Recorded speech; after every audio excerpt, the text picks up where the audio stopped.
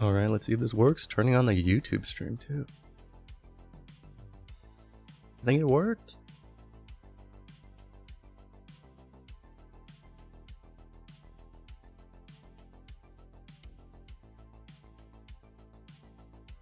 Nice.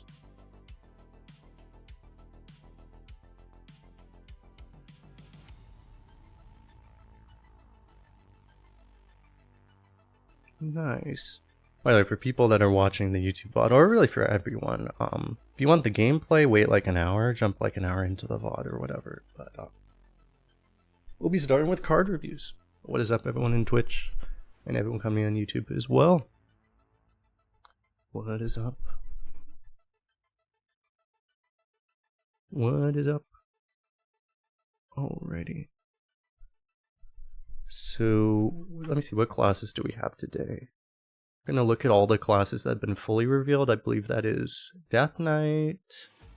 We have some other cards here that we'll talk about as well. Priest is one of them, Shaman is one of them, and Warlock is one of them.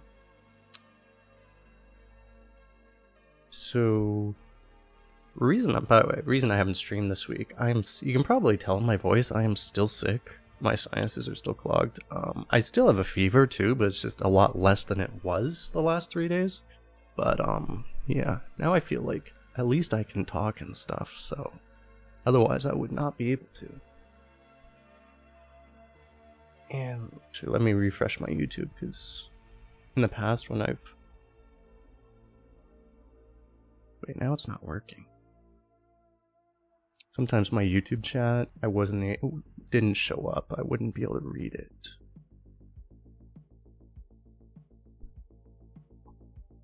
Hopefully it's working though. Anyway.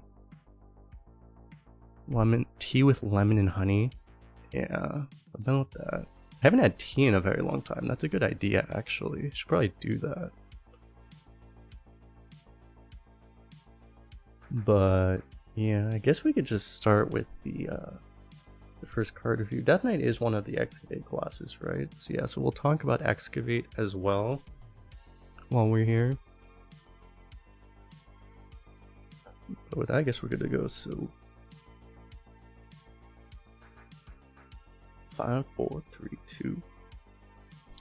Hey, what is up YouTube and Twitch? We are live everywhere, and this will be its own YouTube video as well. We are here to review the cards for the new expansion Showdown in the Badlands, coming out in like 2.5 weeks or something like that. So we're going to go class by class. The first one we'll be talking about in this video is Death Knight. So Death Knight is one of the Excavate classes, and if you want more details on Excavate, I do go over it in the neutral card review, which I'll probably link if I remember.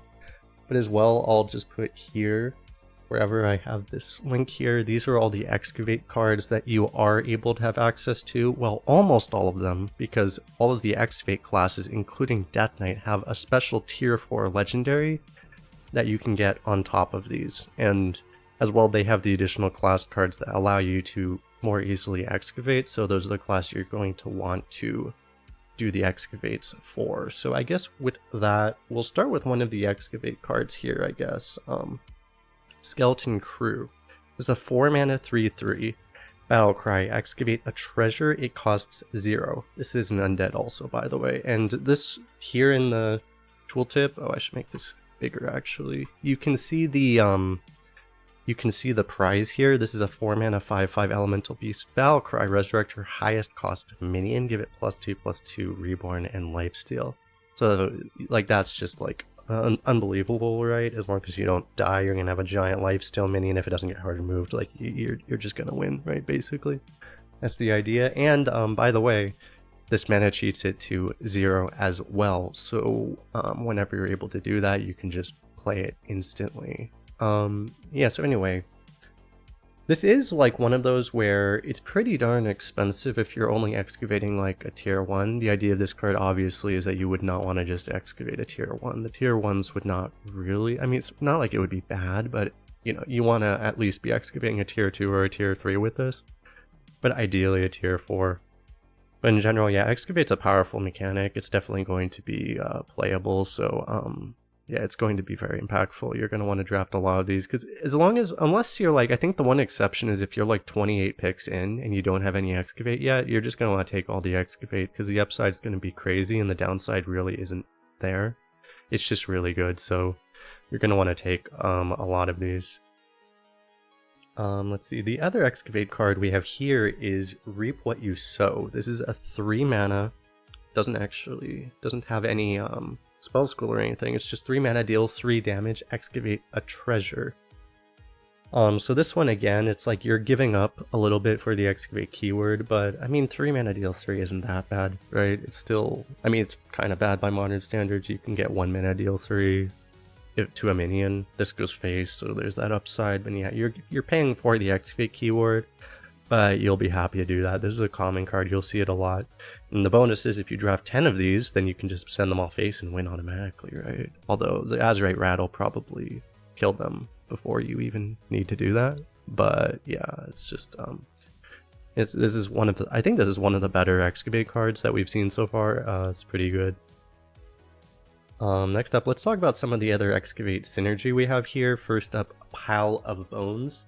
2 mana, 2/1 undead. This has a Frost Rune and an Unholy, so that's a little bit of a tricky combo to get. Pretty much, out of this, the only way you're going to get this is to go 2 Unholy, 1 Frost, because I don't really recommend going for other rune combinations that would allow this. Or you can do it in Rainbow too, actually. But otherwise, it's a little tricky. But anyway, 2 mana, 2/1 Death Rattle. Next time you excavate, resummon this. So this thing theoretically just keeps coming back, right? Because when you resummon it, it's going to have the Death Rattle again, and then it's just going to keep coming back. Well, I don't know that this is really worth it though. Like playing a 2 mana 2/1 is really bad, and okay, it comes back, but is that really that good? I mean, if you have a lot of excavate, I mean, sure, but a 2/1 that just keeps coming back, it'll probably do something, right? But I can't imagine this is really all that valuable. Oh yeah, and Gubachi asked in Twitch chat, yeah, when you get the 4 mana treasure, it just resets, so you go back to level 1 and then you get to do it again. You can theoretically get the level 4 again if you have enough excavates. So yeah, this card I don't think you're really going to want to draft super highly unless you really just have a whole lot of excavates. And then I believe the last card that has excavate synergy, after this we'll just talk about all of them. Harrowing Ox, 7 mana 7/7 undead beast taunt.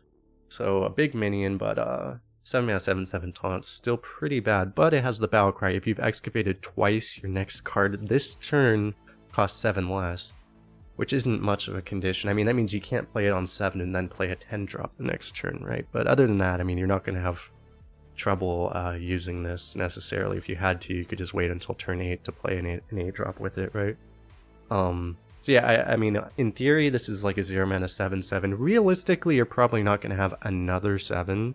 Unless you have multiple of these. That would be kind of hilarious, actually. You could just chain like 5 of these, theoretically. It's an epic, so you're not going to see enough of them for that to ever happen. But you never know, right? You can discover undeads or beasts and stuff, and then get a bunch of these. But yeah, realistically, though, I mean, if you're able to just cheat like another 4 mana card with this, you're feeling pretty good about that, right? So the epic bug incoming, don't give them any ideas. But yeah, I think overall too, especially with this one, you're probably going to have excavated twice by turn 7 anyway, so that's not going to be much of a condition, obviously. But yeah, that makes it so overall, like, you probably might not want this in like a super, if you're really trying to be the aggressive deck, you might just not want this because it's too late of an impact. But if you're trying to just stay alive, this is just going to be a way to just wall your opponent with a big taunt. So it seems reasonable, I think, especially in slow decks, because it should be a relatively, especially while the new set offering bonus is in, it's not a hard condition to meet. So with that, let's talk about the rest of the cards that don't have to do with excavate. The first one here, Fistful of Corpses. No comment, but this is a Blood and Unholy Rune card. 1 mana spell, deal damage to a minion equal to your corpses. And by the way, this doesn't consume the corpses or anything.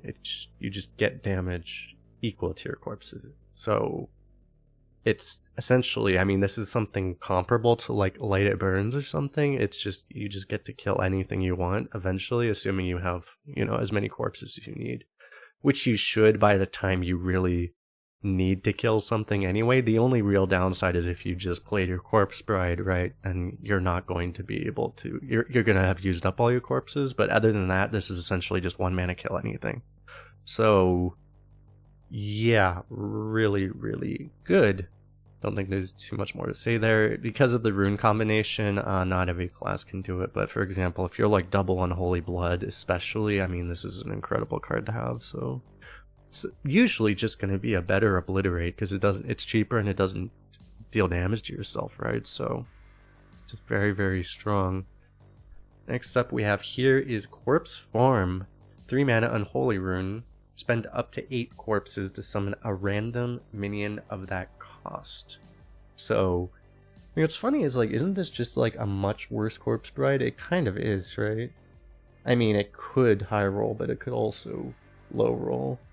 It only goes up to 8, unlike Corpse Bride, it goes up to 10. And you don't get the 4/4. But it's 3 mana instead of 5, but that doesn't really matter.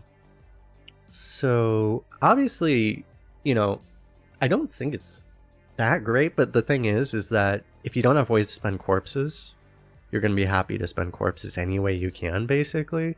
And then that just makes this really good, just because it's better than not being able to use them at all.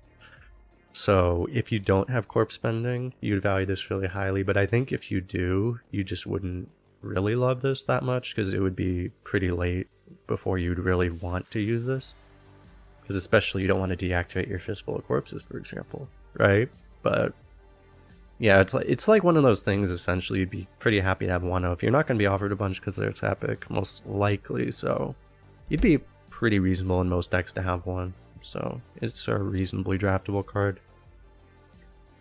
Next up, we have Crop Rotation.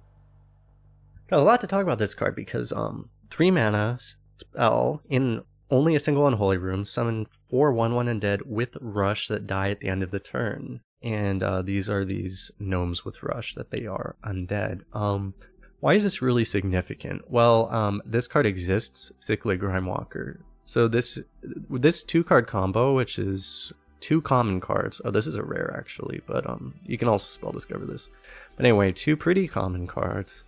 That just assassinates 4 minions at once. And it generates 4 corpses, by the way.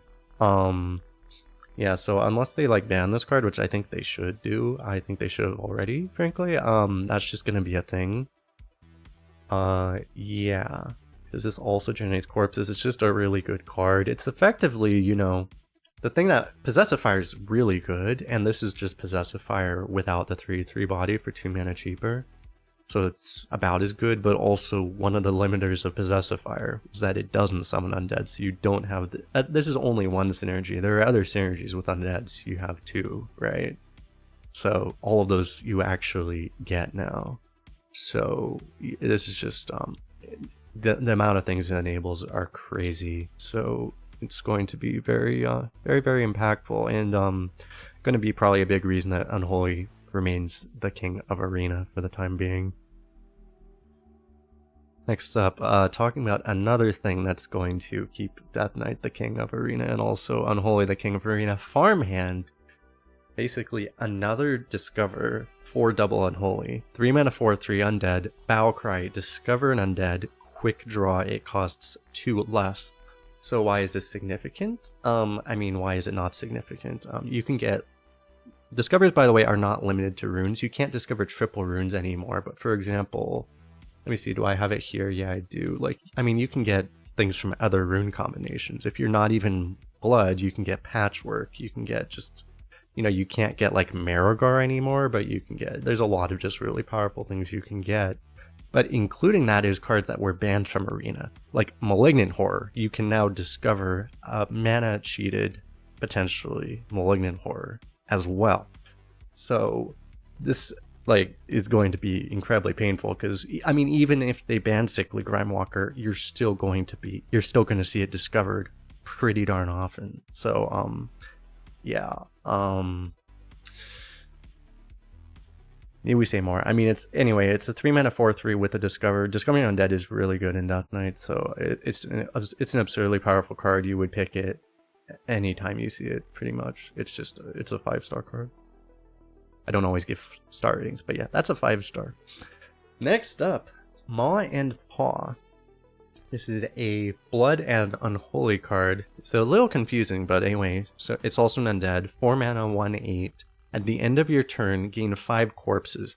At the start of your turn, spend 5 corpses to give your hero +5 health. So essentially what that means is that every turn it stays alive, you gain 5 health. Because you gain 5 corpses, but then you lose them at the start of your turn, so you're never actually able to use them until this thing dies. While it's alive, you keep getting health. This is maximum health, so you can go up to, theoretically, like 100+ health, potentially. But once it dies as well, it also gives you 6 corpses. Assuming it actually died, then you're getting 6 corpses for it. So this is a card that you really want if you're trying to build like a late game deck. The thing that would make this really good, the situation would be like, if you have something like Primus, essentially, this card's just going to be really annoying. It's not going to die. It's going to keep giving you health. Your opponent's just going to ignore it probably and go face. But then you just play Primus and swing the game on its head, and then your opponent's screwed, right? Or you have any of these other kind of swings, like, oh yeah, by the way, like that, that 4 assassinates in 1, that kind of thing. And then you're just going to be like really safe. That's what you're going to want to do with this. The thing is that, on its own, a 4-mana 1/8 just isn't having enough impact, but that's where it would be useful. Having said that, again, like, this isn't the legendary slot, and you're just not going to usually want to draft it over any of those other things that would actually create that swing. But it has, a theoretical place in a really strong deck. Put it that way. Next up, I can see there are people in the YouTube chat now. What is up, everyone? Skeleton Crew. Oh, we already talked about this one. The last one we have here, this is the 10th card, the legendary. For Death Knight, Reska the Pit Boss. 20 mana with a Unholy Rune and a Frost Rune. 6/3 Rush Undead. Another card that you can discover off the Undead. Cost 1 less for each minion that died this game. Death Rattle. Take control of a random enemy minion. We are rating on 4 Arena. So this is essentially like, I've seen a lot of comparisons. This is a kind of like a new Sylvanas, because it is like a mind control, but it's not targeted, but it can if there's 2 minions on the board, you can rush one and steal the other. It's a little bit specific, but a couple of things to note is that this is each minion that died this game, so that includes your enemies as well. Anything you kill, or any of your hero powers, or anything else that dies, even if it doesn't generate a corpse, all of that is going to do it. So it's a lot faster than if you had to create like 20 corpses, for example. So anyway, like, in theory, if your opponent knew about this, they could keep only 1 minion on board. But this is Arena where you have other things to worry about, and you're not playing around specific legendaries, so your opponent's not going to play around this. So there's going to be a lot of board states. The ideal board state is they have 1 mid-sized minion and 1 huge minion, and then you just kill the mid-sized minion and steal the big minion, and then you win. But in any case, there's no situation where it's going to be bad, because it's not going to be that long, like probably around like turn 9 or so. This thing's going to be basically free. So it's just, even if you're not getting like a perfect steal, you're getting just absurd efficiency out of it regardless. So a very, very powerful card. It's a little bit hard outside of like, you have to be about 2 Unholy Frost or Rainbow basically to actually draft it, but you're going to see it off of you're going to see it off of the Undead Discovers as well, and as well potentially the Frost and Unholy Discovers.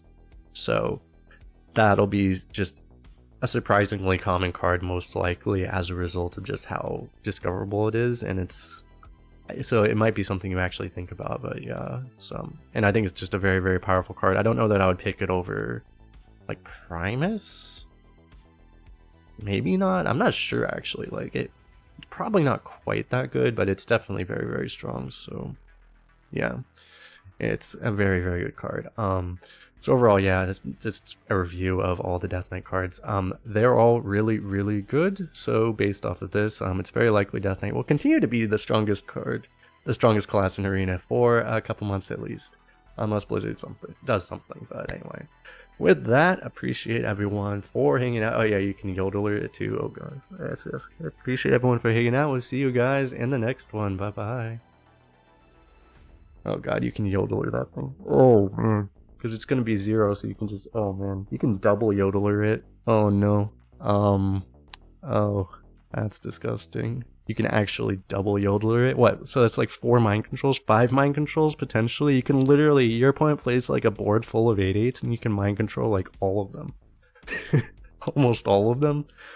You guys remember when that was a priest thing and they could only mind control 1 minion and it cost their entire turn? You guys remember that? Yeah. Okay, I didn't miss any cards, did I? I hope I didn't. I went through all of them, so... Okay, so that's it for Death Knight. Yodeler. We'll see, Yodeler might not be in though, right? It's in Festival. Festival probably will stay in rotation. We don't know what the rotation is yet, but... yeah, we'll have to see. Anyway, next up is Priest, that class that used to be the Steel class and still kind of is. I mean, now every class steals. Now every class does everything, basically, so, you know.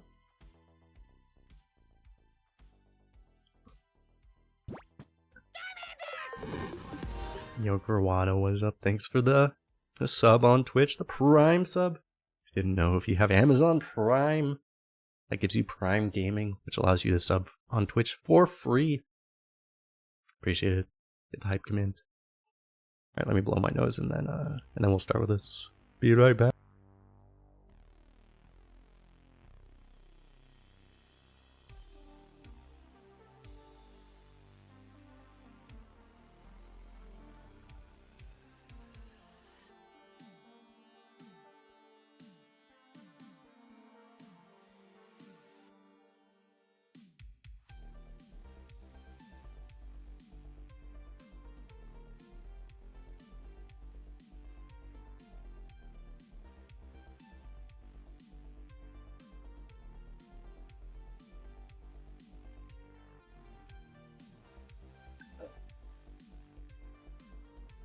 And I probably should take an antihistamine. The problem is that the only one that works is drowsy. Would make me drowsy, and then that would not be great.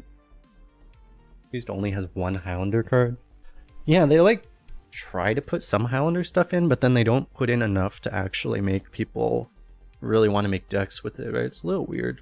We'll see, maybe they'll put more in the future. Drowsy was a Pokemon all along. True. Yo, Zapper, thanks for the sub. Oh yeah, I need to actually do that. I need to make the 24-month match for 26 months. Really appreciate the community support. Alright, with that, Priest is not one of the Excavate classes, so I guess we'll just talk about these in order. Right? Not much to be really special about here. Let's go in order. Yo, Meeksa with the Prime sub as well. Oh shit, we started a hype train. Hype train. If you're wondering what this is, people on YouTube are like, what the hell is a hype train? This is a Twitch thing, so yeah. Anyway, I guess we're gonna start with this. Antihistamine plus sedatives are the worst speedballs. Yeah, don't do that. Anyway, let's get started. So 5, 4, 3, 2. Hey, what is up, YouTube and Twitch? Because everyone is here. We are doing this live. We are doing the card review for the second class we're talking about here, which is Priest. This is going to be, well, I don't know. What else am I going to say? That's about it. So let's just start talking about these. Priest is not one of the Excavate classes, so we're just going to go talk about all these cards in order. So the first one we have here is Holy Spring Water. 2-mana Holy Spell. Restore 8 health to a damaged character, save any excess in a 1-cost bottle. So that's going to look like this, where you're going to do this. So a couple things that's really good about this. Does this still actually... Yeah, this still trigger... The whole point of this is that it still will work with Overheal, right? It's gotta be the whole point. So you're gonna, like, for example, you can heal something for 3 and then you get a 5-cost bottle, and then that's gonna be a flash heal in that case effectively. So that's really the whole point you would be doing that. So yeah, would you actually want to draft this though? I don't know. Like, probably not, right? It's a lot of healing in one card. And honestly, that's been a problem with Priest, is that they just don't actually heal very well, and that covers this up. It activates all the synergies and stuff. This is so as a result, like, assuming you have enough value that you're not really worried about it, and you have like overheal and stuff, you might actually want to take this. You can trigger like 2. You actually can't trigger 2. You can't trigger overheal twice with this because it has to be damaged, so you can't actually just immediately do it again. So that kind of limits it weird. But this might be a thing you're okay with drafting one of, but realistically you usually don't want things like this. You'd really want to have synergy, and you want to have just not be worried about stuff. So it seems, you know, probably relatively weak, but you know, it'll have its moments. You don't think it needs to be damaged? It specifically says it needs to be damaged. So if it doesn't, then that text is horrible, because it specifically says it has to be damaged. But anyway, next one is Benevolent Banker. 3 mana 2/4, Battle Cry. Discover a spell from your deck. Quick draw. Enemy deck instead. Well, that's going to be rather annoying. Fortunately, I guess it's a epic. Unfortunately for Priest players, it's an epic because, you know, classes like Death Knight get all their really good cards as commons, and they wouldn't be understat. But Priest has them as epics, so you won't see them as much. So obviously, discovering a spell from your deck is really good. Discovering a spell from your enemy deck is also really good, because that also gives you information, and you can steal their Pack the House or something, whatever, right? And yeah, it's not a copy, so it actually steals the card, so that's pretty relevant as well. You get information on what else you don't steal.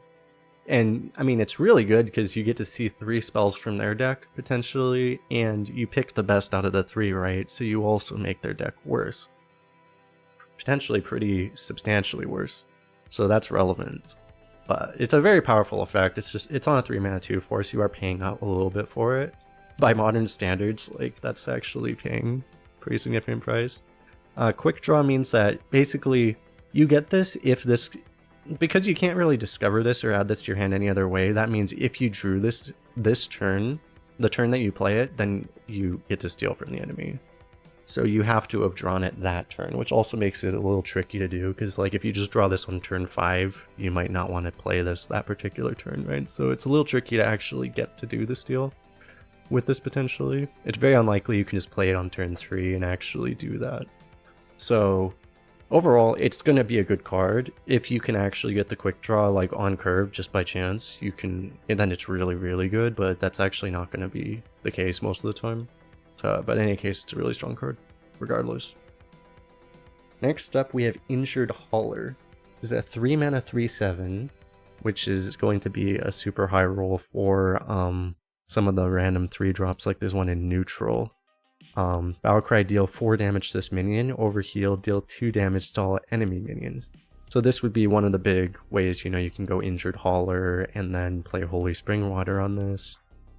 Based off what the Holy Springwater says, it looks like you can't trigger it twice immediately, but I mean, you could play the Springwater and then heal this with your hero power. If you randomly generate it in Shaman, you could, if you just randomly summon the 3/7, you have a healing totem on the board. Your opponent's going to be devastated. That was the one thing that jumped out of my mind, but anyway, yeah. The thing is that this card sucks if you don't really have like heal synergy. Like, you actually need to have stuff like Holy Springwater or something else, or else this card's garbage.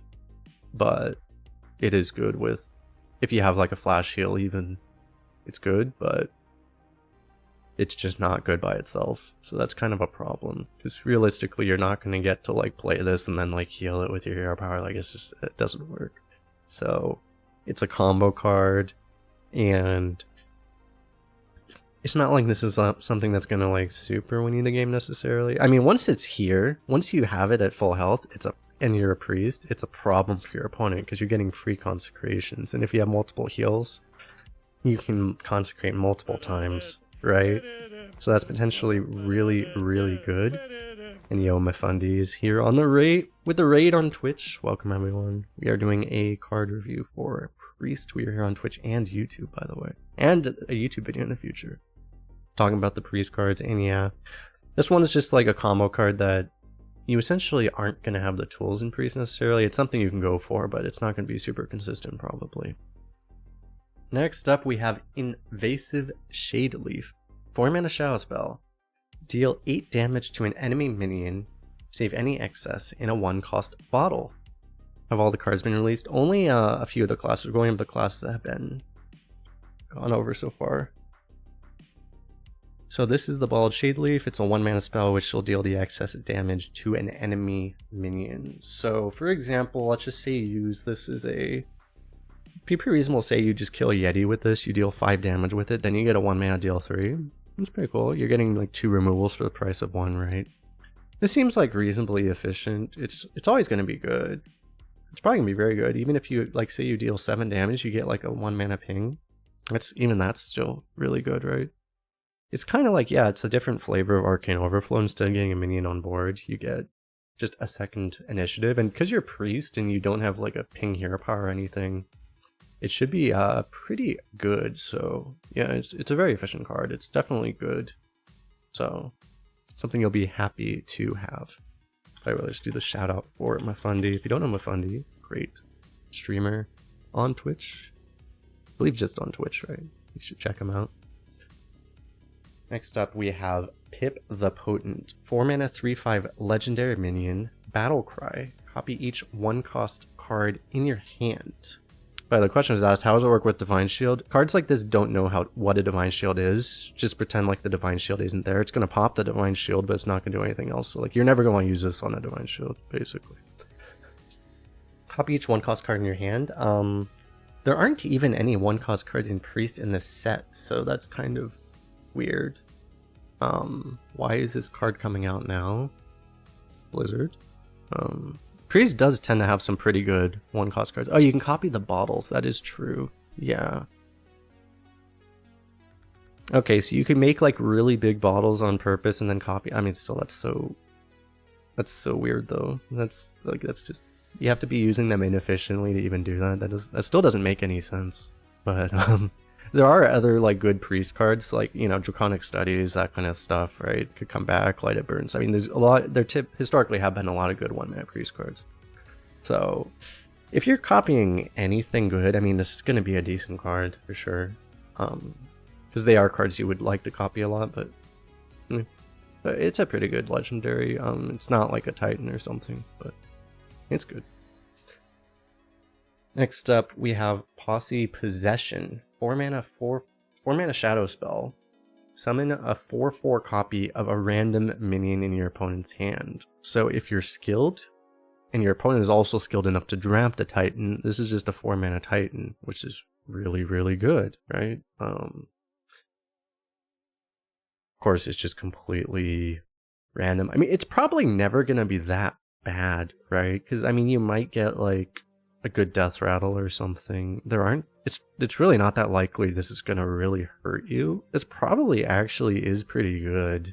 It does give you information no matter what, and at worst you're playing a 4-mana 4/4 that doesn't really do anything, but it's not that unlikely that you get something positive. And if you get anything positive, it's probably worth it. So this is actually probably a pretty decent card on average.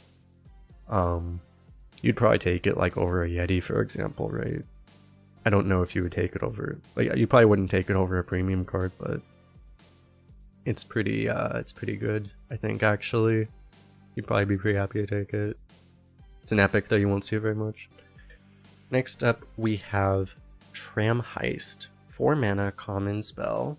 Get a copy of each card your opponent played last turn. Another way to steal Titans. However, it's very expensive. So this is a, as opposed to, you know, Rogue has a secret that does this. This is one that you can actually, unlike that one which you had to prep, this one you can use it whenever you want, whenever they steal cards. So ideally you would steal a lot of like cheap cards. It would be, you know, whenever they do a turn with a lot of spells or whatever, that's when you would want to use this.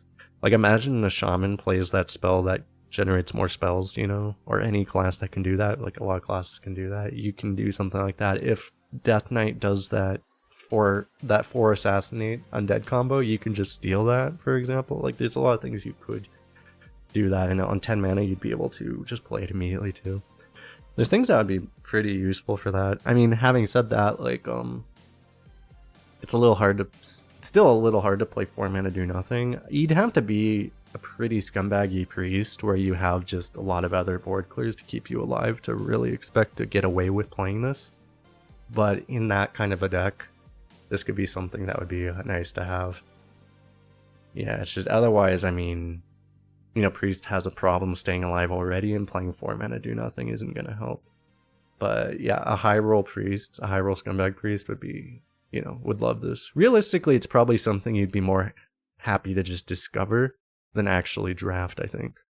But, you know, it could work, especially in a high roll deck. Next up, we have Swarm of Lightbugs. 5 mana spell, which reads, summon 10 Lightbugs, 1/1 Lightbugs with Lifesteal. Wait, summon 10? How does that work? There's only 7 board slots in this game. Well, that's because save any excess in a 1-slot bottle, so that means automatically you have at least 3 excess here, right? So essentially, I mean, this is like extremely annoying. It's kind of just like a super cheesy card, right? It's so much better. You know, like Paladin has the card that's just like 5 mana summon 6 dudes. These are all better than dudes because they all have lifesteal, right? Just really really strong. And yeah, you get essentially no matter what, yeah, it's like a 6 mana 10/10. I mean, you might, yeah, even if your opponent has like a board clear for the first wave, you're gonna get a second wave, which is gonna be really good too.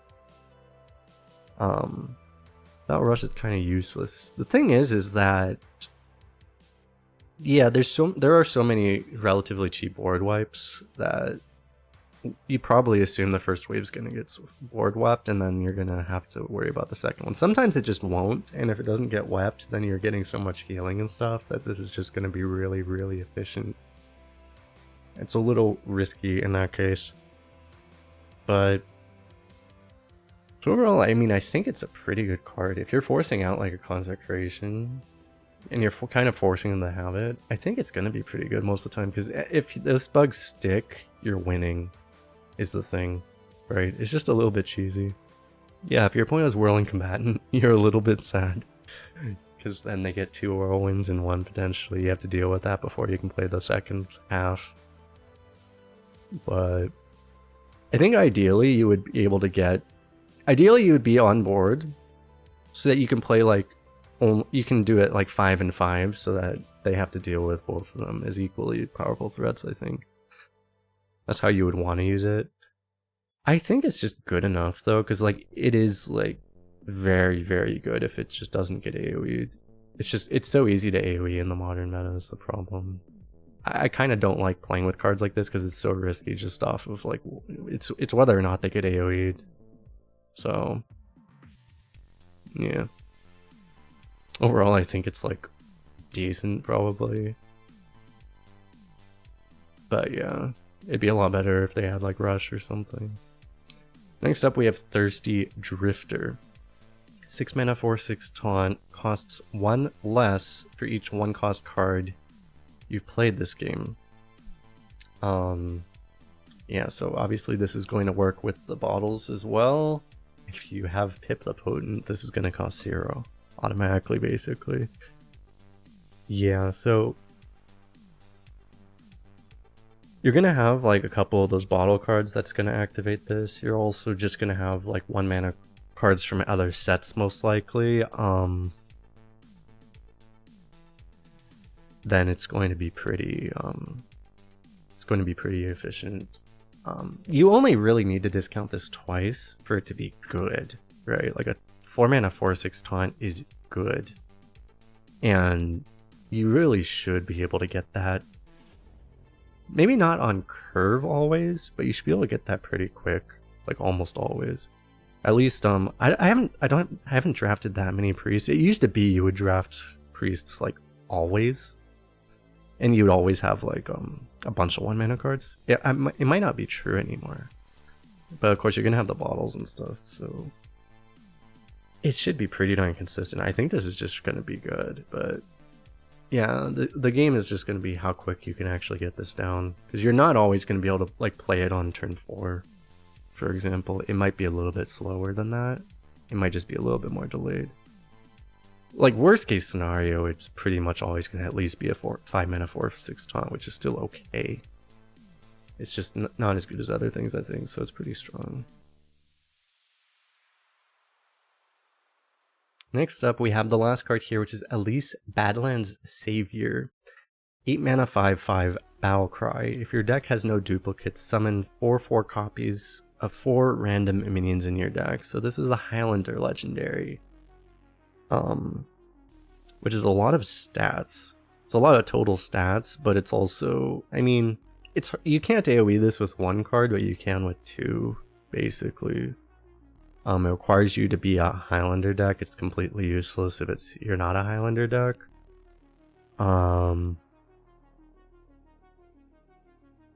There are certain things you can have that would be synergies with this. Do you have any overheal cards? Do you have any death rattles? Obviously, that makes them better as well.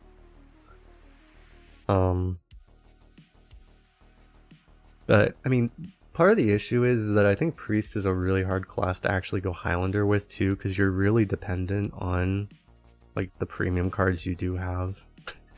You know, you don't want to have to give up multiple copies in Priest. You imagine like saying like, oh, I have to skip this 2nd and 3rd harmonic pop because I want to keep this active, you know, that kind of thing. That makes this like a little bit difficult for me to justify, because also it's 8 mana anyway, and it might just get like double fire sailed or something. So I don't love it anyway. Obviously it could be very powerful, could win games if you pull it off, but I mean, the one nice thing is that you don't actually need to be, by the time turn 8 rolls around, you could have had duplicates and just drawn them anyway. So, but that's a problem also, as Sneaky Trail brought up. You might have drawn, at that point, you might have also not have enough minions in your deck to even summon. So that would be the other problem. I mean, overall, like obviously the upside is there, but I think it's probably like an above, like assuming the Highlander condition isn't that hard, it's probably an above average legendary, but like that's like a big if, right? It's a big assumption overall, so I don't love it, but it's, you know, it's a strong enough card if it goes off. It's just, it's a little bit of work. Anyway, with that, let me know what you think in the comments section below the YouTube video. Appreciate everyone for hanging out. We see you guys in the next one as we talk about what's next. We're talking about Shaman. Alright, bye bye.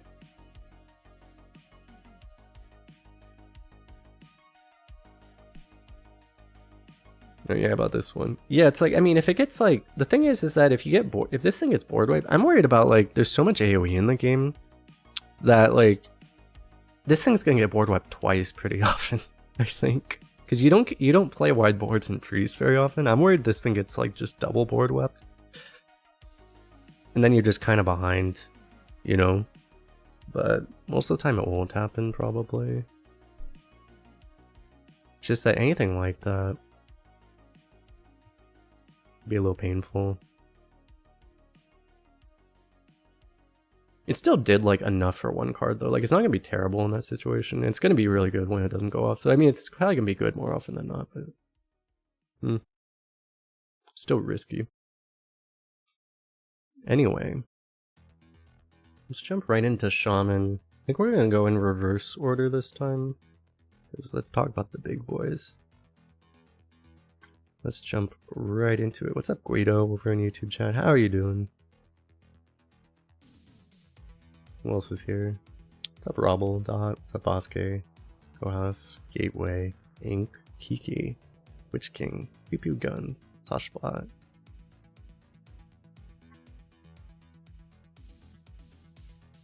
Alright, let's start. 5, 4, 3, 2. Hey, what is up YouTube? Kolst here with the third card review for the classes for the new expansion coming out in a couple weeks, Showdown in the Badlands. So we're going to, since this is Shaman, there's some very impactful big cards. Let's just go, this time normally go in ascending order. Let's go in descending order by cost so we can talk about these big cards first. So first off, let's talk about Walking Mountain. 9 mana, 4/16. Elemental with Overload 2, so an 11 mana card effectively, but it has Rush, Lifesteal, and Mega Wind Fury. Basically, this is 2 Walking Fountains for the price of like, what, 1.3, 1.4? So yeah.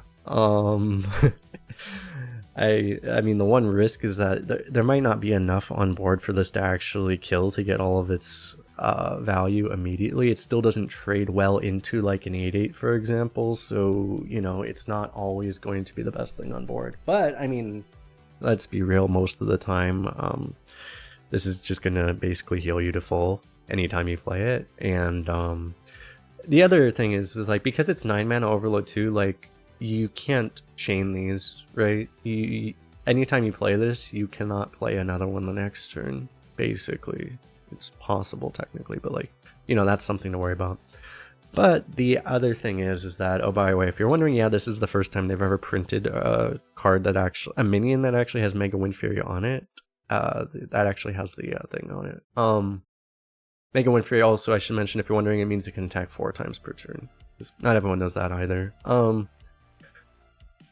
So having said that, for all the downsides, on the upsides, yeah, it heals you to full basically. It clears any wide board, and if it doesn't die, you win the game basically, because your opponent will be dead. So yeah, there are also going to be ways to tutor elementals in Shaman, which we can talk about. Also ways to randomly generate them in other classes, but also in Shaman, and ways to, yeah, so yeah, this is going to be a thing that exists. It should be a very good card because, yeah, Walking Fountain is a really good card, and this is, I think it's safe to say this is a much better card than Walking Fountain is. So yeah, it is an epic, so you shouldn't see it drafted, which just means you'll probably see it discovered just as often. But yeah. Next up, talking about cards you'll also see discovered often. Scar the Catastrophe. 7 mana 7/7 Elemental Battle Cry. Deal 1 damage to all minions, improved by each turn in a row you've played an Elemental. So yeah, you can also evolve into Walking Mountain, true. Yeah, so this is something that it's interesting. It's gonna be, it'd be pretty hard. I mean, if you knew you had this, obviously you would do your best to pull this off. It's not necessarily the easiest thing to like keep this active forever, but I mean, you only need like 3 or 4, right, to do this, and it's all enemies that goes phase. So I mean, if you're playing this and it's dealing like 4 or 5 AoE, you're probably winning. So it's because it's just really, really strong then. So because it's specifically like menacing Nimbus, it's, you know, Nimbus will give you 2 turns of activation by itself, so it's very, very strong. Obviously, so as far as drafting this in Arena, assuming you have Nimbus, like if you don't have Nimbus, it might be a little tricky to actually, you know, have enough elementals to really utilize it properly, but a lot of the time you'll be able to, so it's pretty strong. Next up, we have Giant Tumbleweed. You'll see why I started with the big cards again. 7 mana nature spell. Deal 6 damage to all minions. Summon a 6/6 Tumbleweed. So you know, like Harmonic Pop and Dissonant Pop, right? This is like, I don't know which one I want. Let's just get the upside of both of them.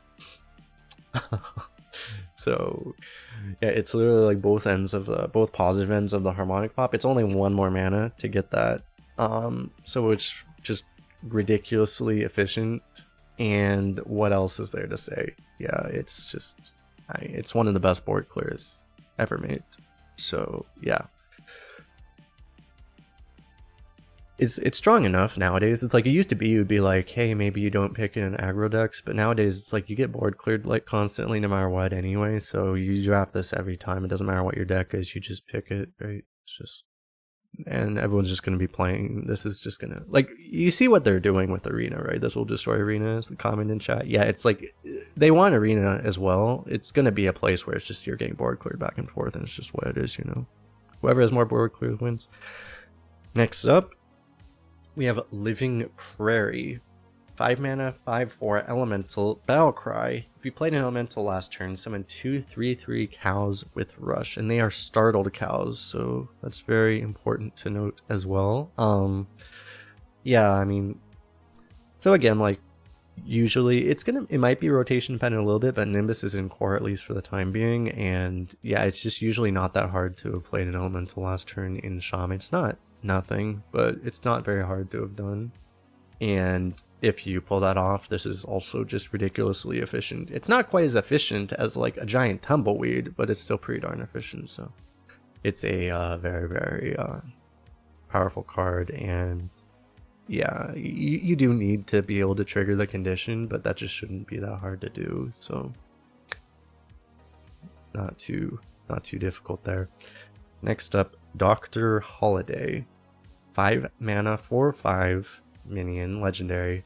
Battle cry. If your deck has no duplicates, equip the Staff of the 9 Frogs. What is the Staff of the 9 Frogs, you might ask? It's probably the best weapon ever made. Maybe not, I don't know. It's a very slow weapon, but it's like it does win the game if you just give it enough time. So this is a 5 mana 2/9. You guys can't see it here. It's a 2/9 weapon where it's after your hero attacks, summon a 1/1 frog with taunt. Each frog is bigger than the last. So it's like literally this one card makes you a jade deck, basically. It gives you like all of the jades over 9 turns, but you would only have to spend, like, you only have to pay for it once. So weapon removal just got really, really good. One thing to note is that I think the minion that gives you your hero Wind Fury is still in standard, right? So we don't know if that'll be in Arena, but that would be a very good combo with this as well. Because realistically, I mean, the turn you play this, if you think about it, it's a 4/5, a 2, it's a 4/5 2 damage and a 1/1. That's already fine. Like, that's a fine turn 5 play. It's fine. It's not amazing, but it's fine. And then it's all uphill from there, right? So yeah, you'll essentially, if you play this and don't die within like 2 or 3 turns, you'll win. The one thing your opponent could do, theoretically, other than removing the weapon, is just playing big taunt, so you can't actually, you know, get through it, right? But I mean, you can just hex it or whatever. So it's yeah, very, very good. So yeah, just a way to have an essentially unbeatable win condition unless your weapon gets removed. Next up, we have Minecart Cruiser. I should mention though, I mean, it's Highlander, so it's a little tricky to do in Arena. The one thing is that compared to some Highlander cards, if you do this really late, it's not necessarily gonna be that good. So you wouldn't want to draft a non-Highlander deck and just hope that eventually this will work. You really would want to keep your deck actually Highlander, right? That would be the one thing to note with that. But anyway, Minecart Cruiser, 3 mana 4/5 elemental with rush and overload 2, so it's effectively more like a 5 mana 4/5. Battle cry. If you played an elemental last turn, don't overload. I say that, okay, well, it's not really a 4 mana 5. It's not really a 5 mana 4/5. It's really a 3 mana 4/5. Yeah, so this card's it's a little weak if you don't have an elemental last turn, right? Because a 5 mana, effectively a 5 mana 4/5 rush really isn't. It's not like it's that bad, but it's not really at modern power level standards. But it's not that hard to have played an elemental last turn. You just play Nimbus on 2, and then you just have a 4/5 rush on turn 3, right? That's the big thing. I don't know if there's that many other elementals you can play on turn 2 though. So it might be, are there a billion 2 mana elementals? There might be some new ones in this set actually. I don't remember exactly. We'll see that in a second. But yeah, it's pretty likely that you'll be able to do this. If you're on coin, you can play a 1 mana elemental too. So, and then just play this. So yeah, it's not gonna be too hard. You might just not be able to quite get it always on turn 3, but if you're getting this at all, it's gonna be pretty good. So Oh yeah, god. Yeah, this also works with synthesize. Synthesize just generates... Oh man. That's... Oh god. Yeah. So mage just got buffed too. Great. Next up we have dehydrate. 3 mana lifesteal spell. Deal 4 damage to a minion, and with quick draw this costs 1. So, I mean, this is 1 mana deal 4. The only time this isn't going to be 1 mana deal 4 is if it's in your opening hand or you draw it like on turn 1, right? Like, other than that, like, you're probably gonna, unless you just happen to draw it on a turn your opponent just decided to not play a board, like this, you'll just throw this out pretty much always whenever you can, right? I guess unless you really have a specific card play you need to do. But yeah, so it's just it's a really efficient card. Even if it's, I mean, even if it's what was that card called? Yeah, there was a card that was literally 3 mana deal 4 lifesteal. And it was a Shaman spell. And this is just the same card but with quick draw attached to it. But oh, did they buff it to deal 5? Yeah, it's like Surge. It's something Surge. But yeah, so it's just a very efficient card. Even if you have to pay full price for it, it's still fine, right? Like it's still decently good. It was a 4 mana card originally, the card we're talking about that it's a reprint of, but they buffed it to 3. Like a year ago, I think. And then I don't think it's in the game anymore. But like it was like last year's course that they buffed it to 3. Anyway, the point is this is a really good card. You'll draft it a lot. Yeah, Tidal Surge, I think, yeah. Next up, we have Trusty Companion. 2 mana epic spell. Give a minion +2/+3. If it has a minion type, draw 1 of that type. So, I mean, the most obvious thing, you can obviously, there's some upside that you can use this with anything, but the obvious thing you're going to do with this is you're going to use this on elementals. There was like a previous card, right, where it was like +2/+2, you had to do on an elemental and then you get an elemental. This is like, you can do it on anything, and theoretically, the problem is if you put this on a beast or something, you might not have another beast, so it might not work. But you're pretty much, most of the time, you're just going to do this on elementals, and then you're going to draw the Walking Mountain out of your deck or whatever, right? So it's efficient even if you just use it. Like a 2 mana 2/3 buff, that's probably not at modern power level standards, but like it's still fine, right? Even if you don't get the synergy, but you're usually just going to play this on elementals and be pretty happy. So yeah, very good card. It's an epic though, you won't see it that much, although because it's a spell and it's in Shaman, you'll probably see it you'll discover it all the time probably, and you'll be really happy to do it that way. Because yeah, it is essentially just a really, really good hand of a doll, right? Next up we have Cactus Cutter, not a Murloc, or not an elemental. 2 mana 2/2, Murloc, Battle Cry. Draw a spell. If you cast it this turn, gain +1/+2 and taunt. So, I mean, the thing about that is that obviously, sometimes you'll just play this on turn 2, and then you're not getting the upside, but it's fine. Like 2 mana 2/2, draw a spell is fine. Like, in a class with really good spells like Shaman, that kind of wants draw, like, you would take that card. If that was a card, you would just take it pretty reasonably high. It's just even more upside that pretty often you might have a Lightning Storm in your deck, you might play this on turn 5, you might just win automatically. Because a 3/4 taunt will just help you survive even more. Yeah, although not really automatically, because then your opponent just starts, you and your opponent just starts playing giant tumbleweeds back and forth because it's modern arena. But, you know, yeah, it's just a really, really effective card, so yeah. It's also upside, that is true. You can, if you have something like Dehydrate, you can just shoot it immediately and get the upside, assuming you have any mana at all. It's just a very good card. You'll draft this a lot, for sure. The thing that would be interesting is, would you take this over a Menacing Nimbus? That would be the question. I guess that would depend on how much elemental synergy you had, right? That would really be what depends there, and how good your spells are, I guess. But possible you would take this over a Nimbus in a lot of decks. It would really just depend on how much synergy you had for, and what your deck looked like, I guess. How good your spells were. That would be an interesting one. And last up for Shaman, we have Amphibious Elixir. 2 mana nature spell. Restore 5 health, discover a spell. So 2 mana restore 5 health would be, you know, terrible card nowadays, really, to be honest. But like, obviously discover is really good, so that probably makes this automatically a really good card. Because it's discovers. It is like, it would still be like considered one of the weaker discovers in the game, but that's like saying, oh, that's like the one of the weaker forms of, you know, new grade technology, right? It's like, oh, this is the worst iPhone that's been made in the last 5 months, you know. So yeah, you can choose what you want to heal and all of that. So it's just, yeah, you'll be happy to take it. Obviously, you'd value it higher if you're a deck that wants to stay alive, but just because it's discover, you'll take it.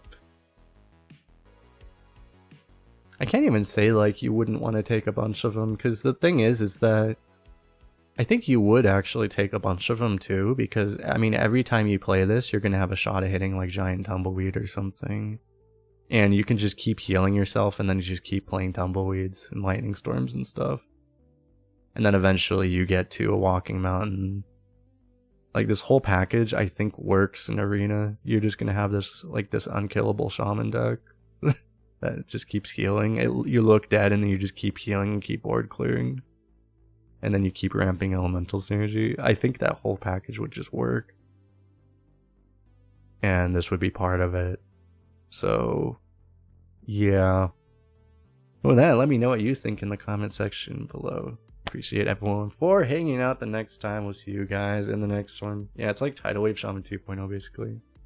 Bye-bye! Huh. Okay. We have one more class, right? Oh yeah, Warlock.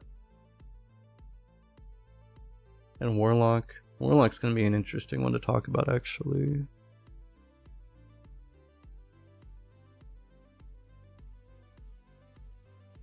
Thanks for the kind words, Greedo. Yeah, let's just jump right into this. This is gonna be... what should we talk about first? Should we talk about the Excavate cards first, or should we talk about... Let's talk about the Sludge cards first, I guess. Because it's unique. They'll probably bring Snowfall Guardian back because it's an elemental. Probably. Can you imagine? Oh man.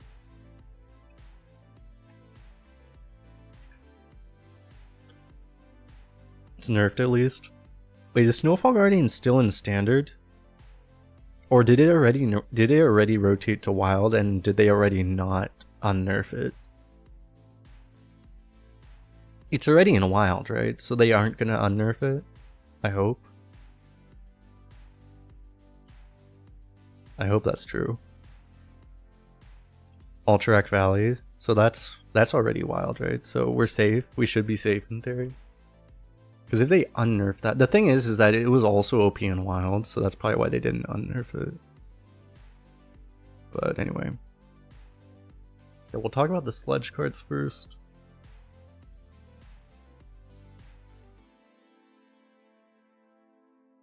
I guess we'll start with this one.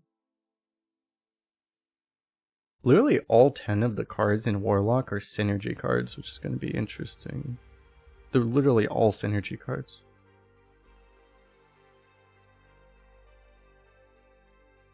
It's really bizarre. Alright, 5, 4, 3, 2. Hey, what is up, YouTube? Kolst here. We are here with both YouTube and Twitch live, and we're talking about the last one for today, at least. The last set that has been fully revealed, the last class, the new expansion Showdown in Badlands, and that is Warlock. And this is a very interesting class to talk about because all of these cards are synergy cards. So we're gonna have to change how we talk about this a little bit. So let's talk about the first one here. Is that there's 3 main synergies. There's like Discard Synergy, Barrel of Sludge Synergy, which are kind of intertwined, and then there's also the Excavate stuff. So let's talk first about the Barrel of Sludge Synergy. If you watch my neutral card review, you already know what Barrel of Sludge is. This is that card which could be generated by, there was at least 1 or 2 neutral cards that generated this. Anyway, this is a 2-mana Fell spell, which when this is played, discarded, or destroyed, deal 3 damage to the lowest health enemy. that is what a lot of these cards are built around. So the first one we have here is Disposal Assistant. 2 mana 3/2, Battle Cry and Death Rattle. Put a barrel of sludge on the bottom of your deck. So that seems initially not particularly useful, right? But we're going to get to that. Obviously, in a vacuum, this card is not great because 2 mana 3/2, 2 mana 3/2s aren't great. But we'll start talking about that when we get into some of these synergies. So the next one we have here, the other way to generate these cards, Sludge on Wheels. 3 mana 1/5 Rush. Whenever this takes damage, get a barrel of sludge and add 1 to the bottom of your deck. By the way, in case you're wondering, it's kind of obvious since this is a spell, but it seems like informally they've added get as kind of a keyword that just means add to hand. So for other things, it's less obvious. It's less obvious, but for this case, obviously you get it added to your hand. So that's a bit more powerful than this because it actually, you have something that's useful that you can actually play, but you also get one added to the bottom of your deck. And as well, since this is it's a 3 mana 1/5 rush, you're probably not going to throw this into something that it dies. Sometimes you might have to, but like usually this thing's going to take damage at least twice. So you're going to get 2 playable Barrel of Sludge in your hand as well as 2 in the bottom of your deck. So that array seems, this card by itself is not great, but this card by itself should be really, really good actually. And then next up we'll talk about actually fracking. Let's talk about fracking because this is a joke because it's basically a reprint of tracking. Tracking nowadays it's discovered from your deck, but the original version of tracking, if you weren't around at the time, was that it was effectively the same except it would discard the other 2 options. This is basically that, although instead of doing it from random cards in your deck, this goes directly from the bottom of your deck. So that is the synergy you're looking at, where you are, the idea is that you put some of these barrels of sludge onto the bottom of your deck, and then you can, once you play this, you can discard 2 of them. Potentially, if you have more than 2, you can draw 1. Ideally, you put exactly 2 on the bottom of your deck, and then you play this, and then you get, 6 free damage immediately. These things, by the way, they target the lowest health minion, right? So the lowest health enemy, which could be face. But they're going to snipe and kill any smaller minions that are on the board, so they're going to be pretty good in that case. And yeah, so this will be like a 1 mana, I don't know, like a multi-shot that is probably going to hit what you want to hit, so that makes this like really, really powerful already. And it's worth saying that, even if you don't have that synergy, this is already going to be a pretty draftable card, because tracking is that, and then it's effectively tracking, and unless you're really worried about running out of deck, that's fine, right? I mean, your Warlock, you have life tap, you can tap to find things, but this doesn't cost you health, so like it's a fine card by itself, but that synergy is very, very strong. So that makes this whole, if you can get this package, it's really, really powerful. And we haven't even mentioned the best payoff card for this yet, which is the Waste Remover. Because this is a 4 mana 7/7 demon. At the end of your turn, destroy the bottom 3 cards of your deck. And that is how you're wondering, what do you mean by like discard or destroy? Well, you can also destroy those sludges at the bottom of your deck, and then they all shoot off. So that is really, really strong, because this is like a reprint of Fel Reaver, and this is already a better card than Fel Reaver, because Fel Reaver is a 5 mana 8/8, and that would potentially trigger multiple times in one turn. This is a 4 mana 7/7 that only triggers once per turn. So this is really, it's already really, really good, right? With no synergy, this card is already going to be one of the better cards in the game, but that potential synergy makes it broken. So if you can pull off this package at all, it's completely insane, right? I mean, just imagine like a 4 mana 7/7 that deals 9 damage effectively is a Battle Cry. Like, excuse me? Yeah, so very, very strong.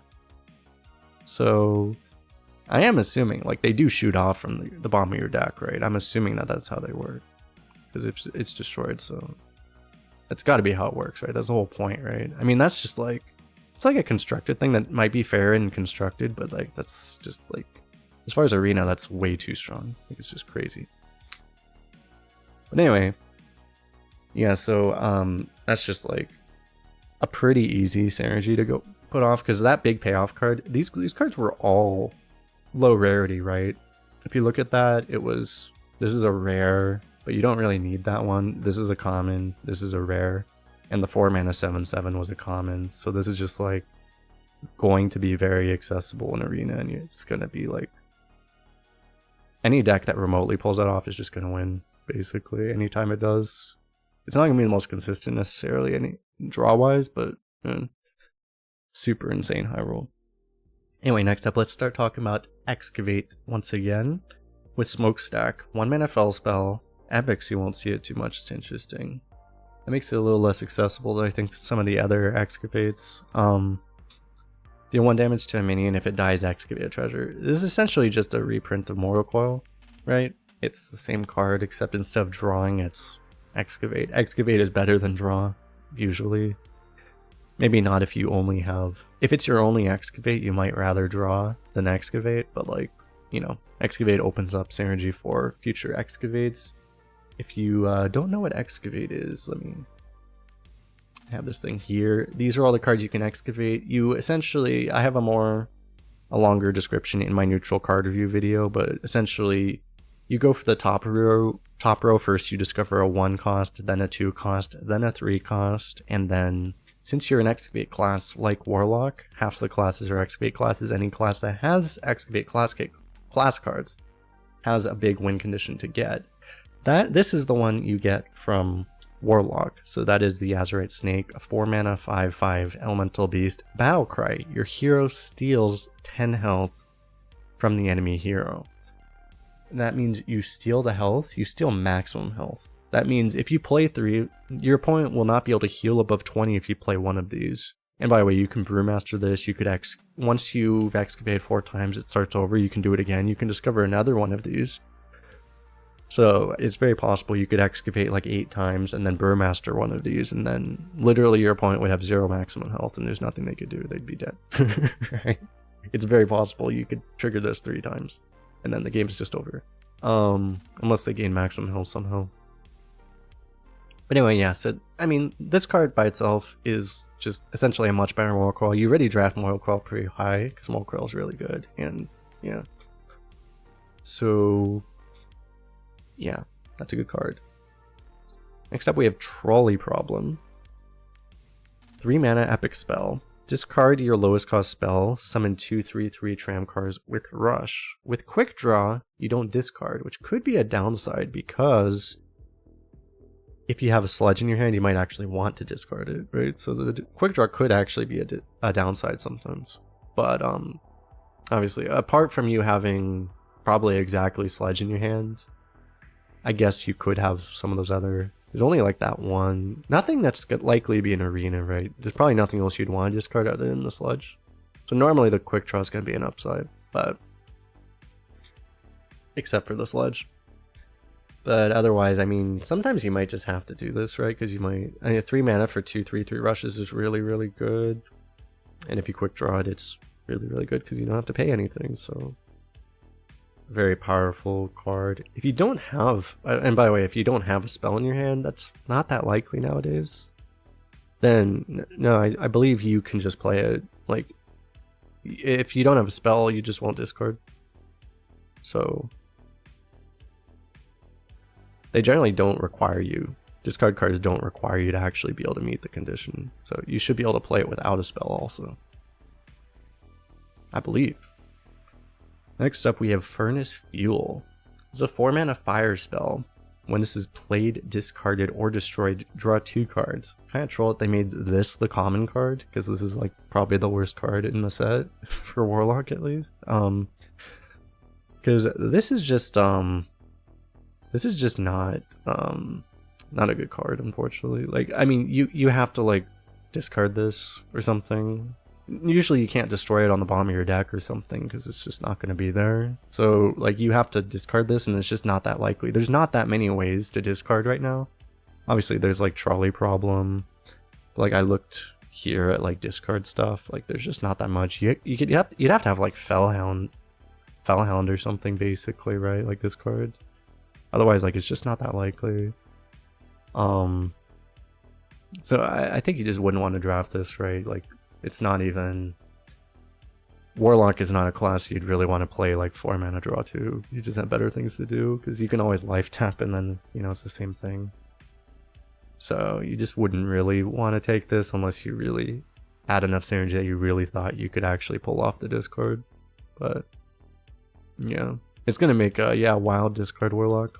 It will just only get better. Yeah, they probably still play this because I think that deck ran out cards sometimes. That was the only way it lost, basically. They probably do play that still. It's Pot of Greed, right? Anyway, next up is Moarg Drill Fist. 4 mana 4/5 taunt, Mech Demon, Death Rattle, Excavate a Treasure. There are a couple of these excavates that are death rattles, which makes it a little bit awkward. They're delayed, but I mean, we've already talked about how an excavate is basically better than a draw, and this is a taunt Yeti that also does like a better draw. So this card is just insanely powerful.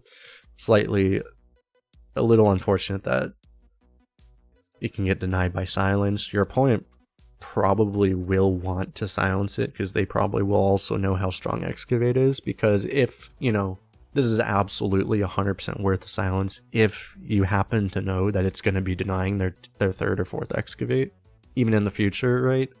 It's 100% worth it. So, like, a Shaman might want to just hex this too, you know, so it would be like 100% worth it, honestly. But yeah, it's a very, very, very powerful card. You're going to draft it every time, probably. Next up, we have Popgar the Putrid. 4 mana 2/6 legendary. Your fall spells cost 1 less and have lifesteal. Battlecry, get 2 barrels of sludge.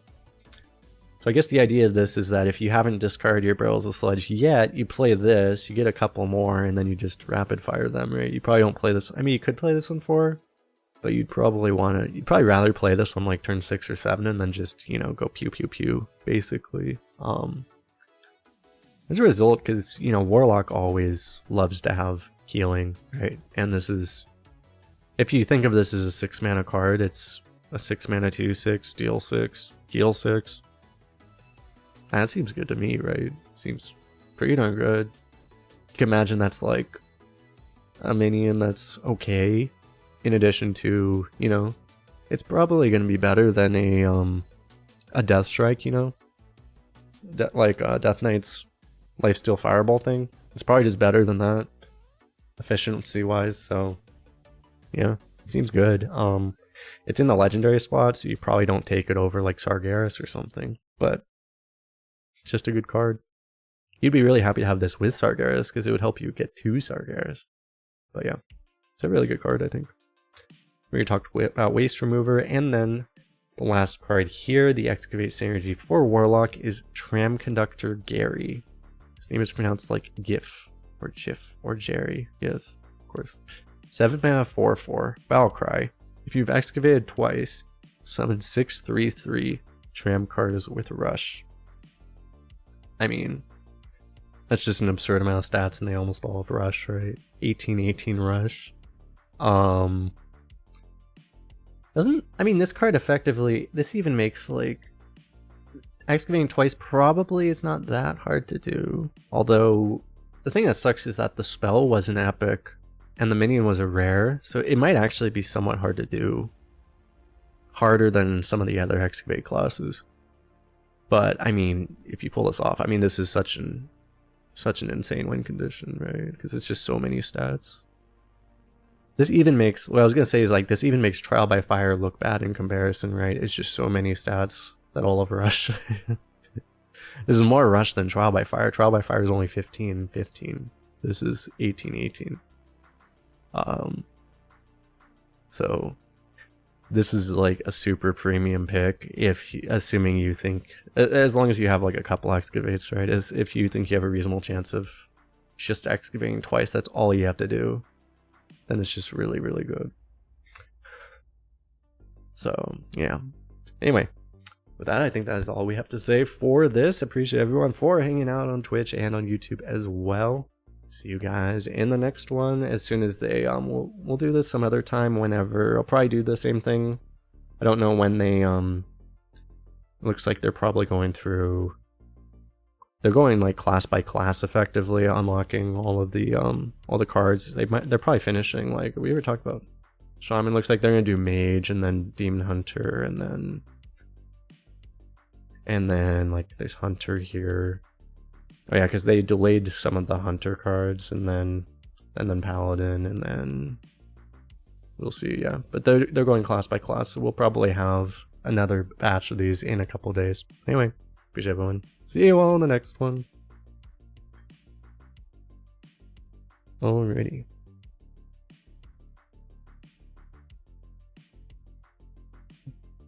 Now I have to play the game, I guess?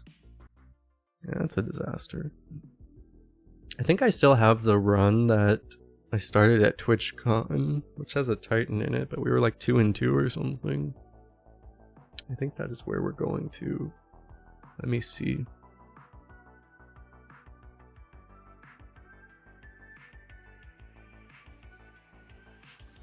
I forget which server I did that on. I think it was this server.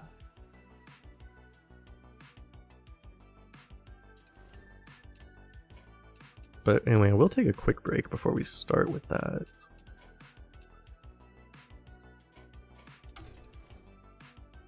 Let me see, is that over here?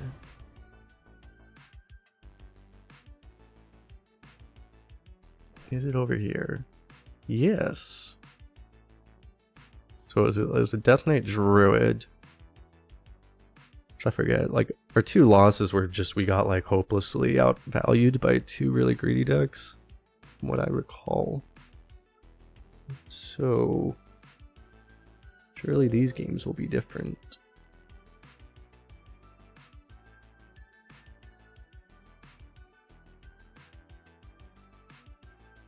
Oh yeah, I'll go for a quick break and I'll be right back.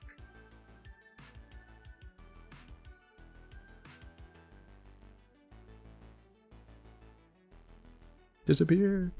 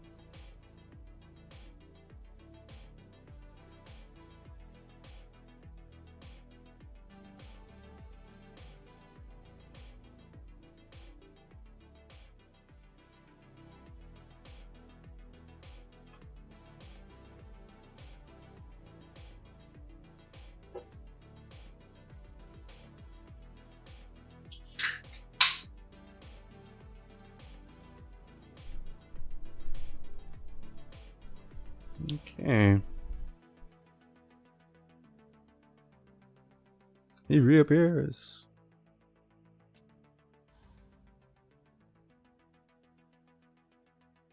I need to move my monitors around.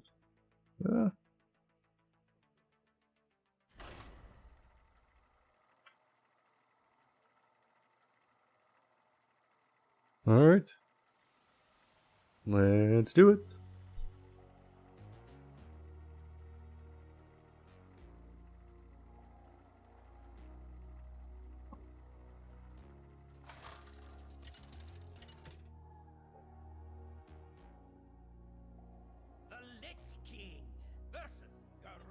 A rogue warrior. Okay. Seems like a pretty weird combo. I probably keep Flower Child in this deck, huh? I keep this whole hand. Flower Child, at least, it's at least a 2 out of 3 to hit Primus, right? That's the whole reason. This all seems pretty good. I don't necessarily need to keep like this, though. Maybe I don't really want this either, because it's not going to be active anyway. I'll just keep these then.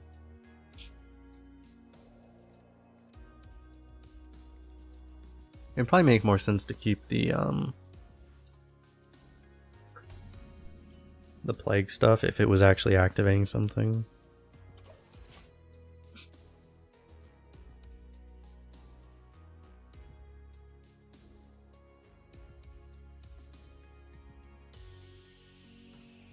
Give Forsaken Scar Metal a chance, man.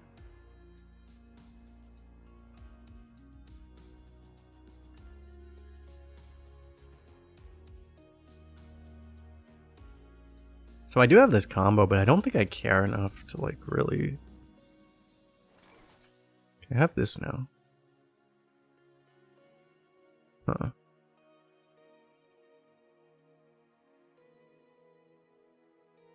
Like, I don't know if it's actually worth even really trying. I mean, I have this play, which is fine. It's probably... Death calls. You can do this and go from there. I mean, we could have gone like this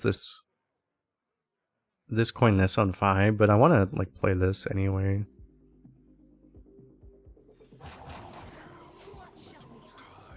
I don't know. I think what makes sense is we just play this. We'll probably just tempo this, and then if it sticks, we'll probably do this. But otherwise, we just won't bother. Okay, that's good for us already. It's not a 1-mana spell. Okay. Is that still the plan? I think it is still. I really don't think I care about doing that combo. It seems like a bait, right? I know we've done that combo, like, I think we did that combo in both of our losses.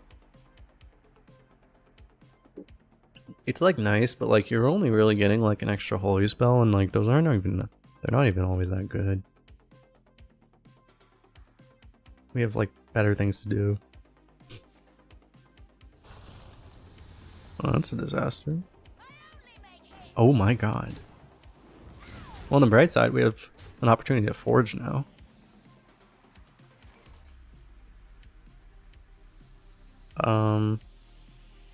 Would I rather play this?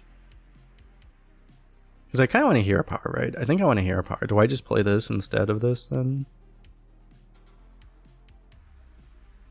Maybe I actually want to keep this for the power technician though.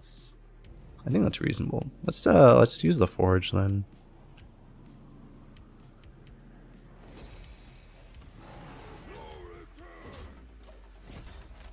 Next turn we just play Flower Child.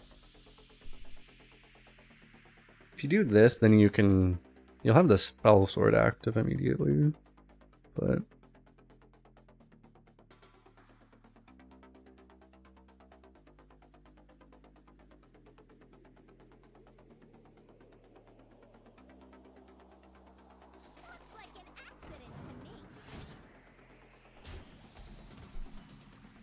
the way this guy uses his cards, they seem so angry.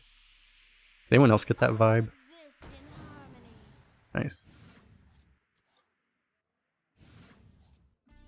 Just like shoots everything in our face. Maybe it's because he's on mobile, and that's just how it works. It just goes really fast.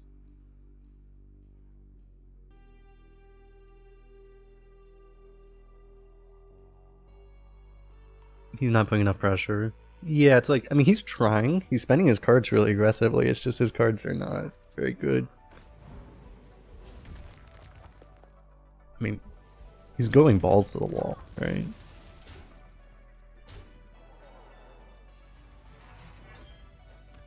Okay, do I just eat the 4/4?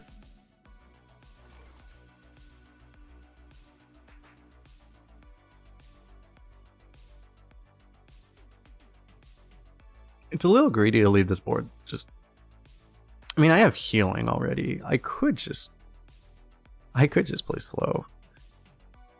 I could play this and this.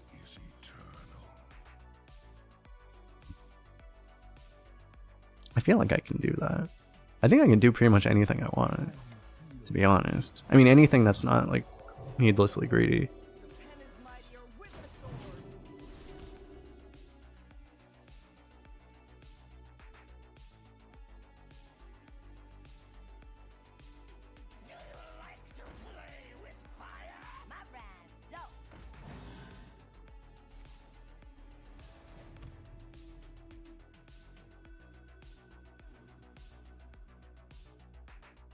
He's just gonna ignore the 7/6, right? Because he can't really deal with it. Oh, that's a really good draw. That solves the problem I had.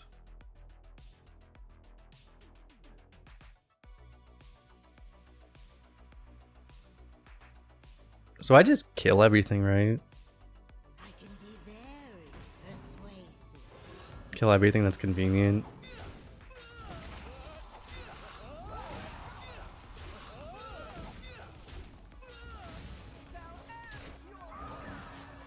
No reason to really think about being greedy or anything. And then like next turn I can just play Primus with taunts and then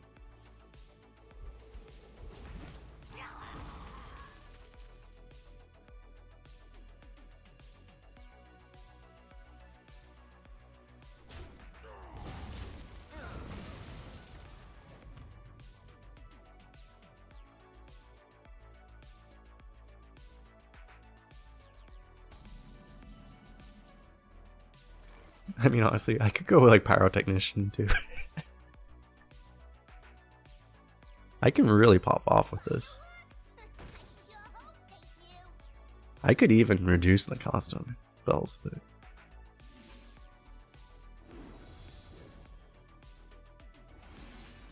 wait, am I overdrawing? Oh, I'm gonna overdraw. Oh well.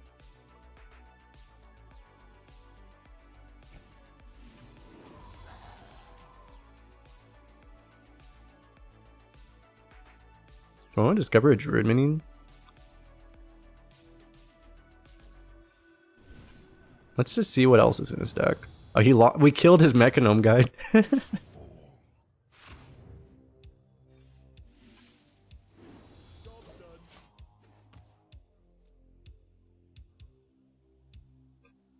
was probably like one of his best draws. And then he top decks a Ghost Rider anyway? Oh my god. This guy's a legend.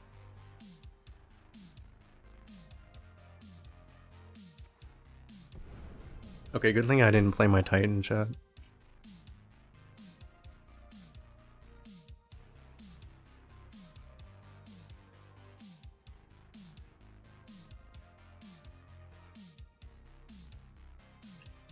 Wait, actually, can you even mixtape? Can you mixtape a undiscoverable card? Because these are undiscoverable, right? Can you actually? Oh, damn it. Are you actually allowed to? I actually don't know how that works.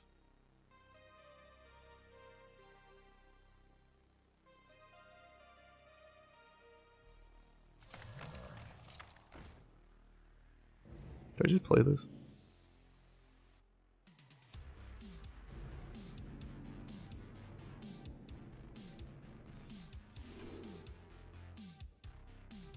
I just realized I'm going to overdraw this way too.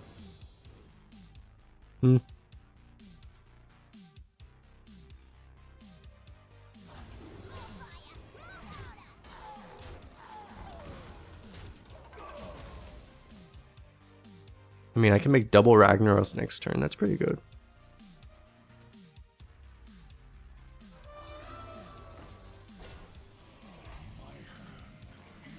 I mean, I have to do this for the memes, right?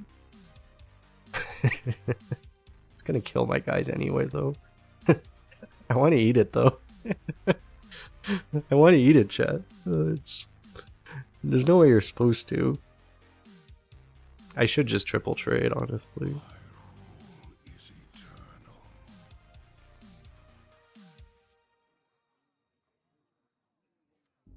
I can eat it, though. The runes decide your fate.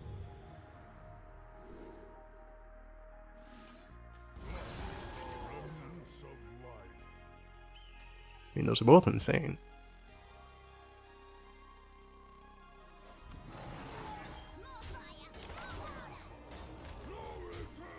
I guess I don't need this.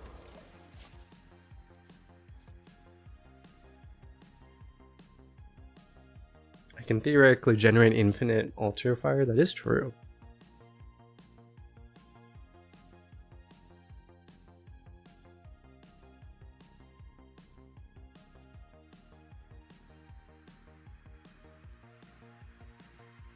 I think this was a close game, chat. Why is the opponent still here? That's an excellent question. You can't even say a Titan because he's like the class combo with two of the worst Titans. They're like the two worst late game Titans. So it's not like those help him. Oh no!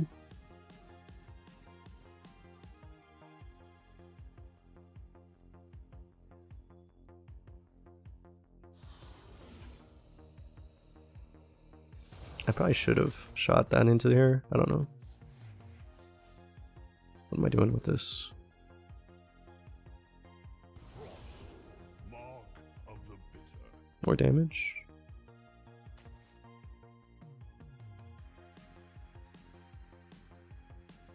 Oh yeah, jam session. Is this lethal? Probably not. Might be, actually. Oh yeah, it definitely is.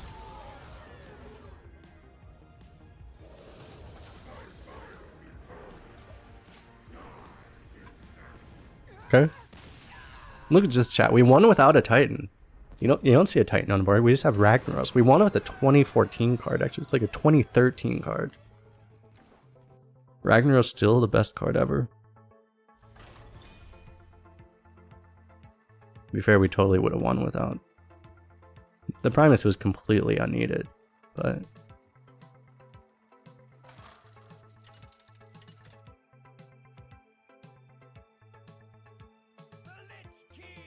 I would have been cooler to go for the double rag win, which would have also been very possible. The past is dead. That would have been slower. I don't know if I keep this.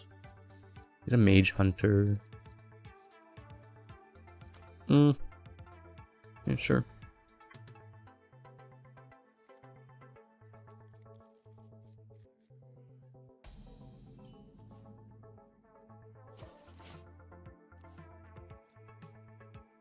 Okay, well, our Flower Child is not very good anymore. Although it still draws Primus.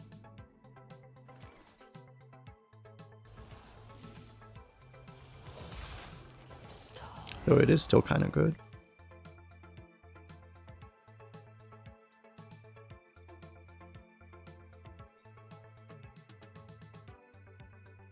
I think we're gonna lose to the Reckless Apprentice combo.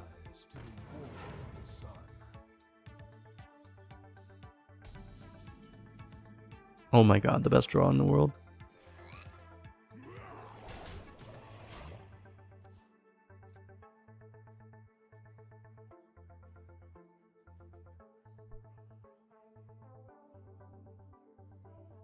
You're still avoiding fresh air and sunlight? Indeed. There's this sunlight on the other side of this blinds though, it's a little scary.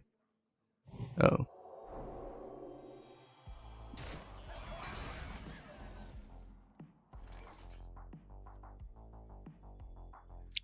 Do I pre-bump here? probably do. He could like Wound Prey or something to knock off both the Divine Shields. I do sort of play into if he just happens to have like exactly a legendary weapon. But yeah. I also play into... You'd have to have like removal plus freezing trap or something. That would also be bad.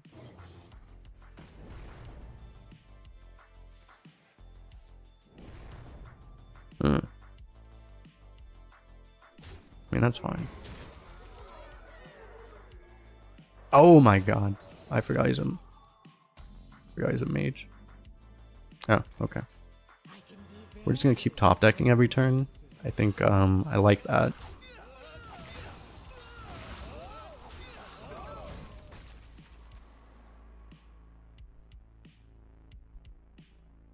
We know what we draw in 8 then.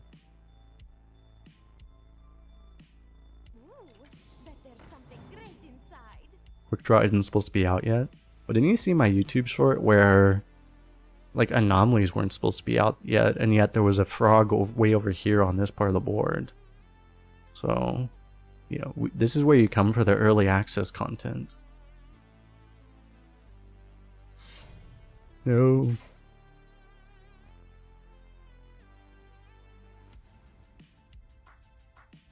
Now, am I gonna forge this? It might be worth just drawing 3 rather than... I don't know.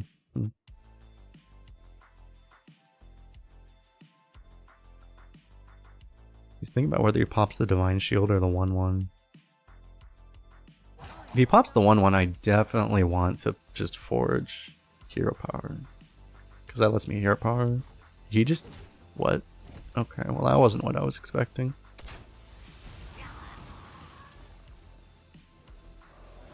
Poor guy's just perma-frozen. Well, anyway, yeah. Okay, now that I can play this... Well, in theory...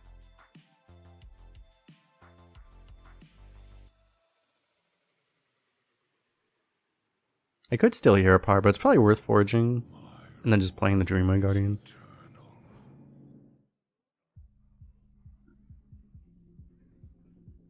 It's not very likely he has it, but because he's a mage, like... Because I have the Drum Circle, though, I kind of want to protect this. So it makes me want to not forge this so I can full tempo. Yeah, I never regret this, right?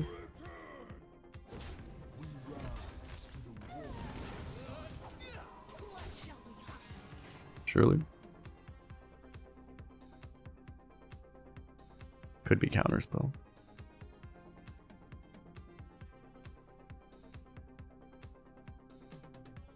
Because he's actually, I realize he discovered a mage secret, so he could have counterspell.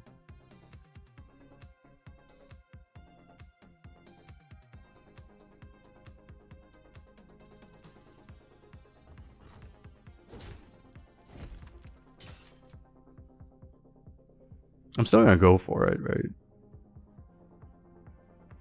There's no way you get baited here.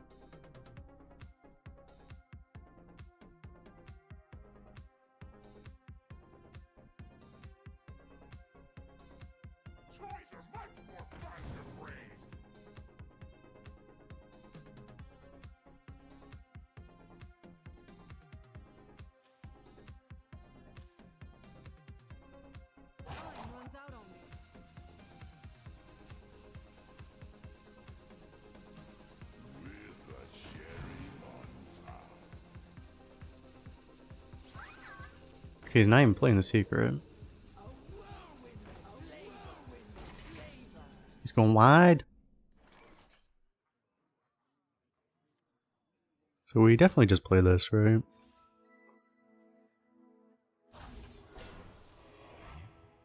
I probably take this trade and then I probably just don't take any other trades.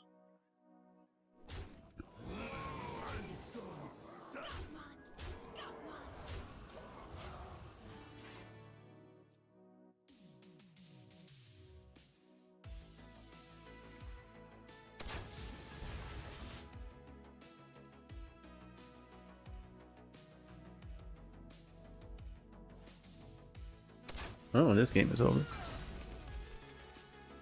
No, my lifesteal.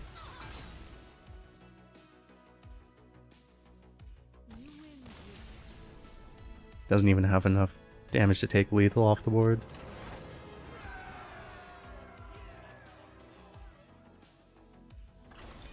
Got him.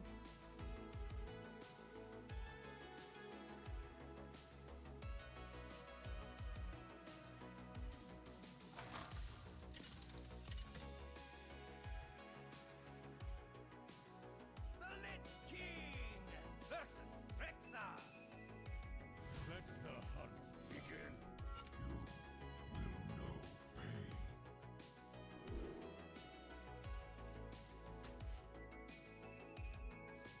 know pain. Well, here's a problem. I want to keep the Flower Child for sure. But Flower Child kills this if it's still on the board. Which it might be. So maybe I just keep this. The Taunt might be better anyway. We saw how good it was in the last game. Probably safer.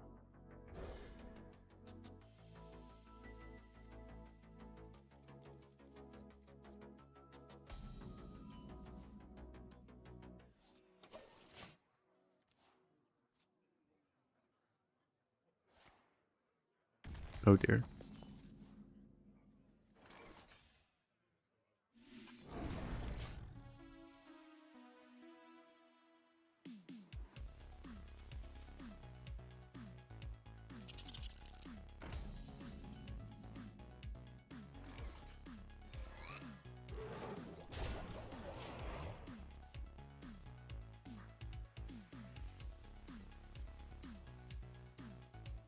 I'm kind of missing a play next turn.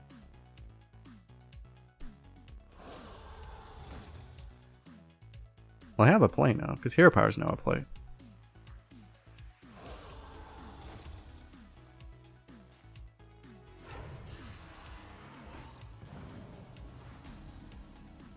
Well, so much for that.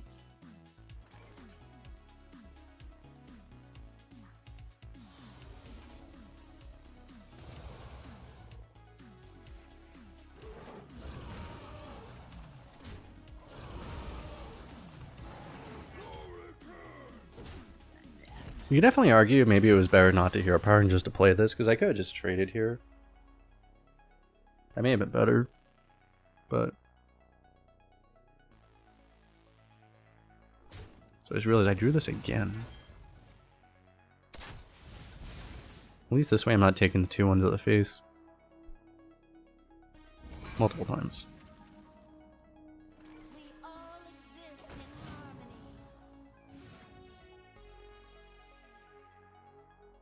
This is really garbage though.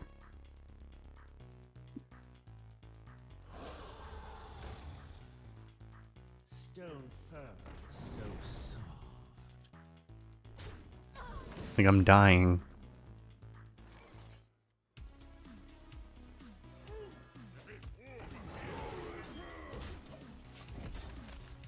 I have this though, so you know. Just I'm gonna have to like yellow this next turn probably.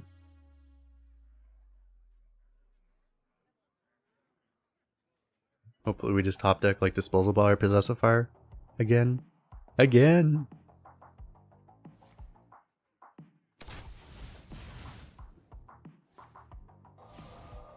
Okay, what's good that that's eating so much damage.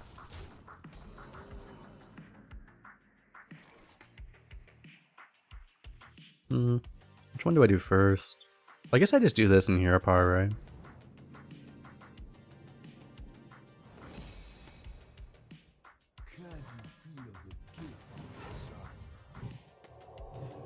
Nice. I'm feeling pretty safe now.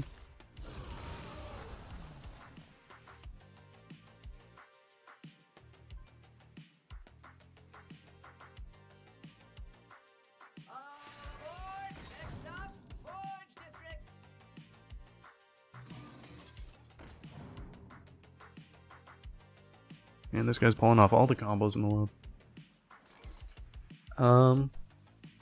So I could just... I don't really... Oh, actually, I could do this and this. I'd probably do that this turn.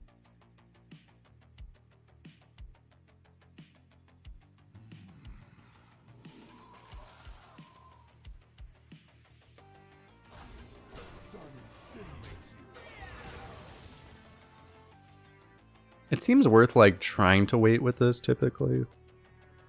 Just to see if you can get, like, a really good... Oh my god.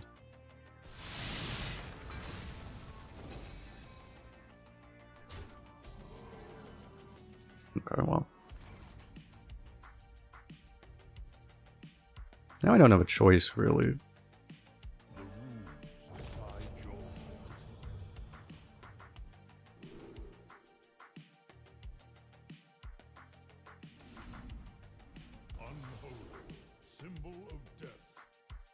Do I have anything for Death Growl? No, right? Like, absolutely nothing.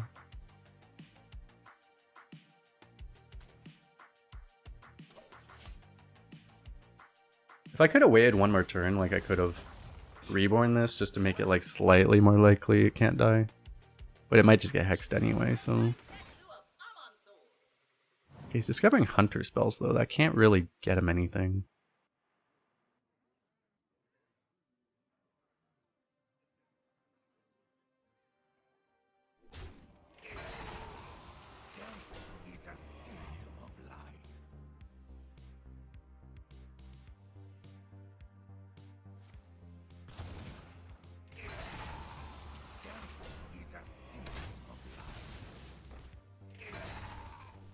And this already attacked, right? I don't think he can deal 9 damage if he has to actually do it that way.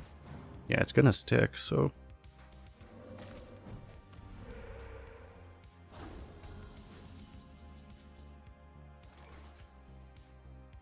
Okay, so do we want Blood or Frost? I could eat this, or I could just play Frost to try to find an AoE.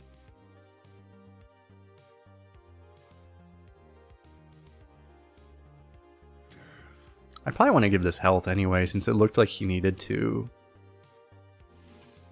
go through it the hard way anyway. There's a pretty good chance to give us the lifesteal weapon.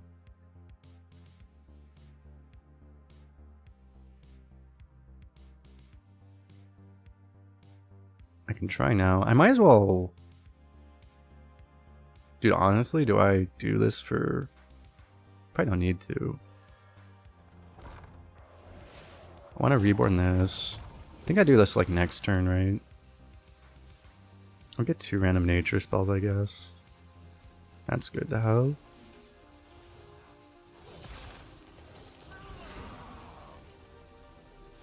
I'll use both of these. That might be a waste, to be honest. There's just so many things I could do.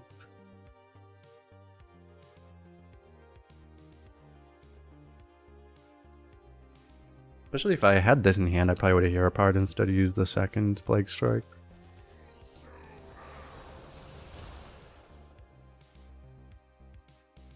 Well.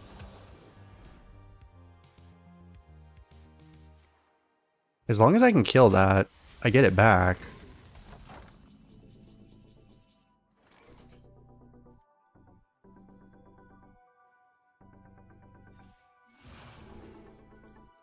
Are you kidding me?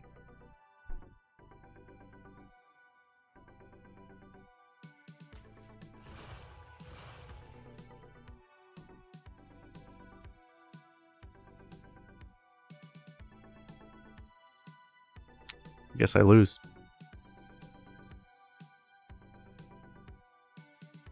I have an Asphyxiate in the deck. There's other outs, but they're too expensive now. Okay, well, good at the game. We did a chat.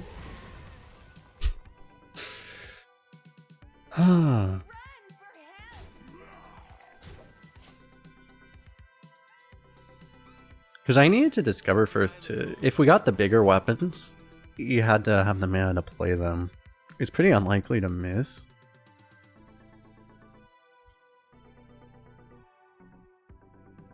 No, scary, yeah. Because I don't think like Disposal Bot and Possessed Fire weren't enough damage by themselves, right? Oh my god.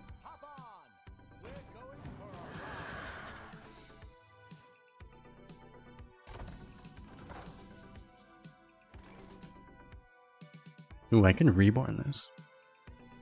Eventually.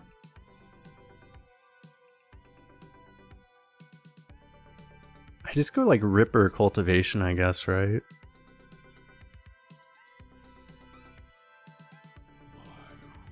Cultivation is just because like I don't really have anything else I can do. It's not a good cultivation, but it's just better than anything else I can do.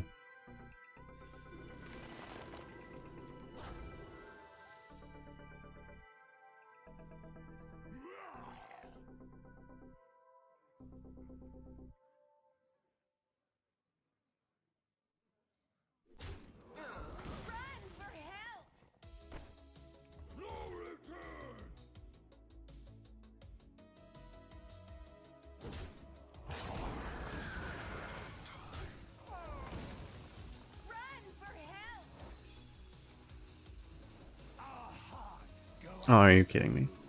That's not really that big of a deal then.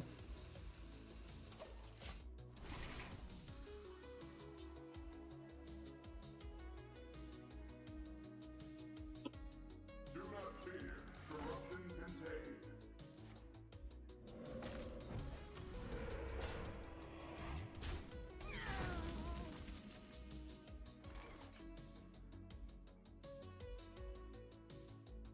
Okay, well, do I eat the first half or the second half? I can just kill the first half and eat the second half, right? I probably don't bother to take the damage for fun. Are there any stealth 8 drops? Surely not, right? I think I just wall it out. That might be smarter, yeah. That probably is smarter. Yeah, then what does he do? There's actually bad things that could happen, right? If I kill it. It's probably true.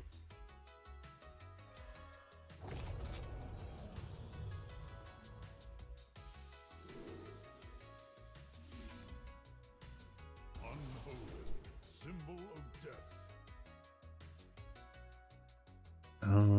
That also just helps me kill this, I guess. I could also just take the other guy, but he's fine. I guess I'll reborn this. I should still probably reborn this, to be honest. Yeah.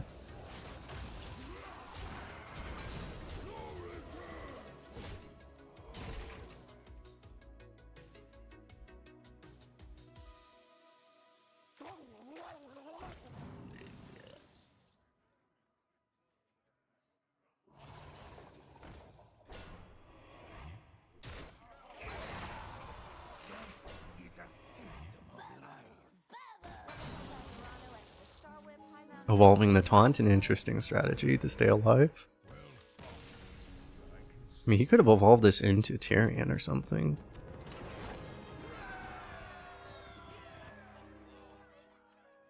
Ooh, I need to play the Titan one more time. Or else I can't finish this weekly quest. Oh no.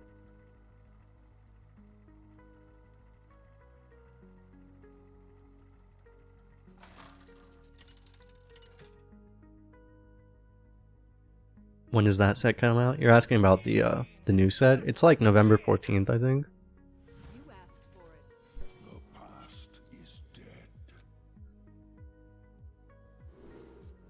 dead.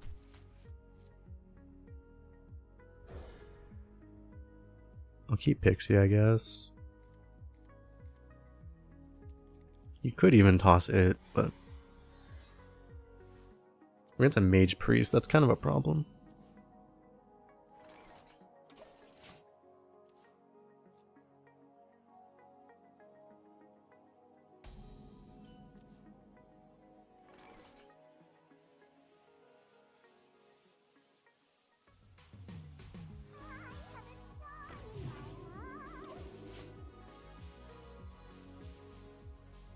We're definitely not going to spend mana on Hero Power anytime soon, so...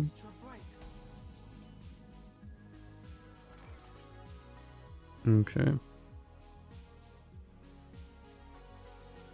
I could just Plague Strike that, but If I want, I can get Scorpid out this turn by hero powering and trading. Might be better.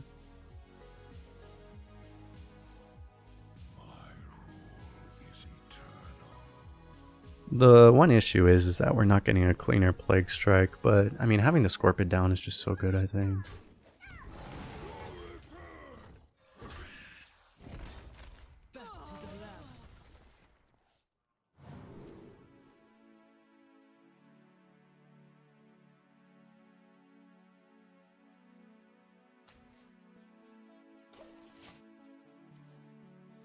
Yeah, it's like if I Plague Strike, I don't think I can coin. I don't think I can like coin this, so you'd be doing just Plague Strike. You're playing off curve, so it feels less than ideal.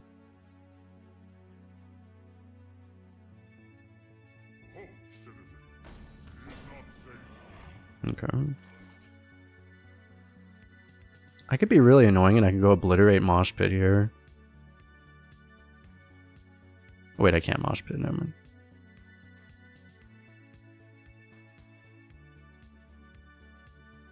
Do we coin Pyro? Do we just play Pyro?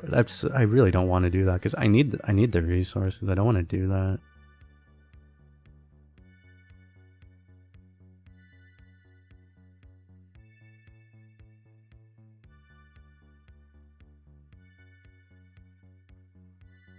This might actually be gift, huh? Gift for reduction so that I can really pop off with Pyro.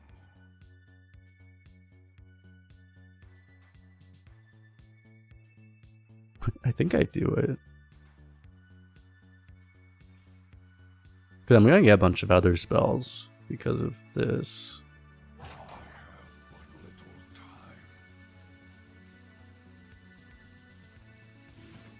And I'm just doing this just to spend my mana.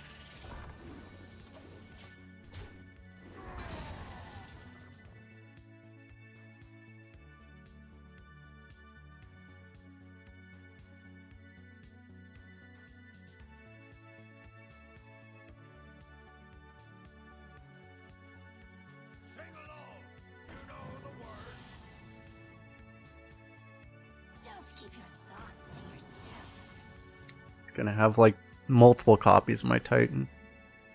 Oh, he has my Candle Raiser, that's annoying.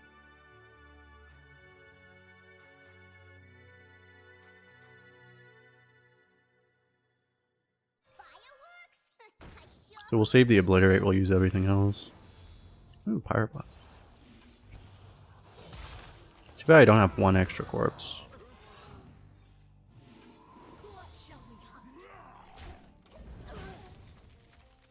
If I could reborn, that would be really nice. It's kind of done its job.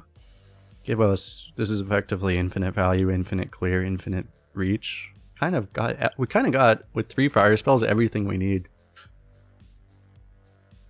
Although we didn't get something to beat a Titan. Our Titan. Or the Priest Titan. We could beat the Mage Titan, at least. Amazing. Okay, that's fine. Yeah, Backfire I can still play, although I'm going to... I can play it, but then I'll be overdrawing.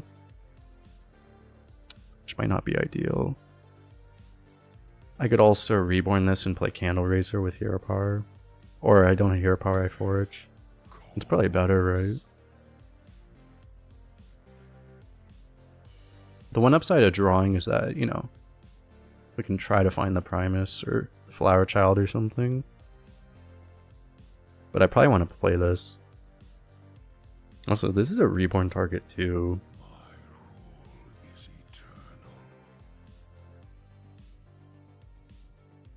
If I draw, I could also get a play.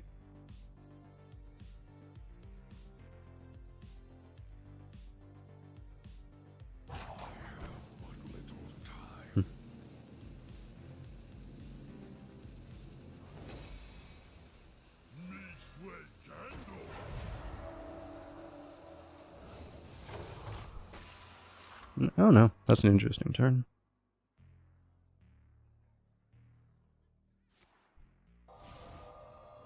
He's gonna try to go through all of that.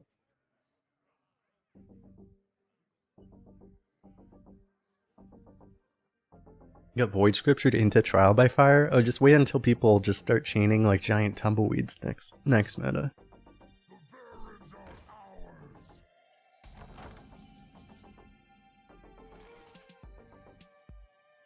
Yeah, I guess I obliterate that. I mean, the only problem is that he might have our Primus, and then I'll regret that. But I mean, well, I can kill Primus with this too.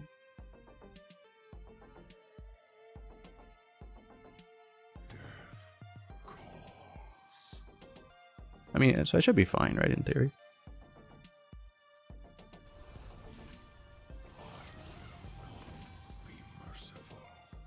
I'm actually, like, I think I want to play this because I want something that actually reduces my hand size.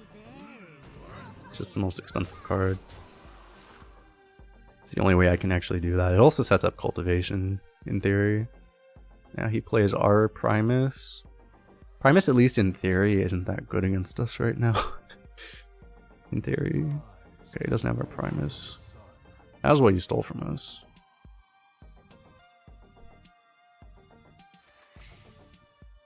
No! My Cultivation!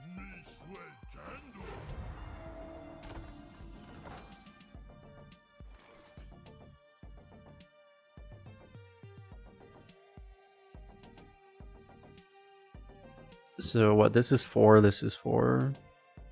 If I pop one shield, then this clears. I don't actually have the corpse yet.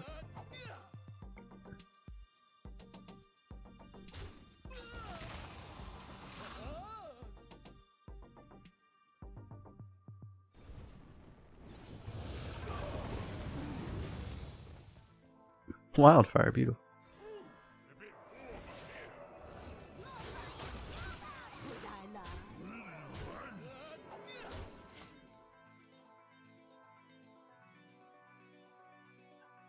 And this just makes it so I can't even play Pyroblast. Except for Cultivation again. Hopefully he doesn't discover Blizzard again. Or I forget if the first one was drafted or not.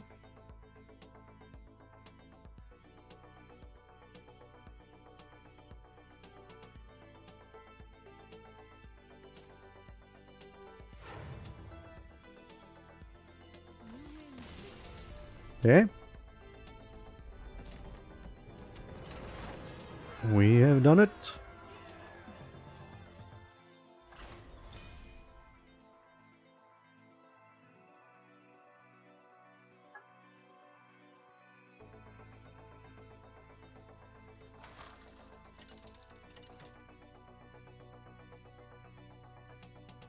The Lich King versus Randa. Restrued.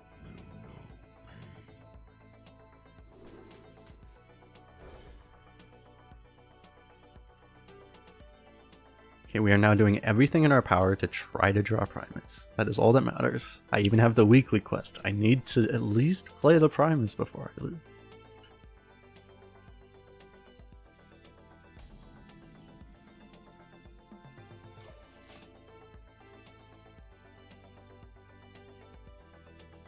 Oh, I just realized it was only because I actually got 2 plays against the other guy too. Because the other guy let us play it twice.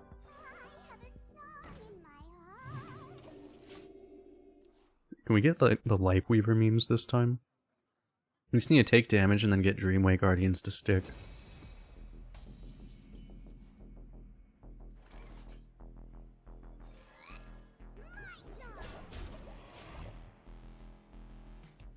The Blazer. Doing alright except for, I think I still have a fever, but other than that, that sucks.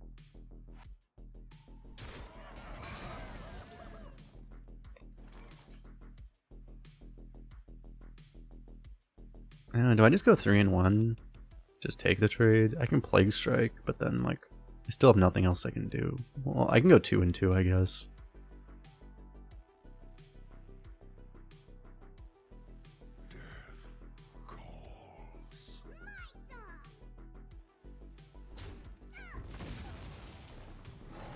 Yeah, I saw PJ got COVID. I don't know if I did or not, honestly.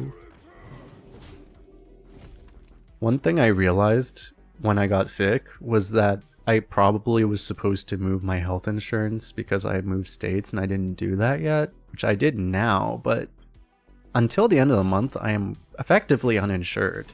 So I was like, I guess I'm not going to the doctor actually. I hope I don't die, basically.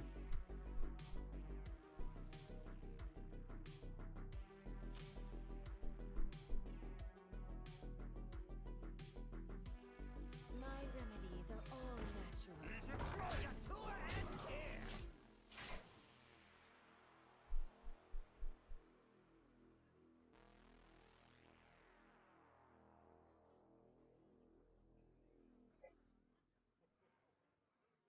And I also never got those free, I never got those, I should have gotten those free COVID tests, but I never did.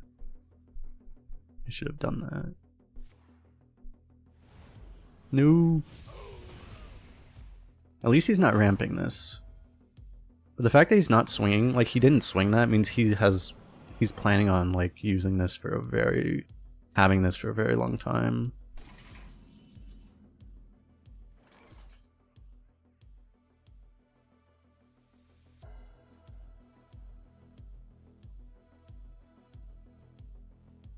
I think we're already dead. I just need to...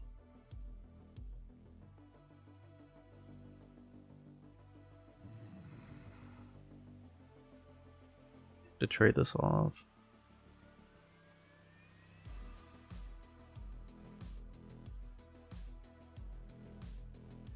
This game's basically... I mean, we have to drop Primus or else we lose.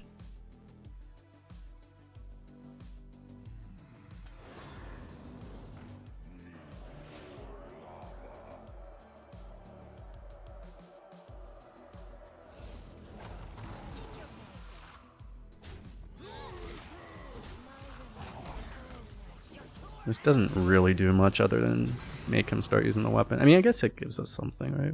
I need to go as wide as possible because, I mean, this is the one thing we have right now. But, like, I mean, he's gonna clear us, so... But once he clears, I guess we summon the 5 treants and then maybe something happens. Yeah. He's still not ramping this, at least. I guess that explains why he didn't want to pop the 1/1s anyway.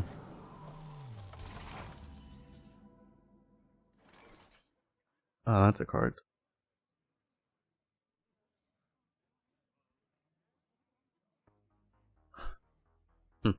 That's funny. I mean, obviously, that draws Primus, which I want to do, but it's a good turn to just play Drum Circle.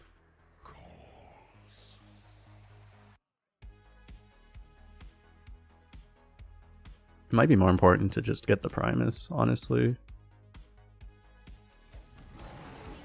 If I lose the draw, it actually really sucks.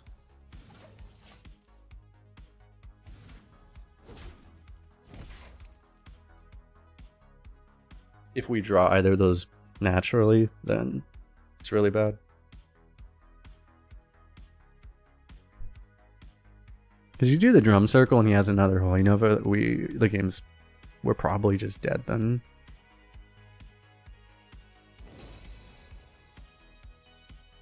Can you feel the gift of the sun?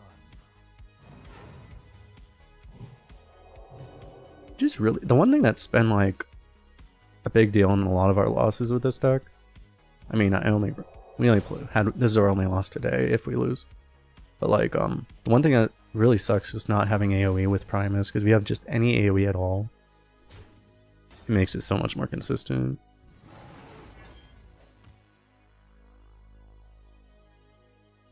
So this is a 9-mana combo, by the way, so I can play this and then I can do both of these next turn. So I guess we'll try that, huh? And the one thing is I would honestly want to discover Frost if I could, but obviously Unholy is the best thing right now for the board. And even without that discount, I can still do both of these next turn. I can also reborn this. Unholy, symbol of death.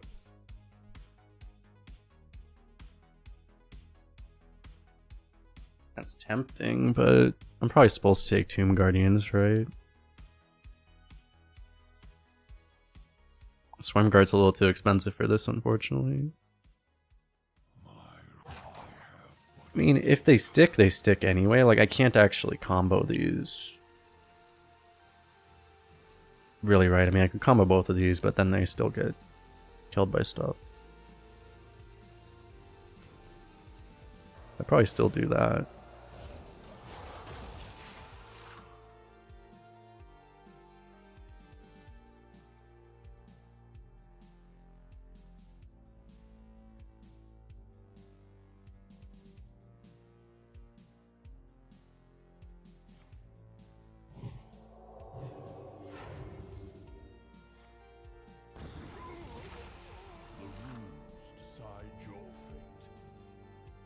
The Reborn actually did something? Yeah, at least the Reborn did something. I get to go taunts again if I want.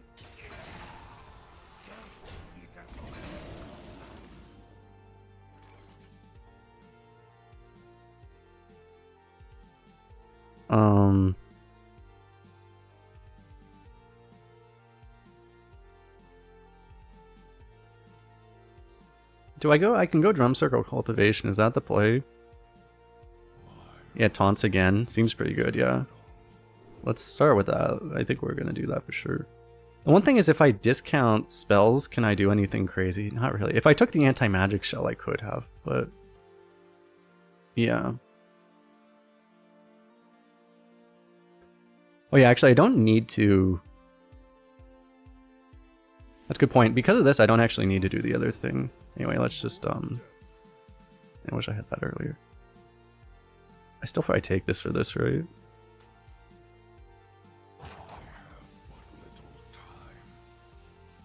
Do I play a 3-2? Probably.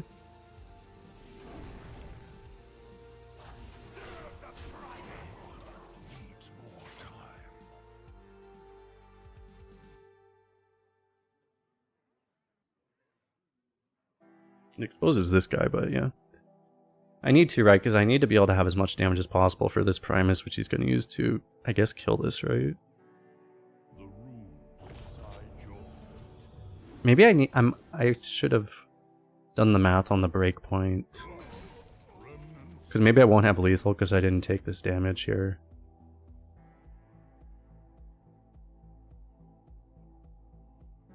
I should still have lethal anyway, actually. Yeah, I'm fine.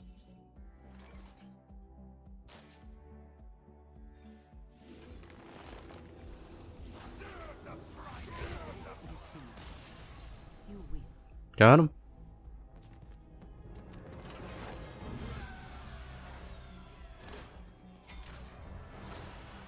We were just pretty lucky he didn't also have an AoE, right? That's always the priest curse. It's like he had everything except the AoE. It's like you have to have every piece of the puzzle or else priest just tends to die. He just didn't have the AoE.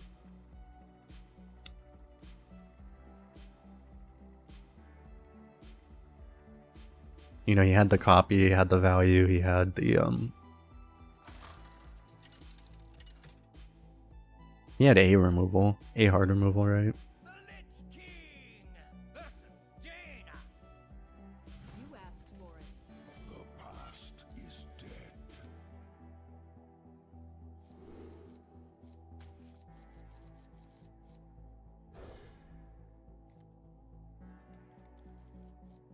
I think I like this. We play seedlings on one, right? It always sucks when you have cultivation to play this, but I'm pretty sure you're just supposed to play this.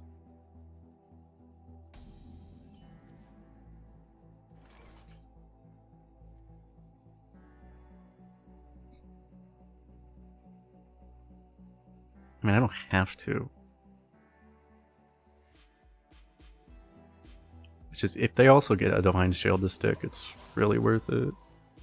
Cultivate. I only have one cultivation. I mean, I'm gonna draw it most likely, but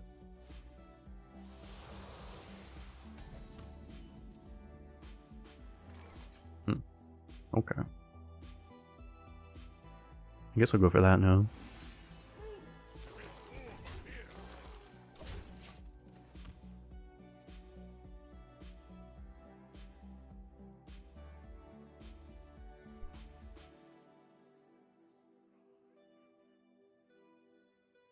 Need a drum?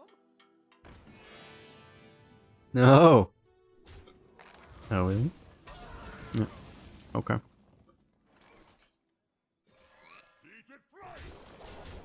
It's really hard telegraphing in AoE, right? Probably can get like fire sailed or something.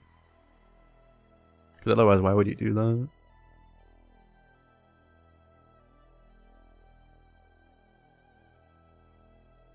Actually, maybe I should have divine shielded this one instead of this. Oh. Okay, not an AoE.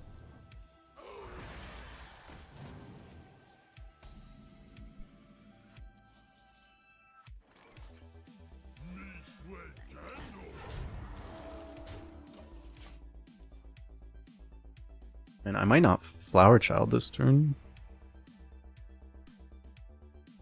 If you can't deal with this, which, I mean, it's pretty darn hard to deal with this board, we're going to want to go Power of the Wild.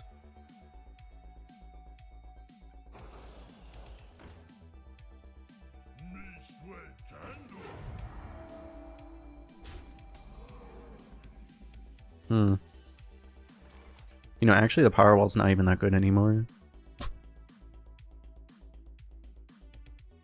Yeah, I actually don't need to. So I just do this.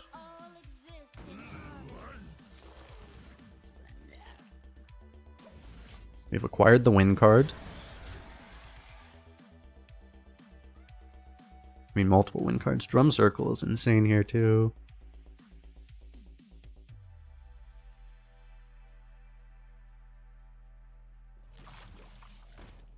No, my 1/1. Oh my god. Could you chill out, good sir? We just Drum Circle, go face, and let him do what he's gonna do, right?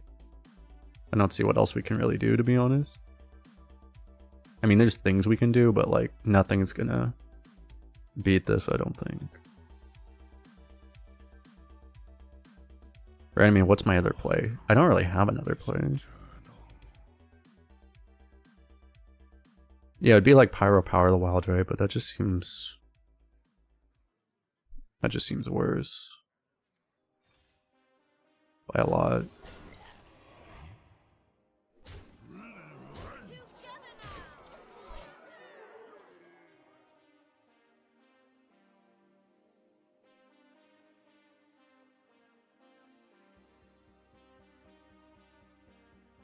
It'd be one thing if I had a really good way to deal with the Divine Shields, but I don't. Like, I only have Hero Power. I could, like, trade this and Asphyxiate or...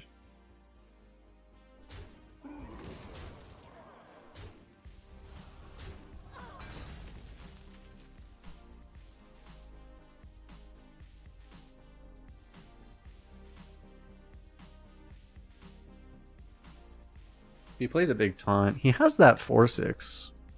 That's not the card he's looking, the card next to it. Power Creeper. Shit, I can't actually... Oh my god. Triple Candle Raiser. Well, I can Primus to kill it. But that means I can't... Actually, I didn't have enough damage for lethal anyway. Whatever, I mean, I guess I still do this, right?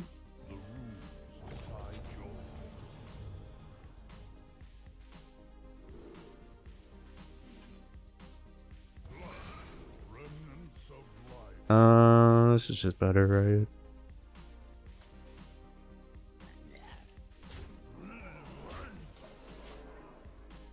This guy's like, wait, my opponent has a Titan and he's the one aggroing me. How is this fair? Oh, jeez. Yeah, of course. What else would he hit? Okay, maybe I should have taken the other Asphyxiate shot.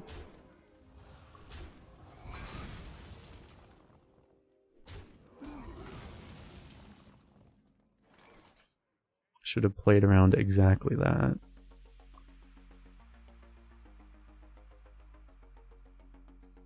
I mean, I obviously kill one.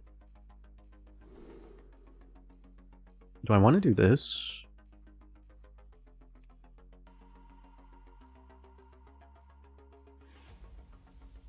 What am I supposed to discover? I'm not sure, actually. I mean, Frost definitely has lethal outs. My rule is eternal. Mark of the bitter. That's not it.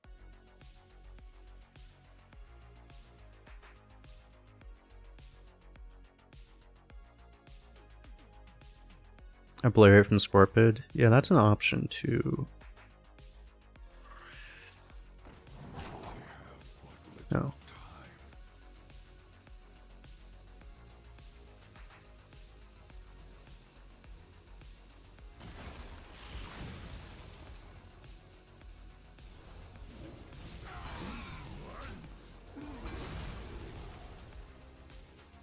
I don't know, I might have missed lethal. I ran out of time. I didn't have lethal, did I?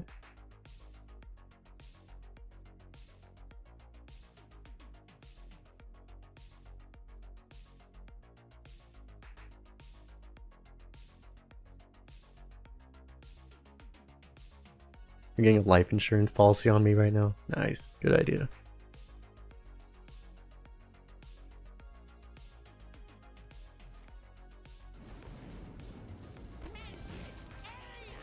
Oh yeah, he couldn't even play the other thing because I had the poison on board. But now I just kill him with this.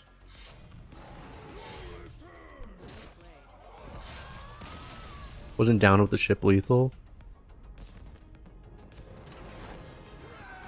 Oh, was it just... could I have just shot him in the face with that? Oh. Yeah, that was... That probably was lethal. Yeah, that was probably lethal. He was at like 1 HP, wasn't he? Yeah, that probably was lethal, actually. Oh no, it's because he was at like... He was at 6, right? That's why he went to 1, was because I dealt 5 AoE. So yeah, down to the ship was just 6 damage, so that was just lethal straight up. That also would have worked. True.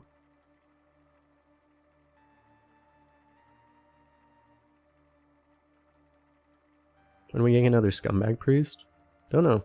I'll probably do priest at some point. Priest is not particularly good in this meta though.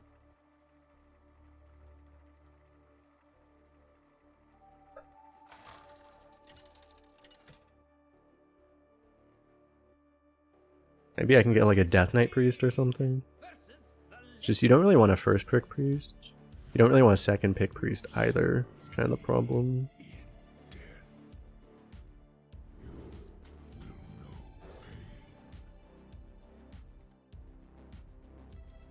Okay, we found the card. We have the card!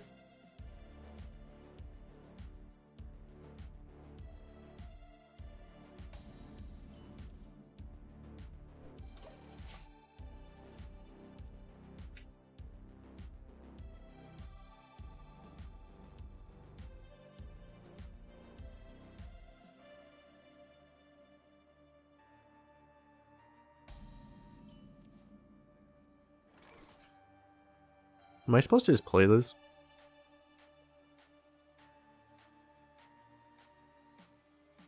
I mean, I can get my hero power to 0 first, right? I don't need to, like, give him the clean dagger immediately, right? I just do this first.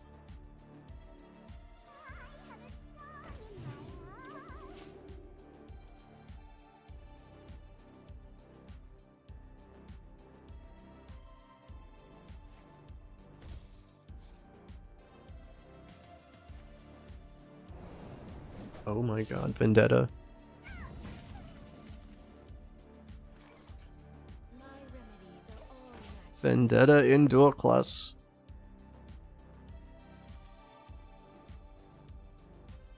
Have we had like a single dual class meta where the Vendetta wasn't in the game? It's almost like they go out of their way. Oh my god. Wait, why is he playing one?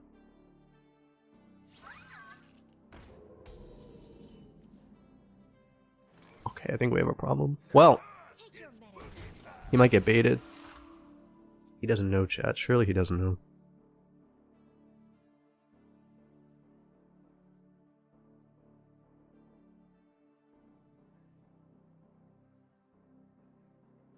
What's up, Robopop? How you doing?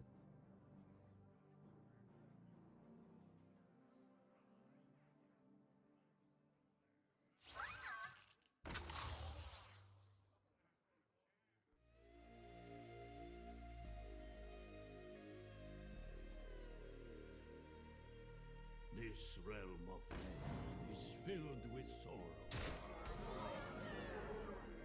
sorrow. Okay, well that's perfect. This Groovy Cat hero power kills that, and then I just asphyxiate that. I mean, I don't have to asphyxiate technically. I could go like down with a ship, Plague Strike, and trade. That also works. My rule is eternal. But this is probably just better, right?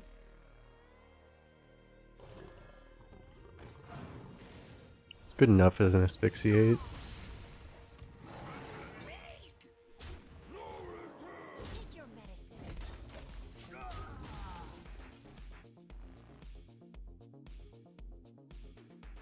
Yeah, it's like, it depends on how good you think the asphyxiate is, but realistically, if you hit it on a 6/6, you're pretty. That's already a pretty good target, right? Unless you knew he had Primus or something.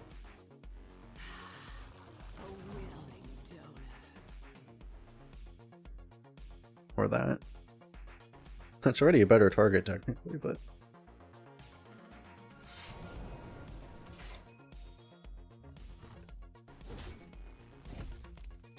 One damage off being able to deal with it super easily. Ooh, that's a combo.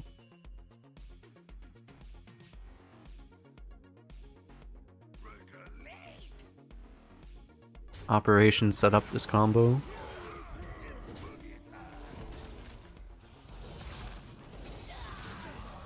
Too bad we couldn't do it that turn.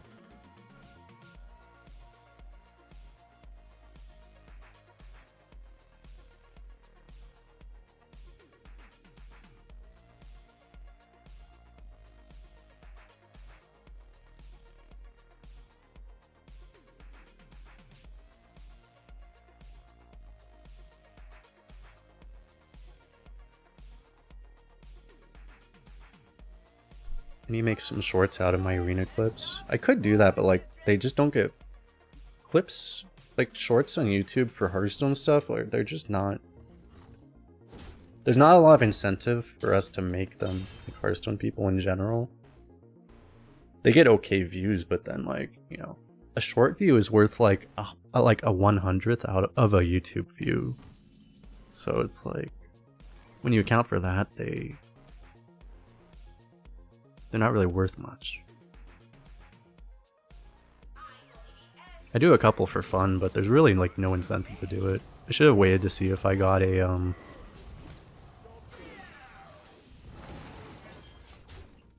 Power of the Wild, because that probably would have been better than hero powering, but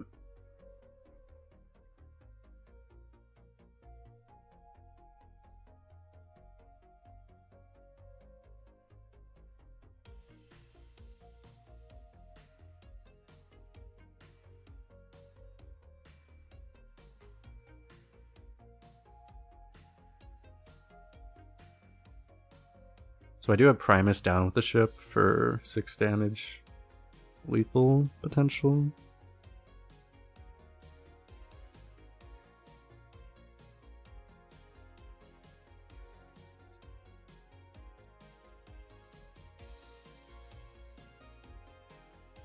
Such an embarrassment, rich of resources.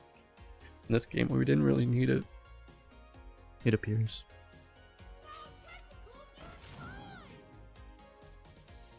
Seems less than ideal. Second, I was like, did he get a keeper strength somehow? Huh. That would do things.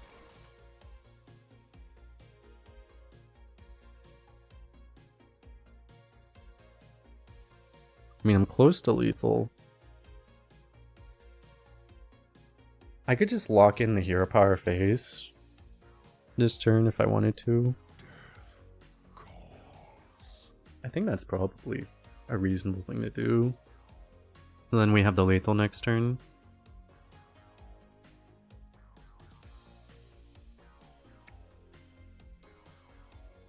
Not particularly useful, right?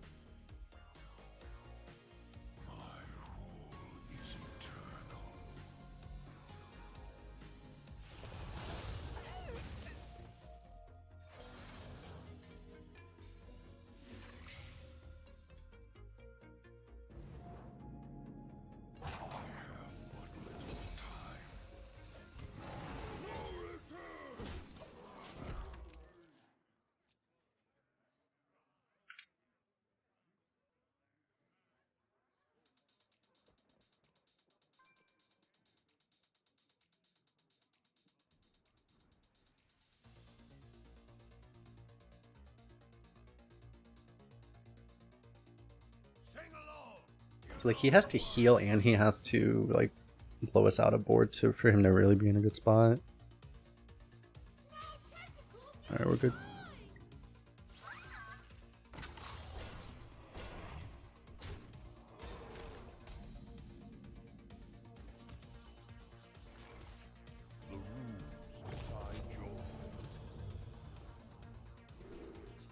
Cost 3 less and has spell damage plus 3.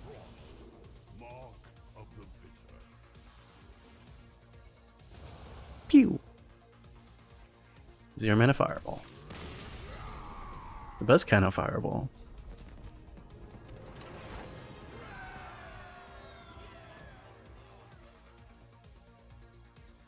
I gotta say, Primus is a really cool card. It's a shame that it's like horrendously overpowered in Arena, but you know, so is everything they make nowadays. Let me grab a beverage. Be right back.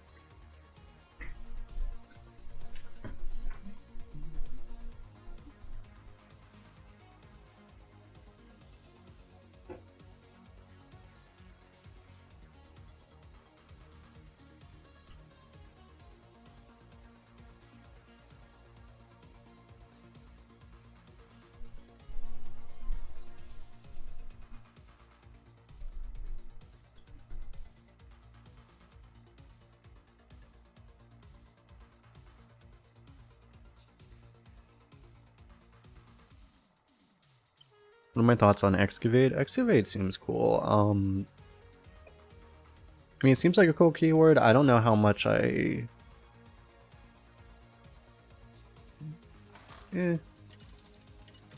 Some of the tier 4s are going to be pretty devastating in Arena. Honestly, the funny thing is that the least fair one in Construct is going to be the Warlock one. That one would probably be the most fair in Arena, actually.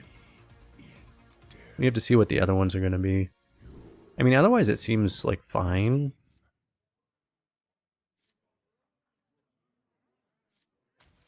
If I don't keep you, I shouldn't keep 2 4s. Maybe I keep the more consistent one. Try this.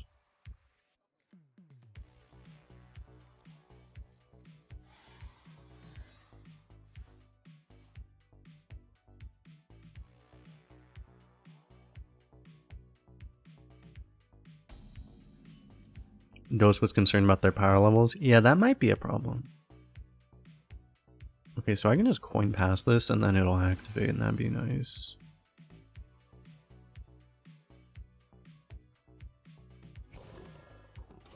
He's not a ping class, so... You think that ship sailed a while ago? Yeah. It basically has.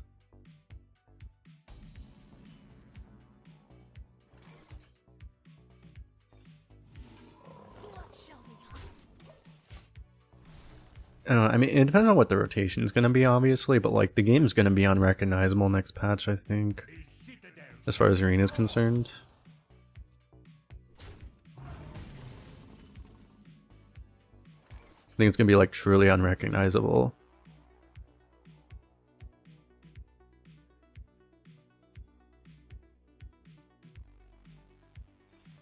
I'm gonna do what's gonna look like a misplay, but it's not. I'm going to purposefully take damage.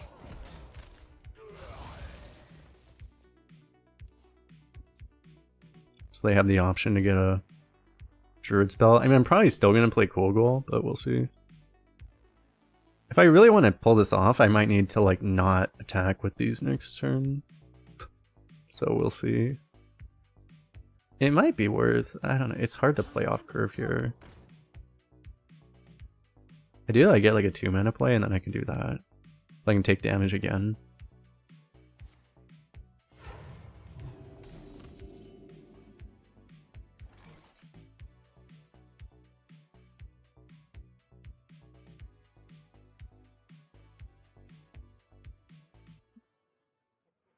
Yeah, you probably just skip the attacks, unironically.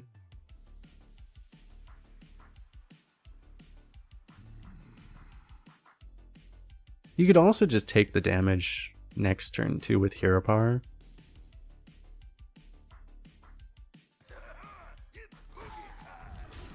The thing is, like, I have mana to Hero Power next turn, but I could also Mosh Pit if I don't. I'm wondering, it's like, is it actually worth...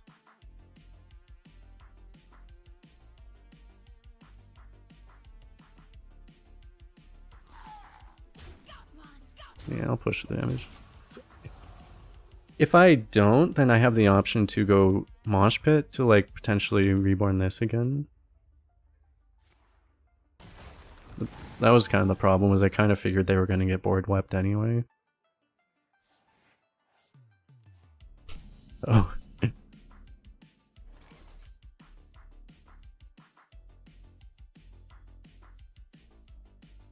I guess I Mosh Pit this, right? My remedies are all natural. I could just play this too.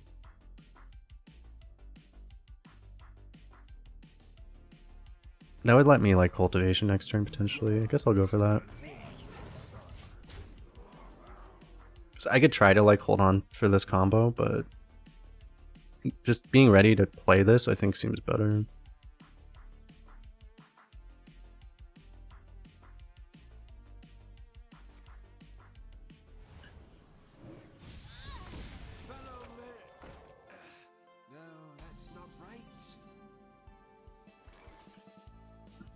Damn it, I drew the combo immediately after too. I could just play this. That just kills this. I can do like the saddest cultivation ever to get the value trade. It's not the saddest one ever.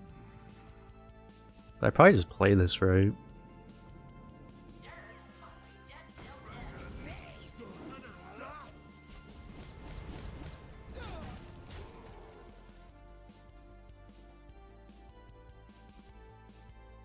Another board where, I mean, if we can land the drum circle, we're in an amazing spot, right? But Come closer. You can trust me. a random legendary, that's extremely good in this exact situation. We lose the damage lucky here, and rush, and that. Okay, well we did hit the drum circle. But I have other options.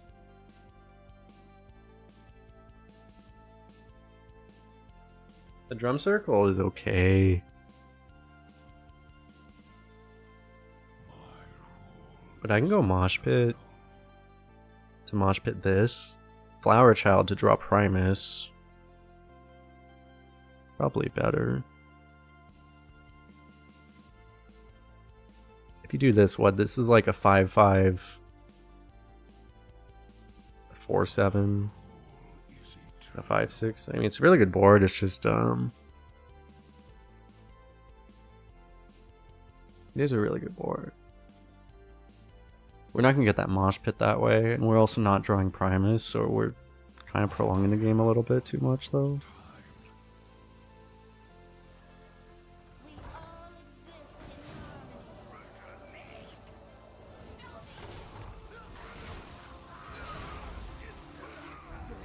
exist in harmony.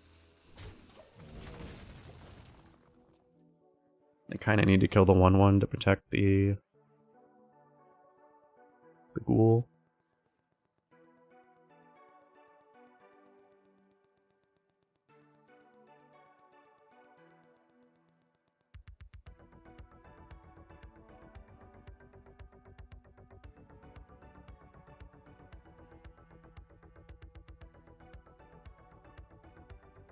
I don't know that it's realistic, but if we can run him out of removals and then play this, I just don't know if that's happening.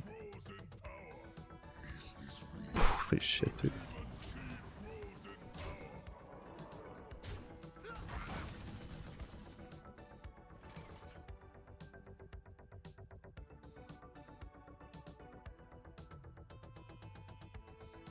I have a 3 damage hero power, right? Yeah, so we'll put him to 8. It's not really enough, right? What if I go cultivation hero power? No, I put him really low.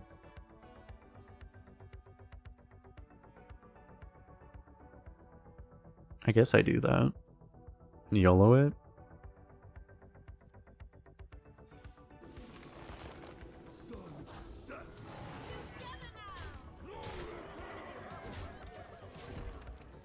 Just hope he doesn't have healing. This is probably the best chance we have.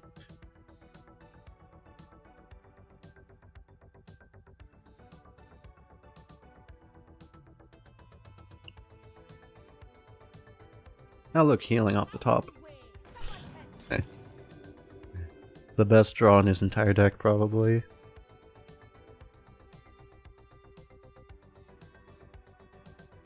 The game's like, don't worry, we got you. There's no way we're letting you lose this game. Absolutely no way.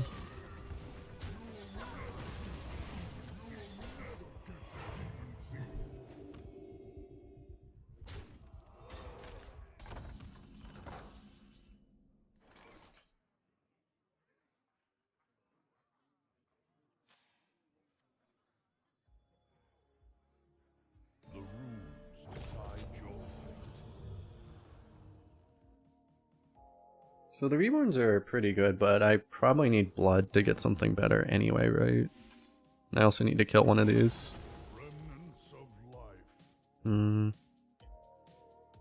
Deathstrike might be better than Monster. I mean, Monster could theoretically go face.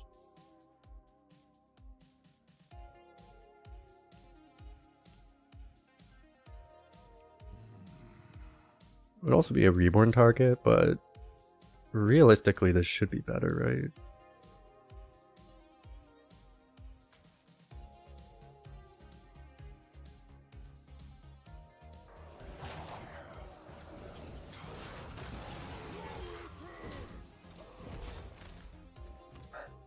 We just get to find out which counter to Titans he has, though. I mean, we haven't tested this at all, right? We haven't played any big cards he has a big removal. There's no way he doesn't, right? I mean, there's a small chance he doesn't.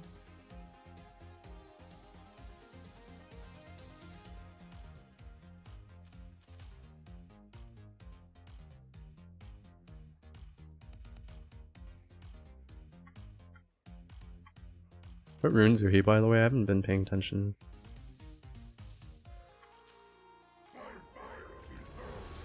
Oh my god, he just has a Ragnaros. He's actually only shown 2 Frost runes, actually, so that made it a lot less likely he would.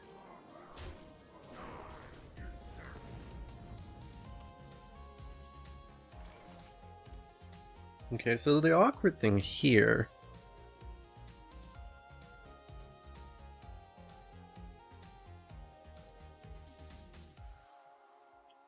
Well, what I can do is I can make the Death Strike... I can go for Frost, and if I don't hit, like, lethal, I could just kill this with Death Strike. So that seems reasonable. That's at least a plan. I don't see why I mean, Taunt Reborn would be good too, but I like that plan, though. This is fine, I guess.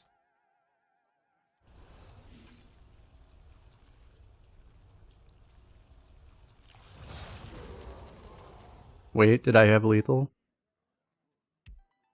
I might have had lethal, to be honest. Oh, I'm not counting this damage. Yeah, I think it was lethal actually. Oh, I already missed it, so.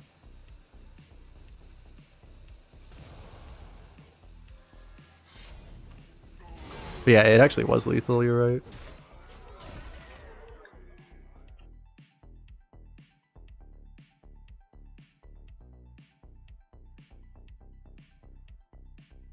I was not considering that I would have 7 damage with the weapon.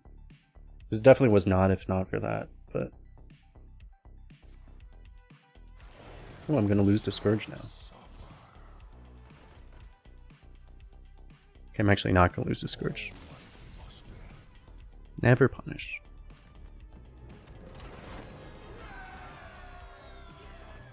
Weapon was lethal without hero power.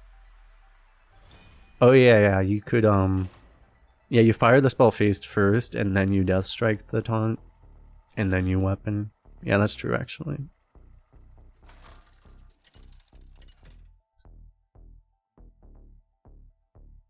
The Lich King versus the Lich King. Anyway, we had a Titan. We misplay and we still win. Value.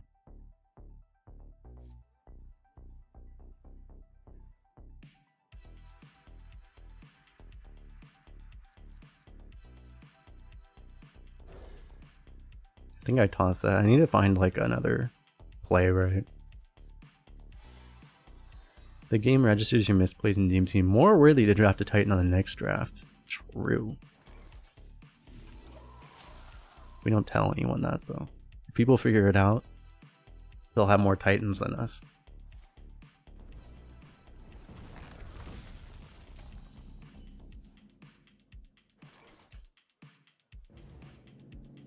Do I ever coin 3s here?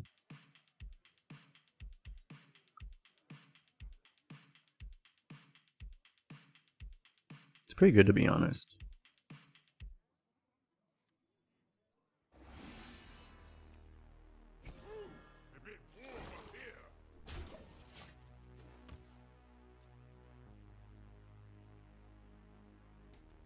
I spy with my orcish eye. It gets us that value trade, that juicy value trade, and we have that combo.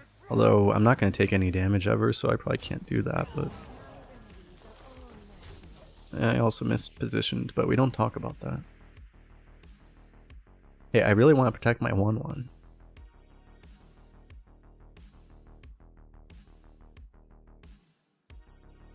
I should have just put this on the far left. That was the correct positioning. Can't stand the cold.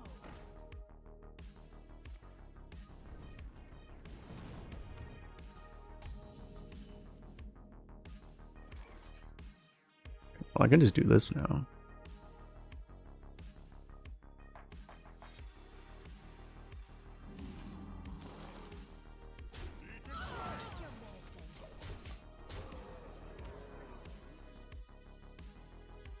That's pretty damn brutal. Oh jeez, is that a fireball? Yeah, okay.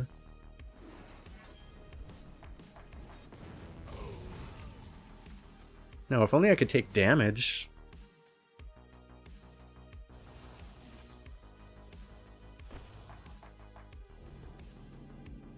Do I just play this here? I can't even do this turn even if I wanted to.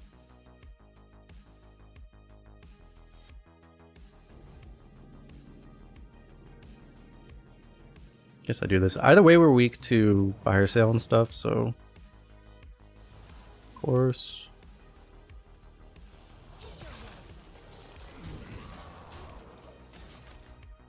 You could even argue for, like, trading the 3/8 maybe, so you can hold on to the removal, but... Okay. Yeah, at least this was better against that. We took damage now, which is nice. Yo, Neomac with the Prime sub, appreciate it. Come back.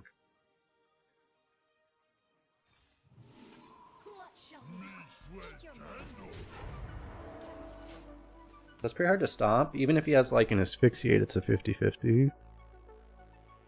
An obliterate kills the thing though.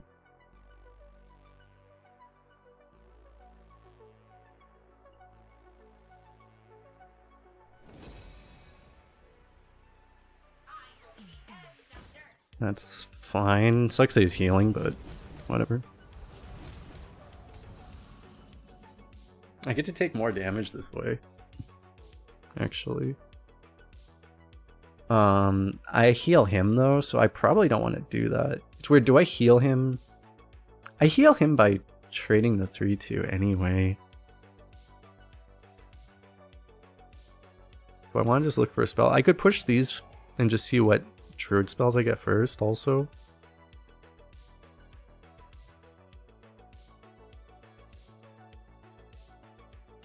I guess I'll check these first. Well, no, let me see if I get like, if I get a buff here, that would be better than anything. I'll check this first. Alright, I'm a Death Knight.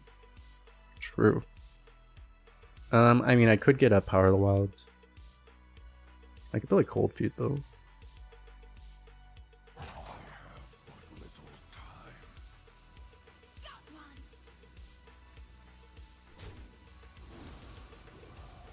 Funnel kick.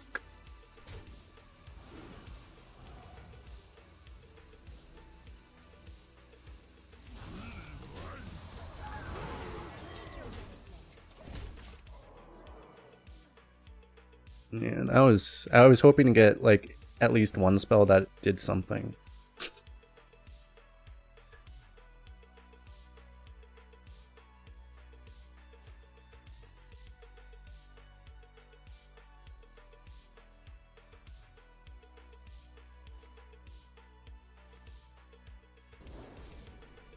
Boom.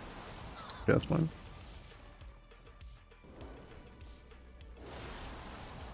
It's kind of awkward because I forced him to play all spells this turn anyway. I probably should have taken... The issue is I didn't have a Frost spell to get, right?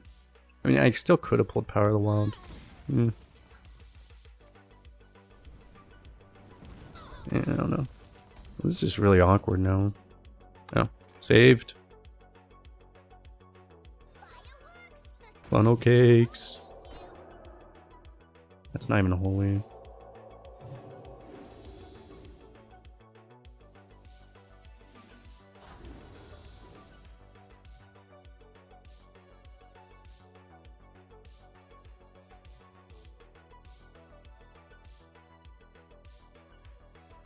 I still do this, right?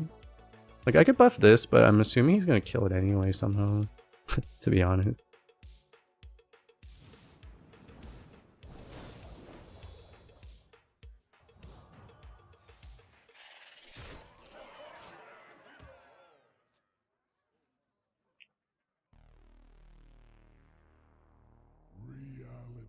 Oh my god, not again.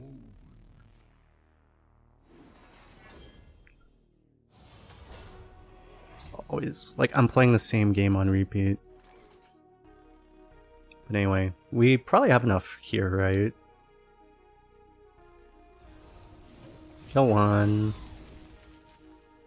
I don't have lethal because he has so much damn armor. But this just clears, right? Because yeah, that's 10.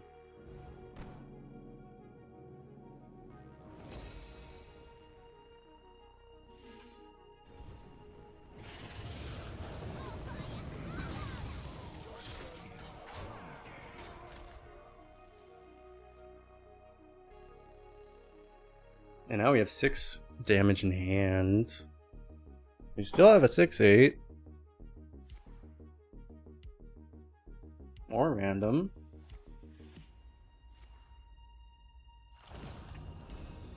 You can't stack those, right? I don't think you can stack blood boils.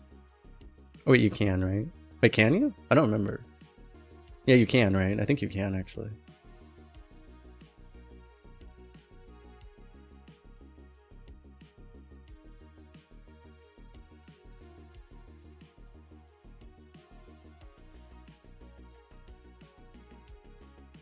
I think on release you couldn't. Yeah, that was probably why I thought that. But yeah, I think I've seen it that you can.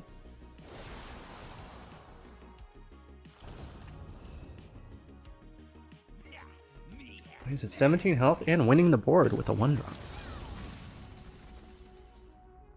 Okay, there's my groovy cat.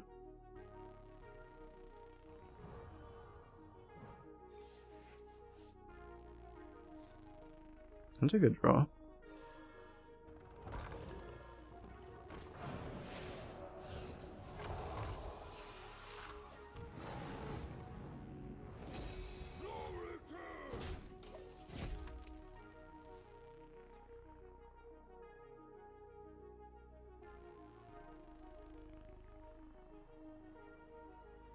I'm probably going to Hellfire next turn no matter what, just to kill off my own guy. Oh god.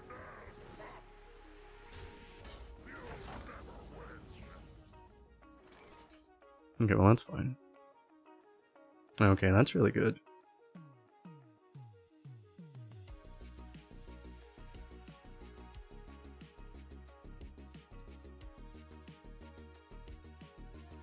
So what, trade it, and then Hellfire, and then Disposal Bot, and then Hero Power Face? That'd be this turn, right?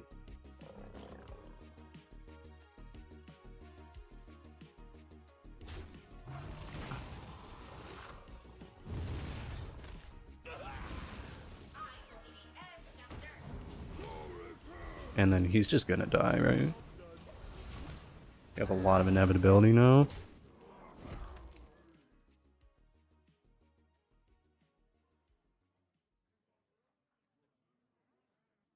I'm giving up the opportunity to potentially do this again, I guess. That's the one thing. With a cherry on top. A whirlwind of flavor.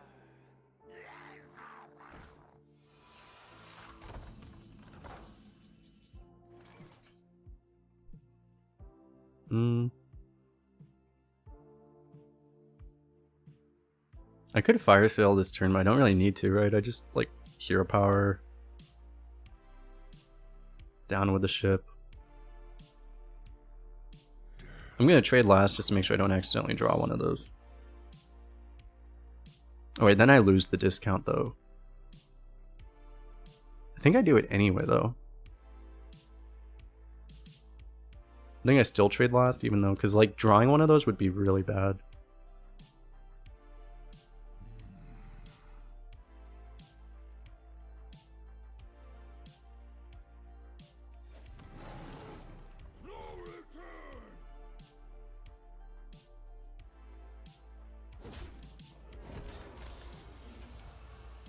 I don't really care about the discount that much.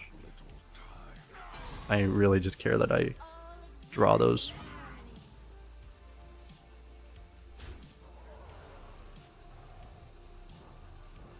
Actually, I'm just gonna keep this now.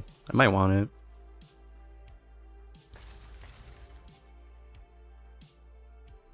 What's up, Roldy? What's up, Nexty? What's up, FN? How you guys doing? YouTube needs the 5-head emote. YouTube needs a lot of emotes, yeah. At some point I'll need to try to figure out how I can get some of those on the YouTube. I heard there's like some other... Like 7TV just doesn't work on YouTube. It wasn't approved by like the Google App Store or something. So like, I heard there's a different one. I think Ludwig made some other one, so I might have to add that. Figure out what that is and add it. So we're just gonna eat that.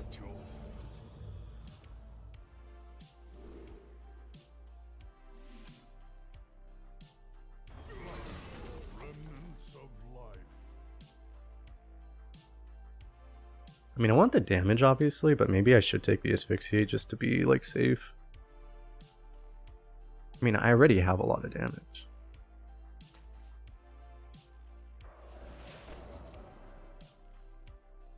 Oh, I can also refresh the hero power with that later. I guess I'll do that instead of just tempoing it. Am I liking dual class? It's okay. I mean, I really don't feel like the dual class is that impactful this year. It's really just, it's pretty similar to how it normally has been lately.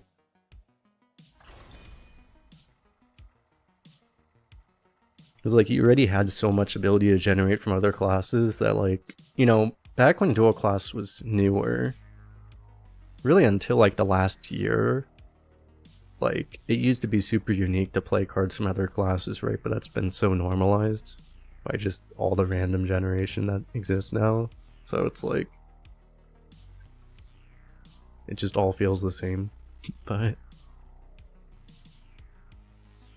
you just want them to release Death Knight Hero Power. I'm kind of glad that doesn't exist. Yeah, they probably should before the event ends, but I don't know that they're even going to patch Arena before the event ends, so who knows? Maybe they will.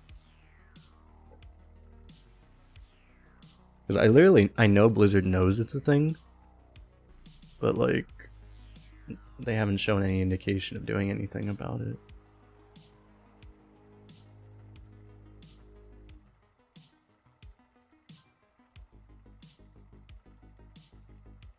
Unfortunately, in regards to Arena, Blizzard knowing there's a problem and Blizzard either being willing and or able to solve the problem, those are two very different things.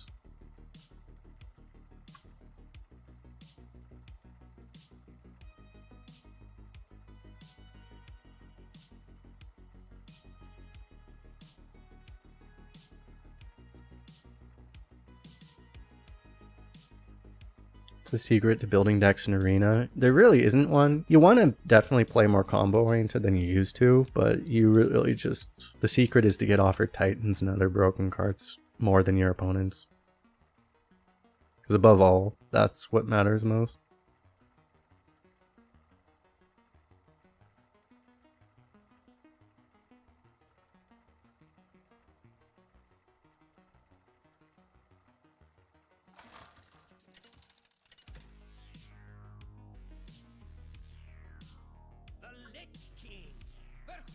Priest Warrior at 11. Oh my god. I wonder what this game is gonna be like. Well, at least he can't steal the Primus out of our deck. We have that going for us.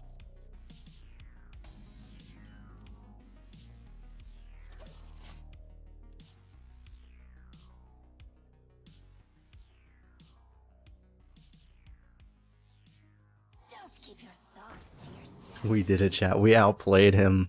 He can't steal our Primus.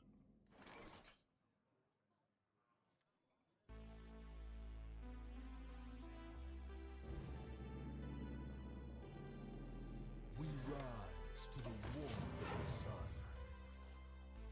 It's pretty good. Maybe I should have played Pixie first. We'll see. I mean, I might get punished for not doing that. But...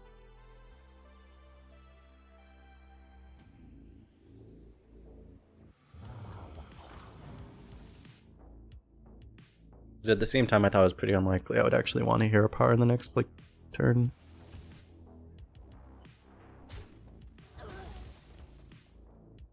It was a cheeky pre-hit.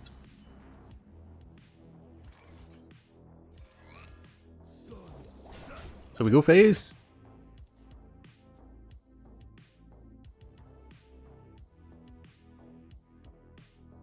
This card's not bugged right now, right?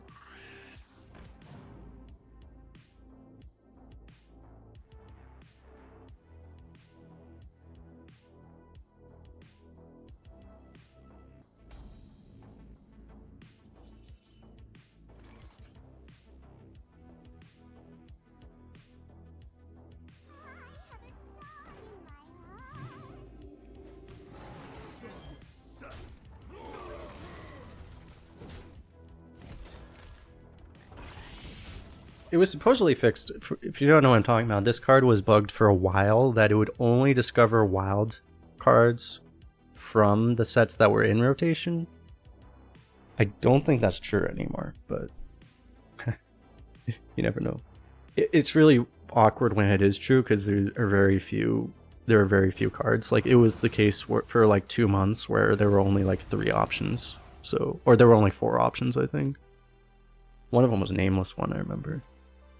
So you would just see the same things every time. Oh, that guy got he got kind of kecked there.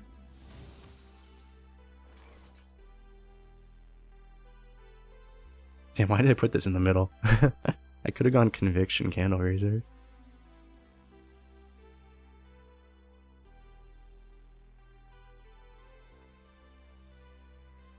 Why do I position like this out of reflux?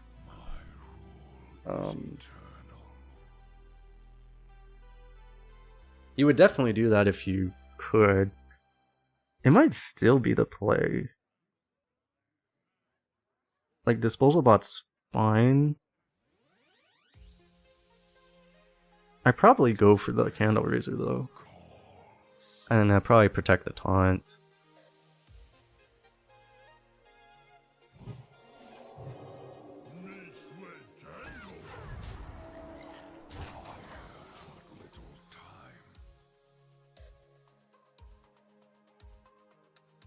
Most likely thing is he kills both of these, and then I'm gonna be able to mosh pit this. That'll probably live.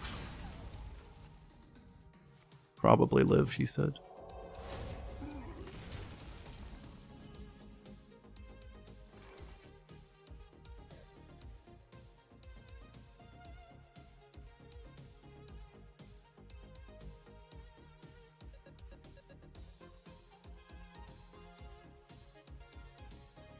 Okay, well, which sad play do I do? I could play this and then mosh pit it, but then it's still gonna die. I kind of need it, right? I don't really want to do that. I guess I just tempo this. Yeah. It's pretty sad. I could have done this, but... I definitely want to have one for Primus. I think I probably want to have one later. Like, I kind of need to hit Groovy Cat or something. I feel like.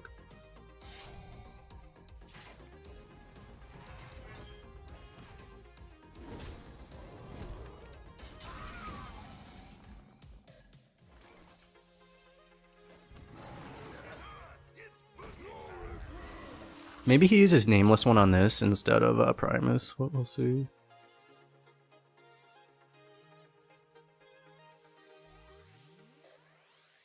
Maybe he happens to have that.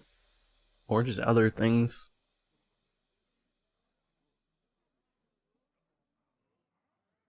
Wouldn't have forged past Bear that turn. It could have been. He doesn't get armor that way. So he kind of kecked himself.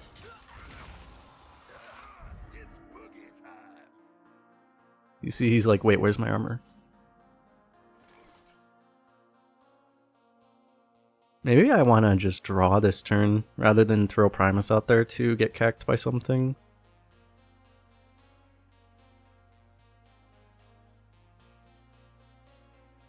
The thing is, I want to reborn this. So I feel like waiting might be the strat.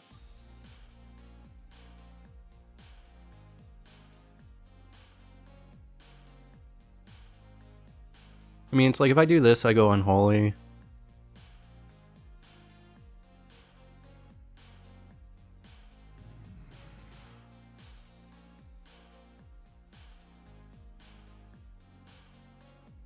It's such a bad turn to just skip this much mana. I'm not sure which one I reborn.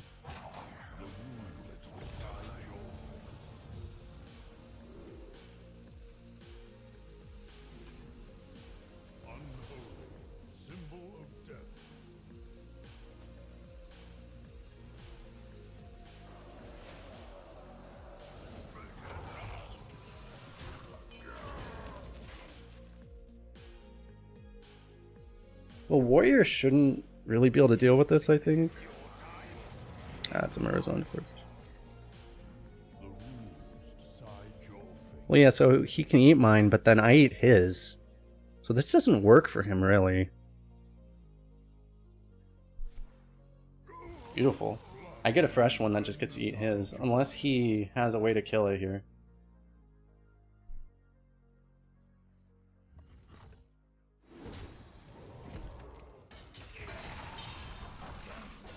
Solid.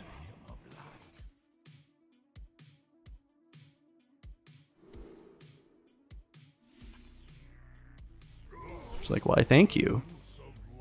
I'll take a Hematurge.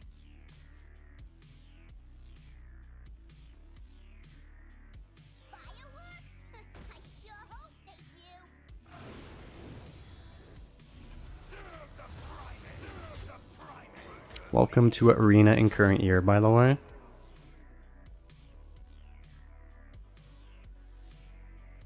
We have an untargetable 921. To be fair, it can't attack, so it might as well be a 021. Oh, he's gonna heal a million. Oh my god, we're getting prison breakered again.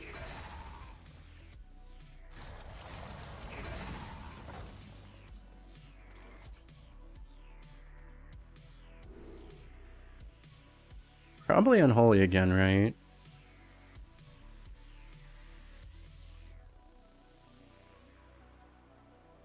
I might as well check this first, I guess.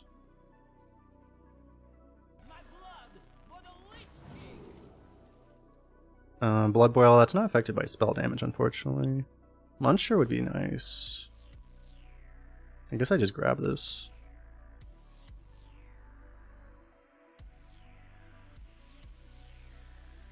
I'll just cycle this, I guess.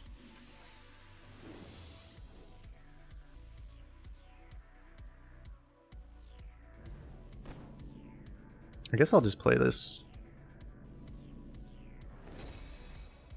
I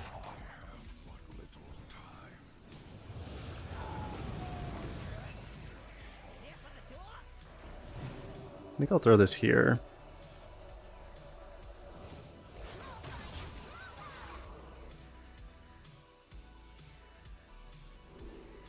Oh, I didn't do this yet? I just realized I didn't even do this yet.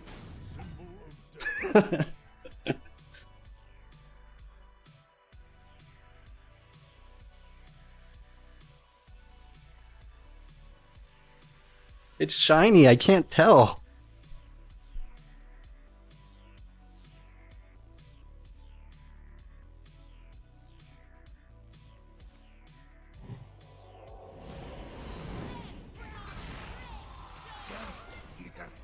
Why do I have 45 health? Because this guy gave me 20 health when he ate my opponent who copied it.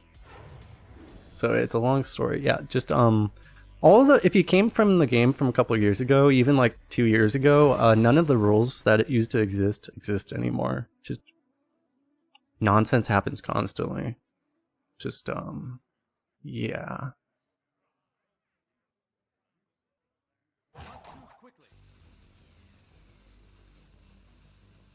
This is getting to the point where it's going to be able to attack soon, too.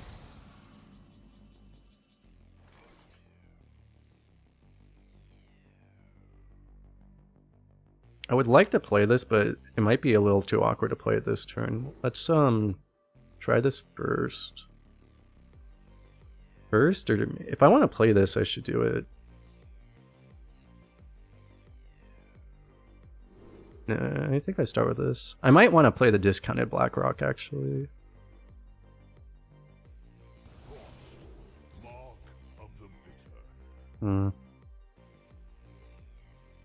Sculptor is probably better than Thessarian.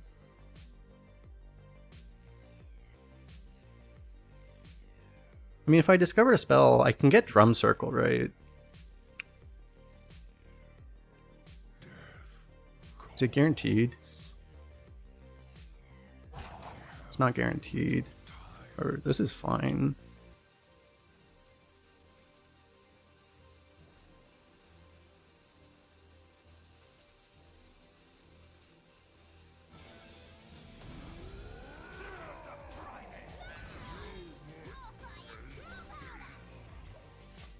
Yeah, this is a little awkward, but this is fine.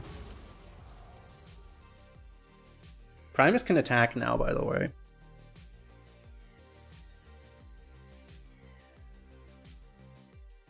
If it doesn't die. Which you would think, it's effectively a 9/7. Cannot be targeted. Should be pretty hard to kill that. It's protected by taunt too. Can you silence Titans? Yeah. Yeah, I think you can silence them and then they can attack.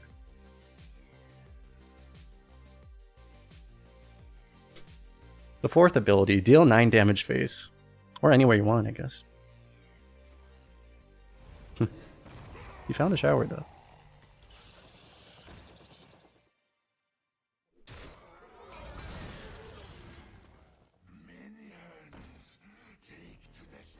Should kill off the 2-1. No, this doesn't have Blood Boil anymore. This is the reborn copy.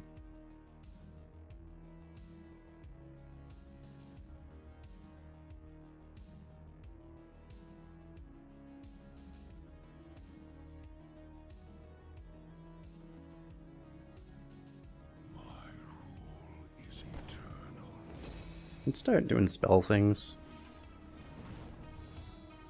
Where are the icons? The icons are Firestone things. They're from the deck tracker. Oh my god, again. I don't think I do that this turn.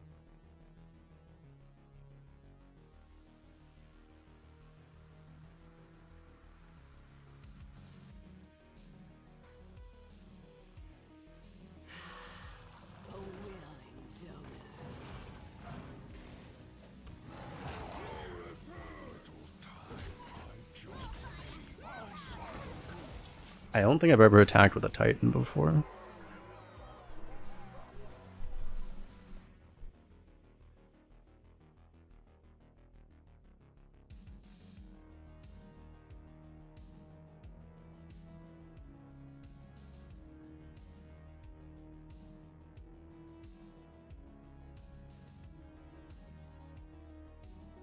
Yeah, you're really not supposed to be able to attack with a Titan. If you've attacked with a Titan, the game is supposed to already be over. If a Titan's been on the board that long. No, he killed it! He's actually gonna kill it, chat. Is he gonna kill it? Or does he respect it enough to be like, you know, Primus, you're so shiny, and you're healing me. You deserve to live here, bro.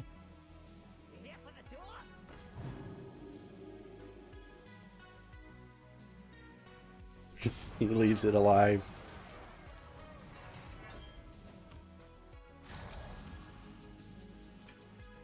Okay, well, I mean, I think we already had lethal, but now we even more have lethal. Pretty ready to kill someone with that, and we did it. We were 2-2. We started off this day 2-2. How am I gonna make a YouTube video out of this? Because I have like this started off with the really low quality stream. I guess we'll just put it on YouTube anyway. Splice them together. Because we started this run at TwitchCon. And we finished it with 12 wins. Turns out Primus is really good.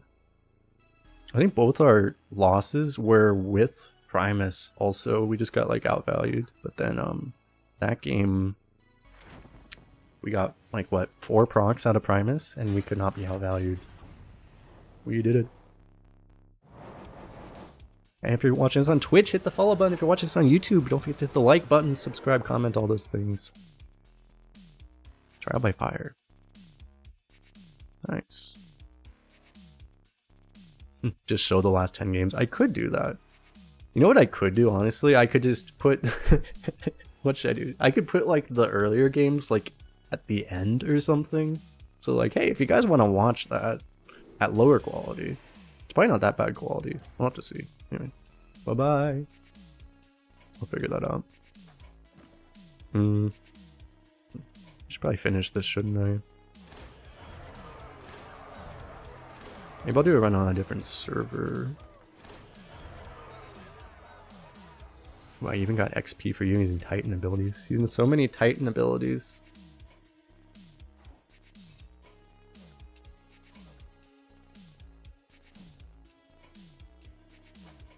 Also, why doesn't Arena count as traditional Hearthstone? Blizzard? I think we'll jump on another one. What's my average in the current event? I don't have that many runs, so I don't know if my average is super reliable. I honestly don't even know.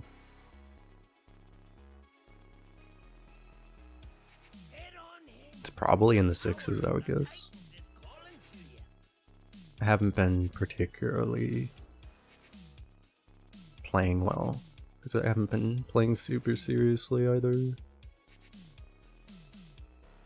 Yeah, it's like in the mid 6s. It would probably be more like 7 if I was tryharding more.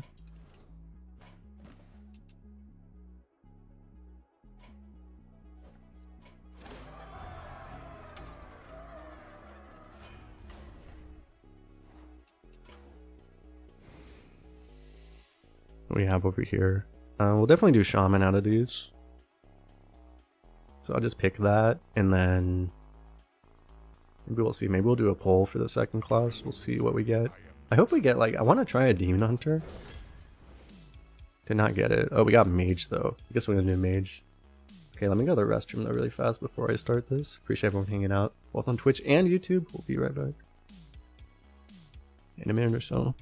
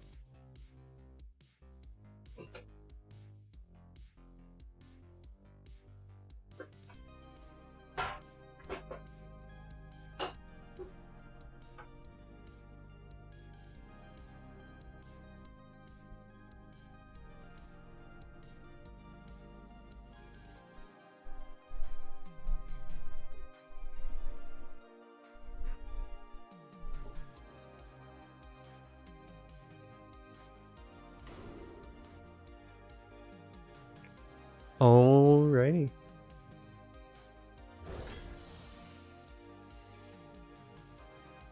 I have to skip DJ Mana Storm. Disaster.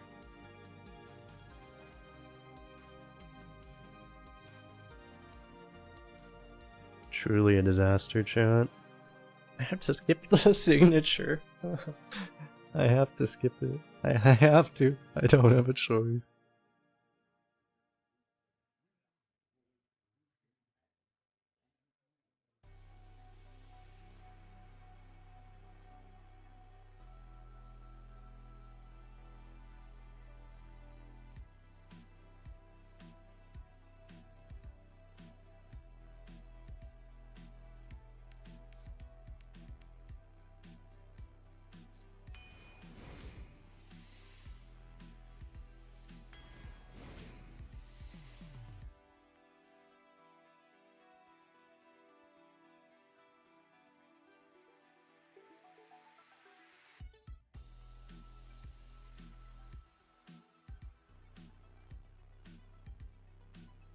Oh, I muted myself.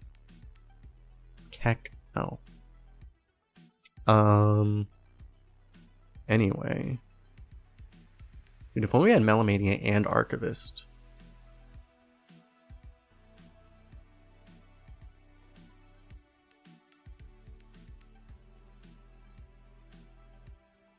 Do I need Melamania and Infinitize?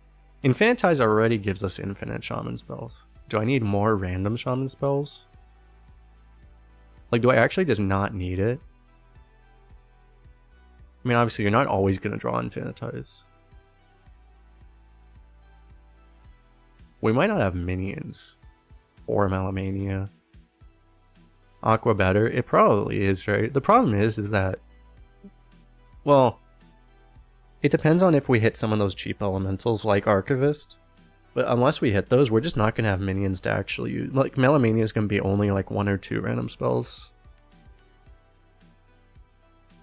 Yeah, that's the problem. Our hand's going to be all spells, so... We probably actually just won't be able to use it. Like Shock Popper. Probably Dungeoneer over Statue. Ooh, Angler. Early enough Angler, we can try to get a Murloc or two. Dude, we actually would have had it.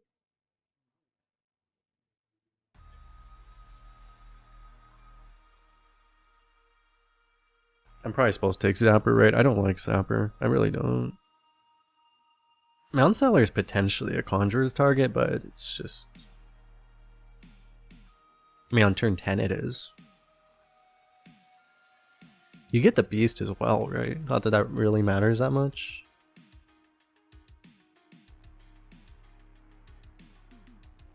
I feel like we're probably supposed to take the spell damage for the spells that we'll get eventually, theoretically. Is Artificer still auto pick? Probably, right?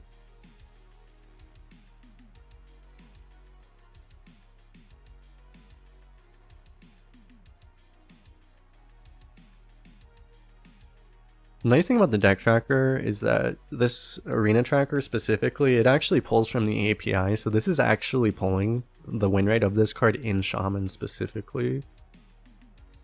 So this is not the mage win rate, this is the Shaman win rate. So it shows how valuable it is. It's probably because it's also elemental synergy.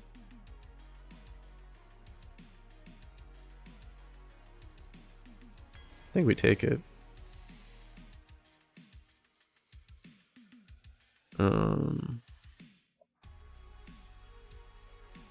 I mean, Infantize by itself will give us a bunch of other spell schools. Right now I don't have any mechs, and I'm not that likely to have any, to be honest. This would be a better card if we can activate it, but we might not be able to. I'm a little worried about that. So, I think I'll take this. Is that really the case? Yeah, it's more powerful than HS Replay, effectively, the website. Because, yeah, you can't see it on HS Replay that way. Uh-huh.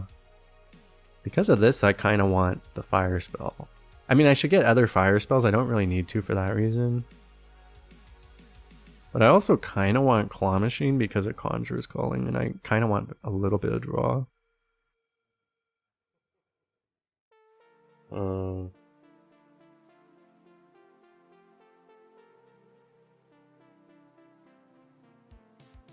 The problem, I don't really love Jam Session because we have so many like little early game things that are gonna like kind of get hurt by it. Makes me want a Claw Machine a lot more than I would.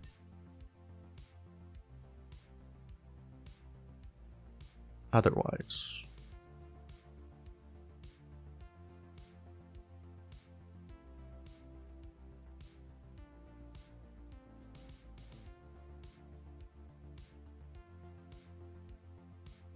We can discover multiple jam sessions? Exactly.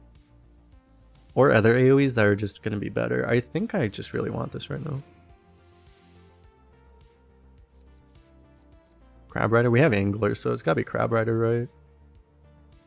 I think. If we had like Frost Energy, I might take the other thing, but... Arcanist. We still just take Arcanist for perspective value? Maybe? Or do I take another big idiot? I already have Zapper to do the same role as Arcanist. And Zapper might just be better anyway because it triggers multiple things. Maybe it's just Mount Seller. One problem with Mount Seller is it would be a brick for Claw Machine also. Be actually really bad. We could just take a Fairy Dragon. I mean, Fairy Dragon in a vacuum is the best card anyway.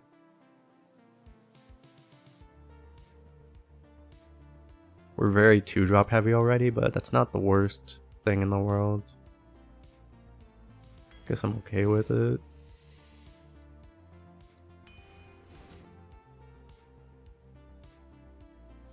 No discussion there, no discussion here either, right? There's a fire spell. There's an arcane spell.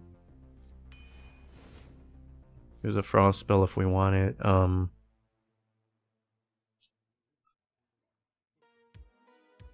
Could just be another Claw Machine though. I do like the chill vibes. It's the worst card, but it's also the best for our deck right now, I think. I think these are actually all very close. I'd probably take chill vibes over Mechanist though, maybe not. I don't know, Mechanist is really good too. 4-drops have left the chat. Mechanist is a 4-drop, basically though.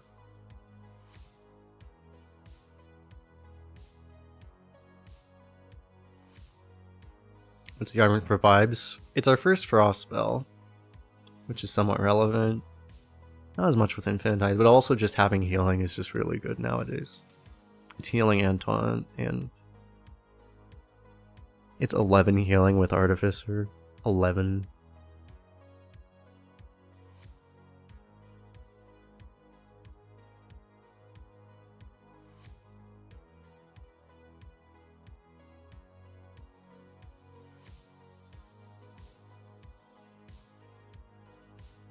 I feel like it's safe. I think Claw Machine's the one that doesn't...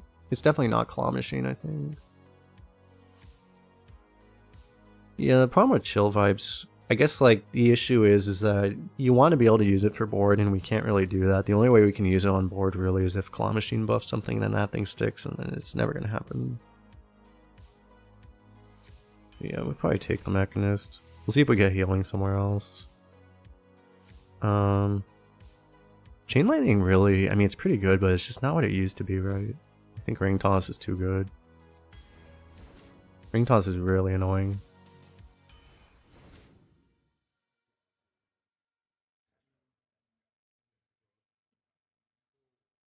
Peon, maybe? Peon's win rate would be underestimated because this is the win rate in Shaman. It's not assuming that you have a Mage Hero power. So the fact that you can ping it is nice. It's not that much. Well, I guess in theory Taylor could get hit by Claw Machine, but... And we have Crab Rider, but other than that we don't really have any synergy for it. Ping on Peon is just bad. Yeah, it's not really something you would do anymore. That's true. We have enough early tempo. Yeah, maybe Taylor is just... It is a high roll with the Claw Machine. We're not going to have that many minions, probably, so there's a chance we actually hit it. Yeah. If I didn't have too many 2s, I would definitely take this, I think, though. But we already have too many 2s, basically.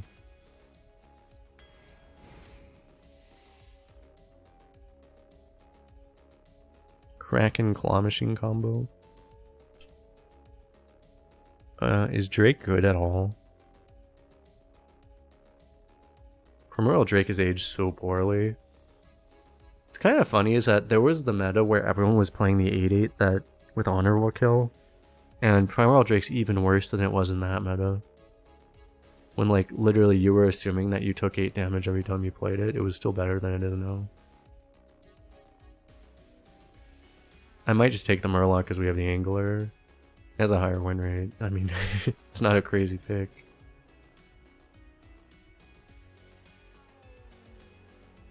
Drake is just so bad for a late game card nowadays. I mean, it fits into this deck still. We don't have anything better right now.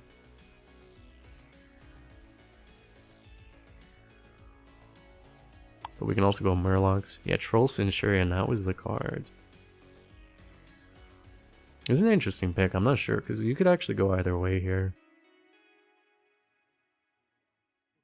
The Murloc would give a lot more consistency to the Angler, but how important is that really? Not really, right?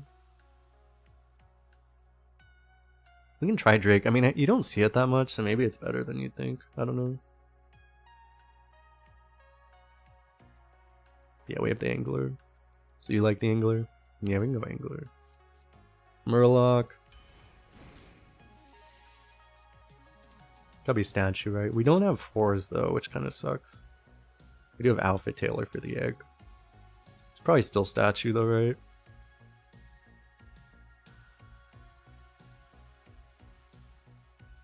I mean, we really don't have 4s right now. Hopefully we get like a Fireball or something. At least to have something. Is it ever Marauder? Because we...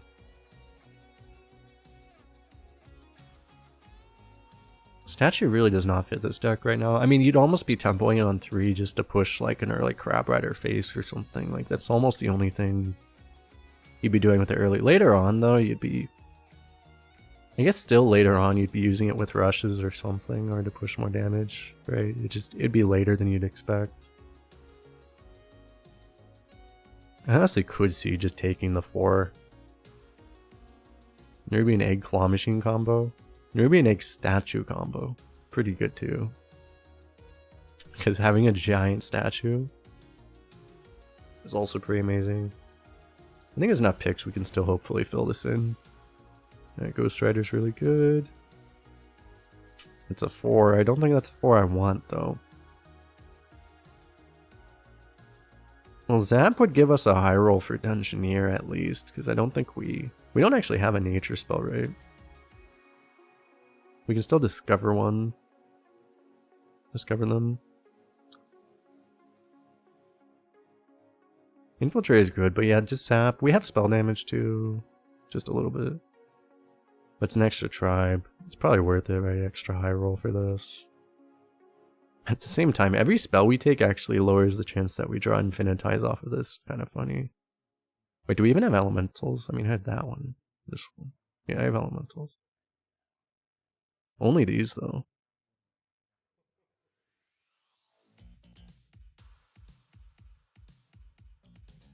I mean, in theory, these are basically the same card. It's just that this is reactive and this is... You have to have it early on.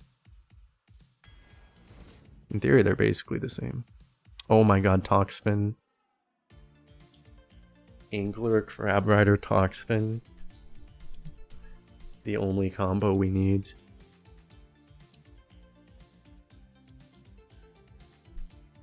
The drafter is called Arena Tracker.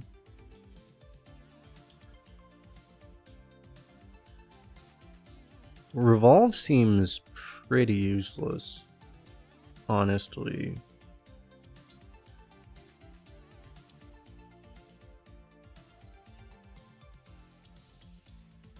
You would only use it to silence something, maybe?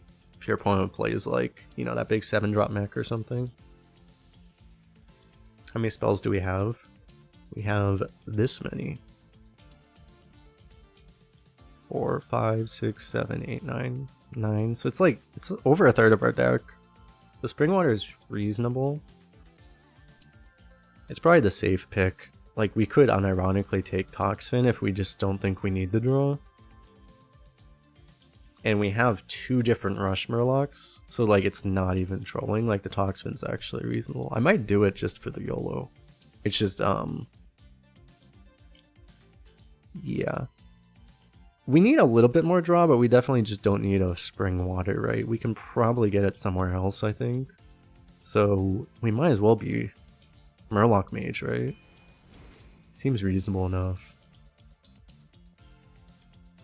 I guess we just take Vapor. Wait, did they change how Tunnel Blaster Conjurer's Calling works? Didn't they change it at some point? Like it used to work one way and then it worked the other way?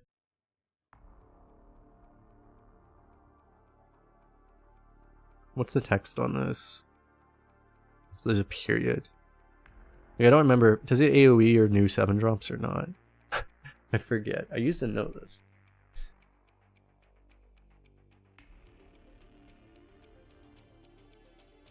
Anyway, I don't think we take it, right?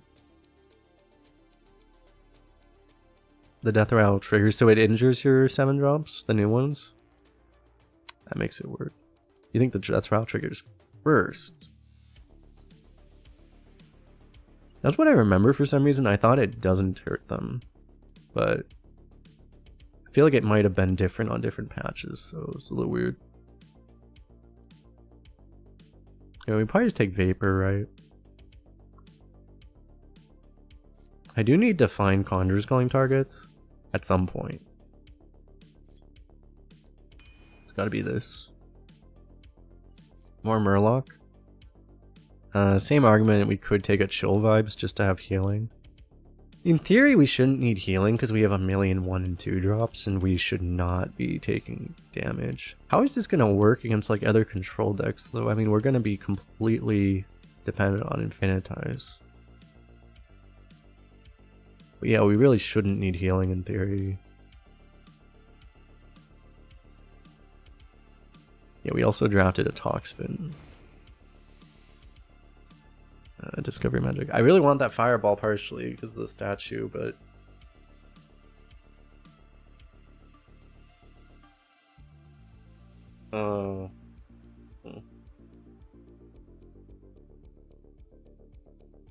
Discovery of Magic would be like a way to find... What we really kind of need is Lightning Storm. We're discovering Shaman spells, keep in mind. We're also discovering Shaman spells that we haven't cast yet, which means we could hit Nature pretty likely because we only have like 1 Nature spell. But yeah, it's also true as that's from any class, so it could be... Finding AoE then probably just isn't very likely, right? You'd almost have to like Frost AoE from something. Like Death Knight. You get Frost AoE from Death Knight or something. It's possible. Fireball's obviously consistent and it kind of fits our curve right now. It might just be safer. The win rates are similar, right? They're close. You could probably go either way. More random though? Should we just take more random? 1 Fireball would be nice for this deck though, because we're gonna have these games where we just have a bunch of 1 and 2 drops and then potential finisher. Like, it has a lot of value. And it's just something to do proactively before Infantize takes over, but it's an interesting one.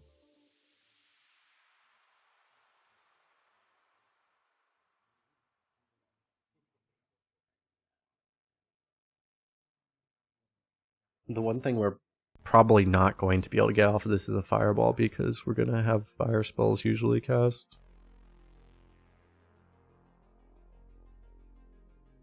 Yeah, I feel like the consistency is probably better. This can totally just whiff, right?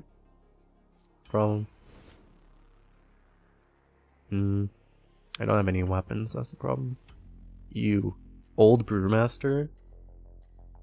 Wait, so they're gonna have both I didn't realize this Brewmaster. Yeah, they're gonna have 2 different Brewmasters in with that new Warlock Excavate prize.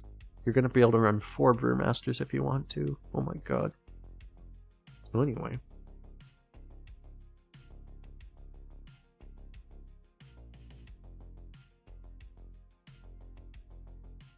We have a lot of things. I mean, we can even Brewmaster Toxfin. Yeah, the first statue is already kind of weird. But like, Custodian's useless. So I mean, are you really gonna take a Brewmaster over a statue? Maybe.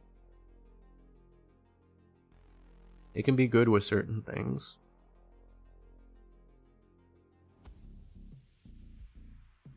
It's an elemental, yeah, but we also don't really have that much relevant elemental synergy either.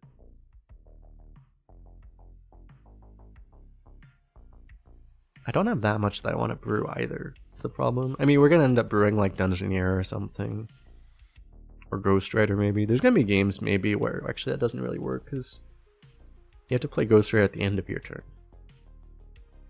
If you do that and then it sticks, could work.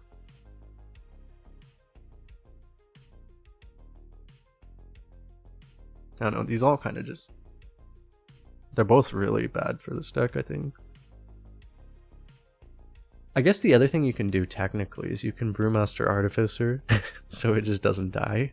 That's something. And then you get to use it again. We don't even have that many spells, is the sad thing. Although we can discover infinite spells, obviously. We don't have that many big spells anyway. Huh. Literally, Brewmaster Toxfin is one of the best hits we have. Unironically. Because, it's really funny, but it actually is.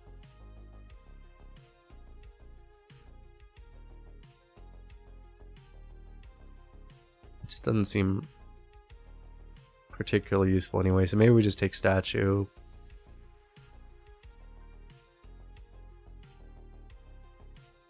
Drawing a spell like this isn't even discover, it's draw. I think we just take this. Chadgar.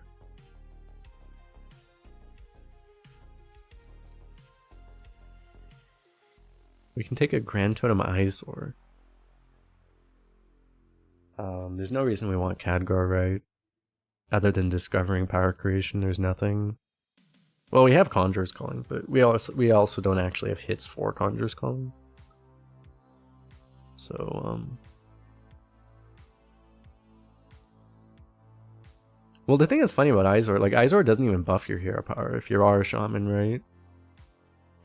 That's the thing. It doesn't even buff your future hero powers, right?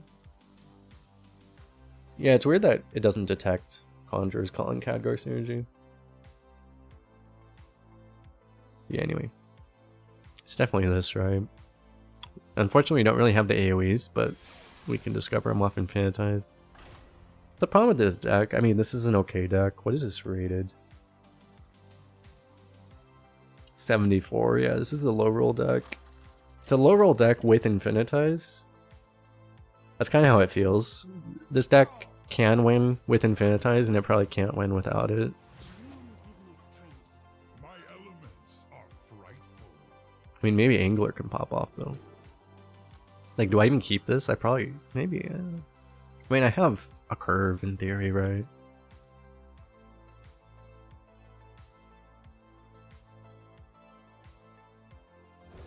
He never kills this, right? We just coin this, and then we're happy? He just never kills it? Surely? Surely, right?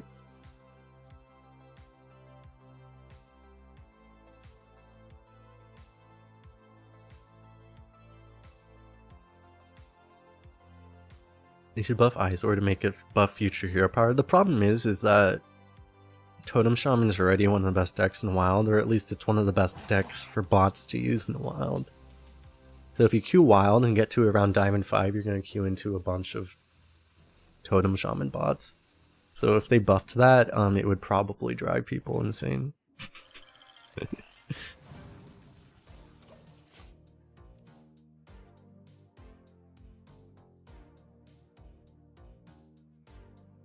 Hard Mole for Infinitize. That was definitely a potentially smarter thing to do. But isn't Blizzard supposed to be banning bots? They banned like 69,000 bots the other day. The problem is there are just another 69,000 bots that took their place. Truly disaster. I'll go for the guaranteed Murloc. Got our priorities right.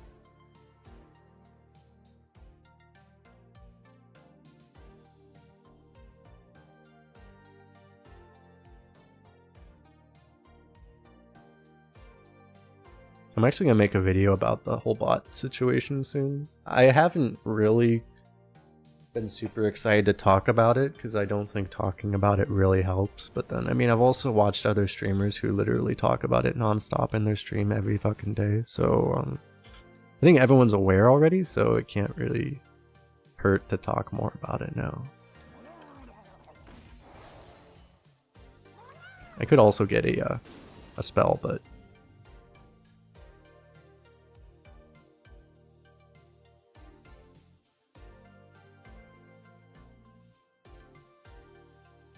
do you think Blizzard uses ChatGPT to come up with new keywords? They probably should, actually, if they don't.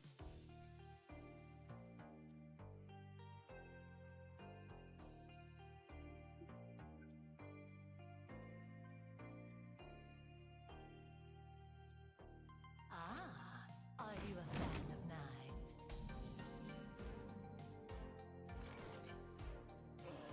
No.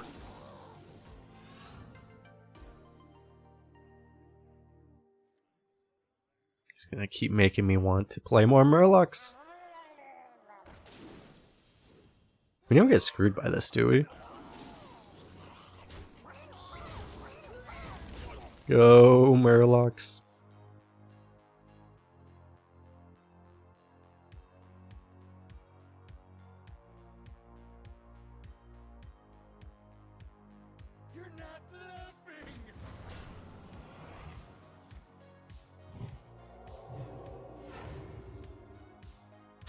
Great. Well, Rag never misses, right? Surely? Surely, right?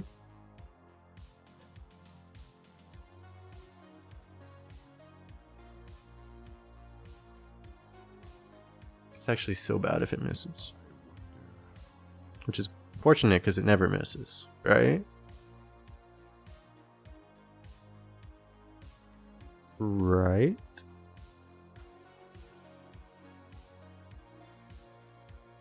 Now, do I want to? I want to trade this because even if it, I mean, if it does hit his side, it's really bad. But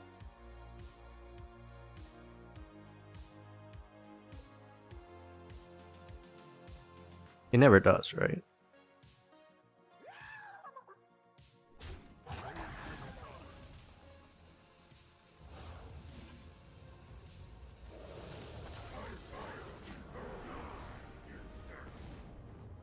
Shit.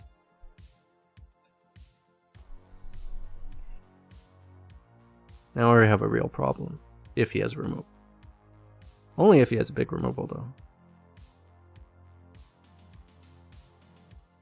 I mean, even if he steals it, he has to spend his turn pinging, so he can't play another one. So, if he copies it, it's not the end of the world. You're not laughing. It's just like if he had a shower death, we'd be screwed. You're both number one to me. Why is he afraid of that?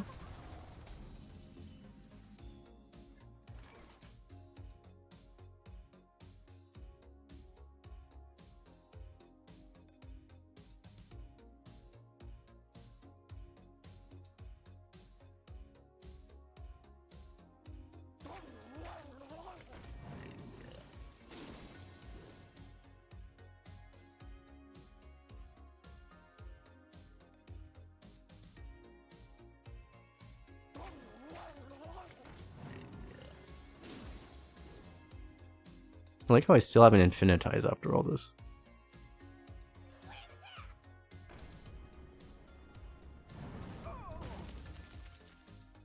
Unfortunately, like, I need to damage both of these so that whichever one gets hit by Rag will die.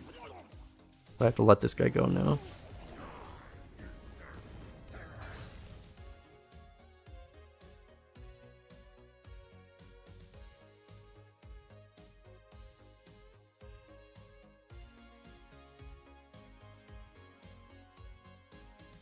I still haven't used Infinitize yet.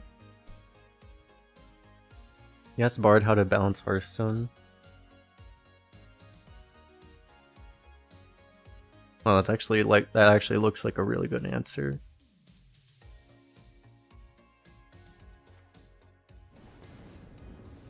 Don't you know who I am? He's actually just gonna kill it that way. He like went for it, but then he changed his mind.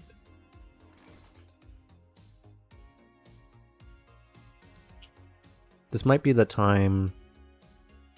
So I go for this, and then I probably start doing Infinitize now.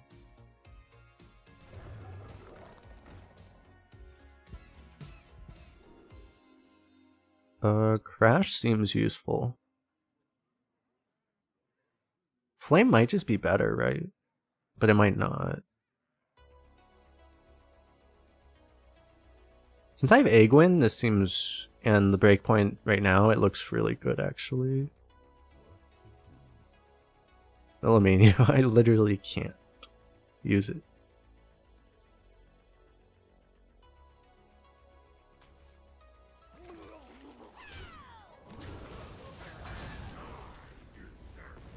Boom!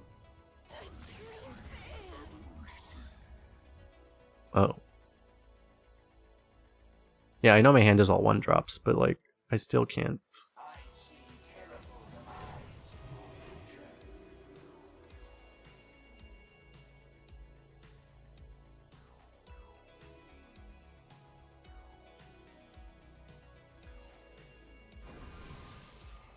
No, my Rag.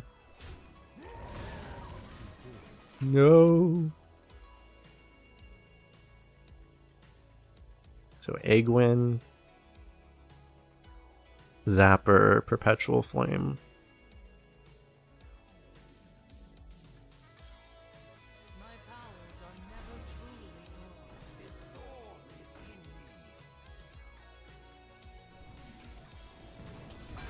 me. And then you.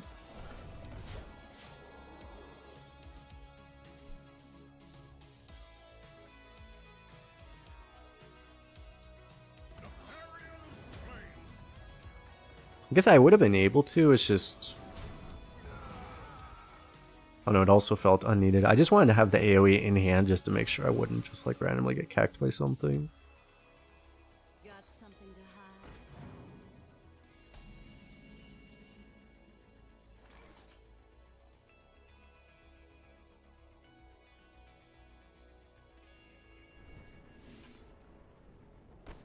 I have like almost potential lethal setup. Nature waits for no one but me. Huh, that's pretty good.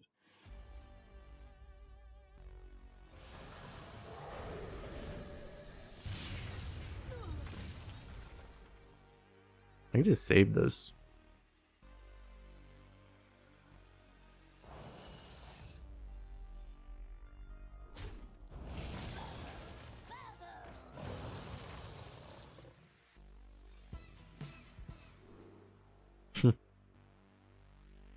I don't need this though. I should just take like this probably.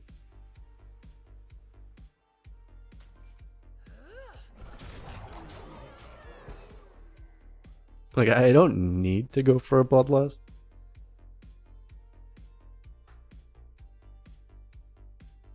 Oh, I just realized I can't even get like power creation off of this. I said like in the draft, I was like, well, maybe we get power creation. We can get Pack the House though.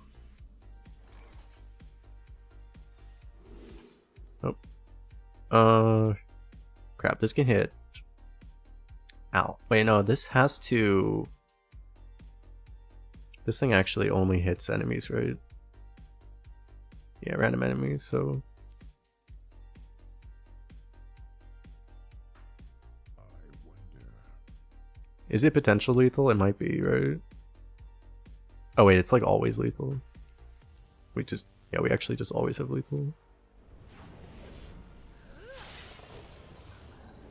I forgot how low he was. Or I forgot how much damage we have because I forgot that this thing was so big. True Robopop, true. You guys remember when they had anomalies in Arena? You guys remember that? Pepperidge Farms remembers.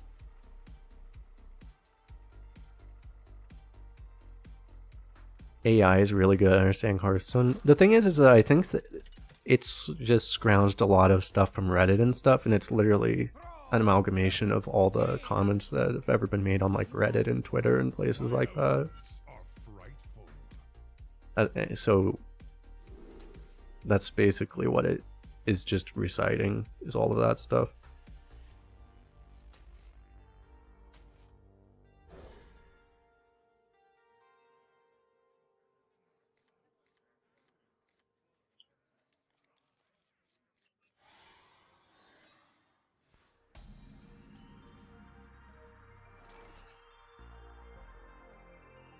Do you ever coin this? Probably not, right? I mean, are you supposed to? Maybe you're supposed to.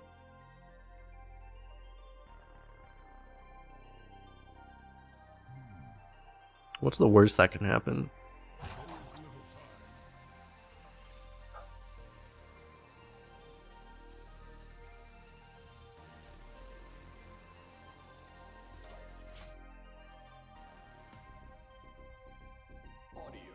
It's like an old school versus a new school question. A lot of the new school players, from what I've seen, would coin Infinitize. But classic arena wisdom would tell you not to. Can't play... I actually need to do this so that I can... The wails of these cowards chill me. play this without coining.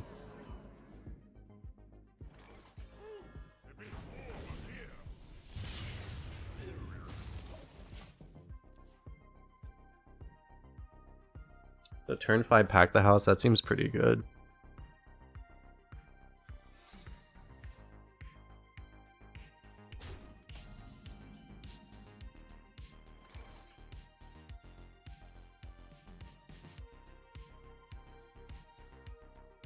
I think I just throw this out there. I definitely don't want to give him a water elemental.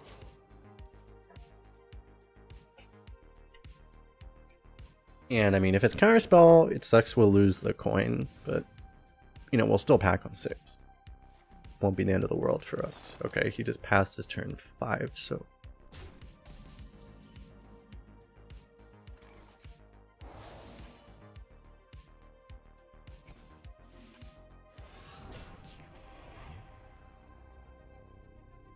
I guess I'm okay with him having a water elemental now, because it just gets cleaved anyway. Also, this gets buffed up like crazy.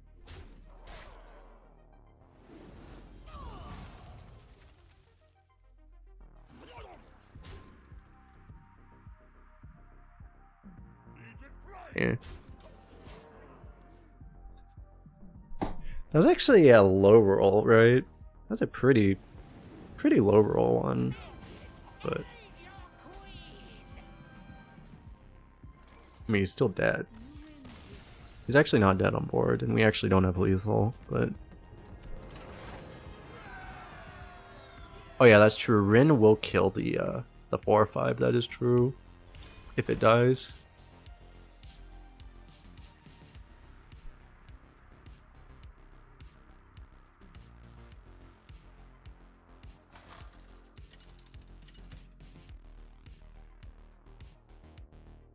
Dror versus Jaina. You asked for it. My elements are frightful.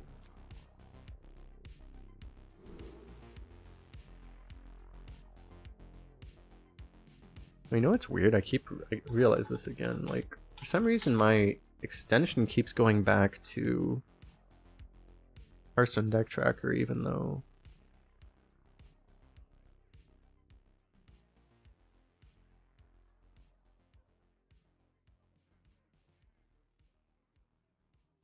There must be a setting. Like, it must be automatically turning on Hearthstone Deck Tracker.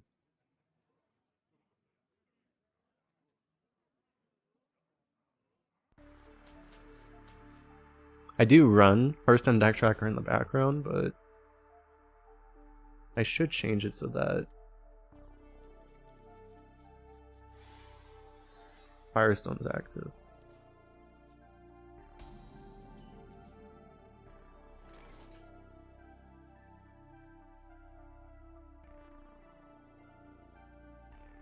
I need to look into that. There's got to be some way to...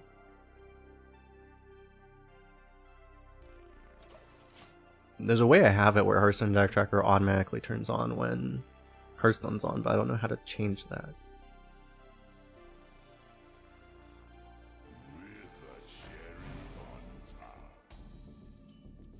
Oh, now I see.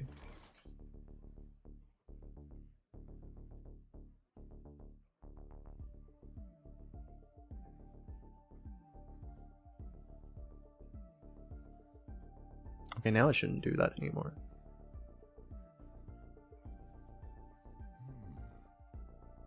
I guess I just go double 1 here.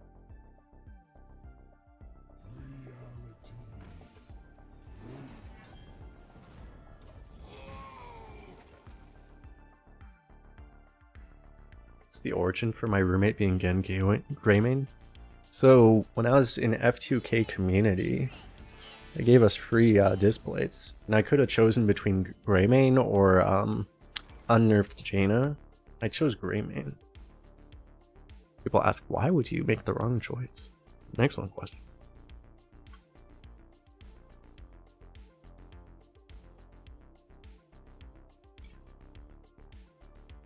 Is it worth protecting this? I want to get the 4/5 down, but obviously...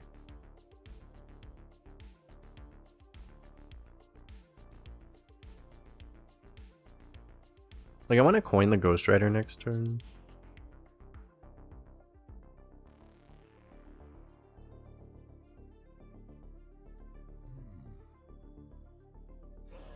And I guess I'll do this. I think I'll actually save the Murloc though.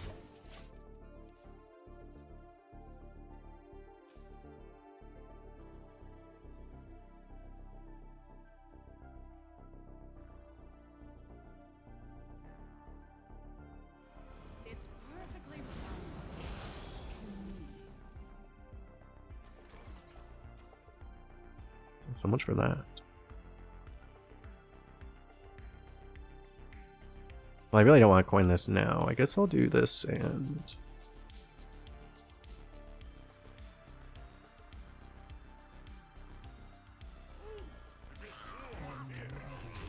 this and this.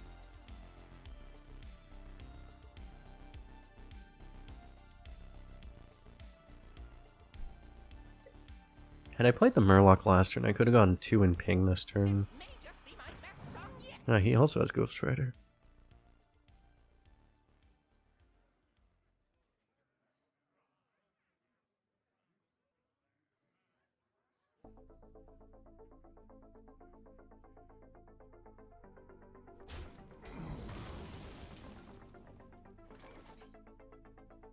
Okay, now that we have star power,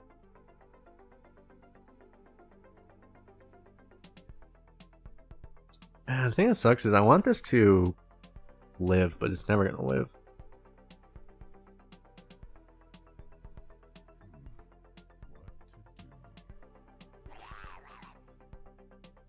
I'm gonna try to prep the board in such a way that it lives. Kind of sucks, but My hand is too full.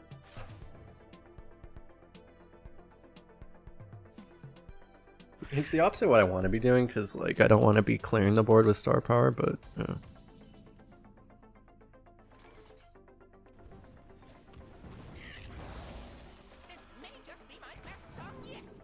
oh, greetings.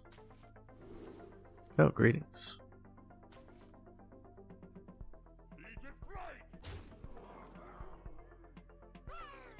I have to assume it's water elemental again. Zapping 1 doesn't seem to help me all that much, so...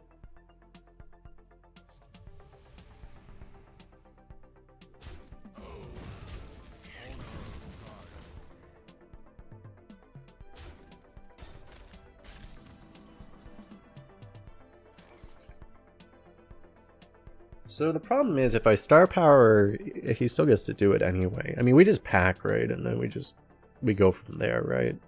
It's just kind of as simple as it is, I guess. I mean, what you could do is you could trigger the water elemental and then play star power. But it just doesn't make that much sense. I mean, nothing makes more sense than playing Pack the House when you can play Pack the House 99% of the time, so...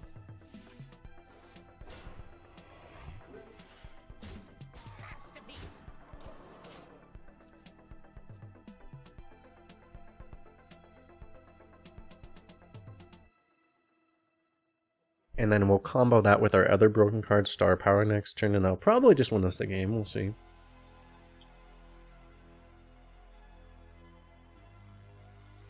This is the strategy, chat. You get broken cards in your hand, and then you play them in succession. Oh, and then we lose. He played a broken card, so we lost. Disaster. About that.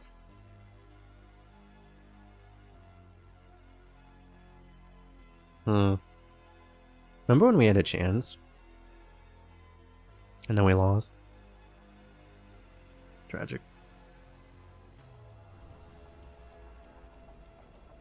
It's gonna get countered. It might get countered.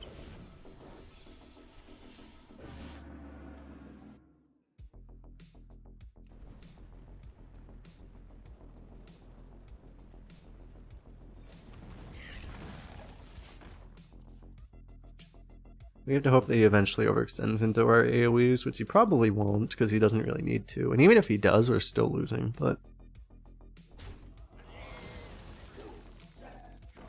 if he doesn't overextend, I mean, eventually we'll find Infinitize in theory. Another counterspell.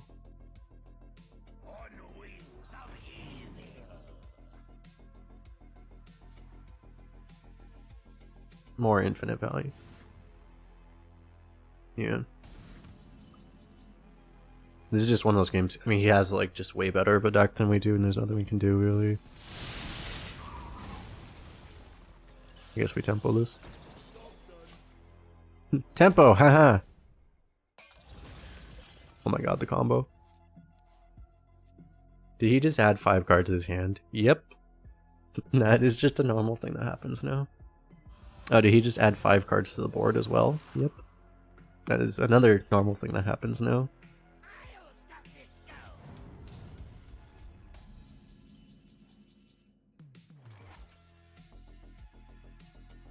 Unfortunately, I can only kill 1 with this.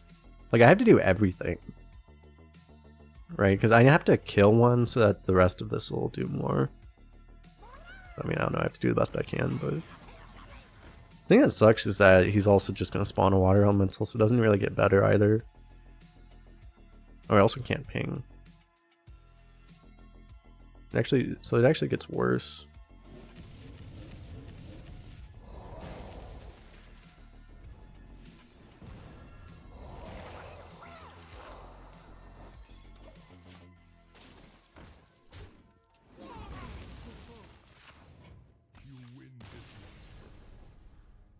So we get out of his game.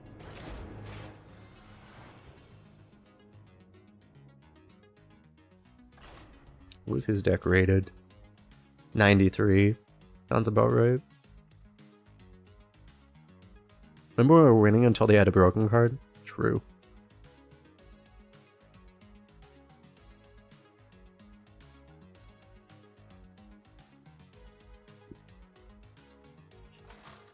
Remember when they were winning until we had a broken card, and then we were winning until they had a broken card, and then we didn't have any more broken cards, so then we died.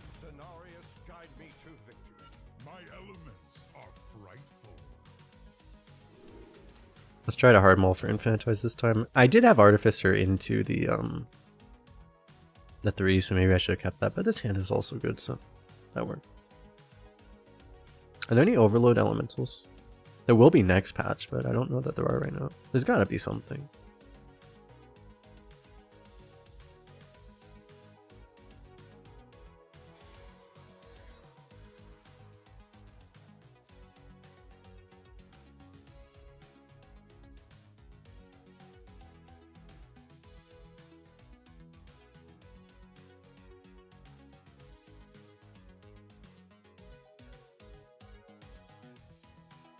I actually don't think there are, no. There's no Overload Elementals right now. Next patch there's Walking Mountain.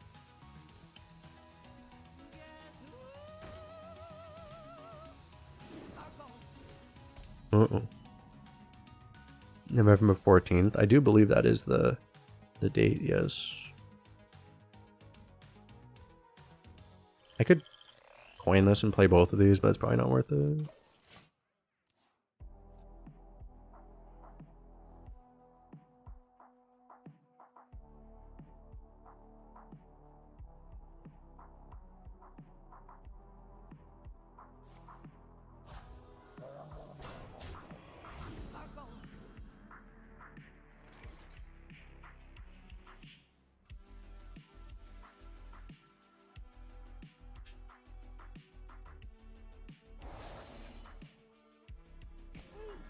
It's too awkward on curve, I think, if I coin this, because I can't play this next turn, so I need to play this first. I'm delaying this, but...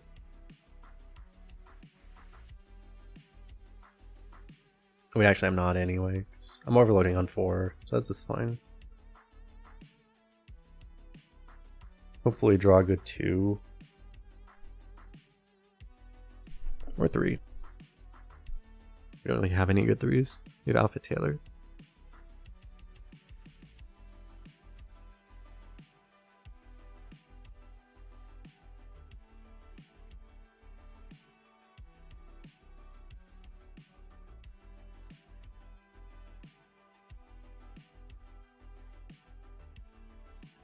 The Feral Spirit would probably be a lot better. The problem is that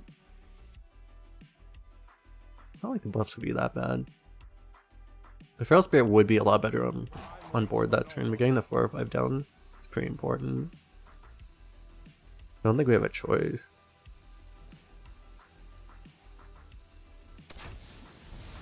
Okay. Okay, that's... Of all the things I thought were gonna happen, that wasn't it. Wait, what? What? I have so many questions.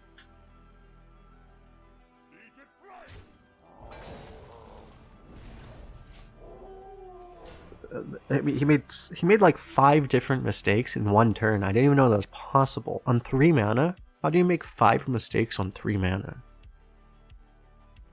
He made like 5 separate mistakes. His deck must be insane.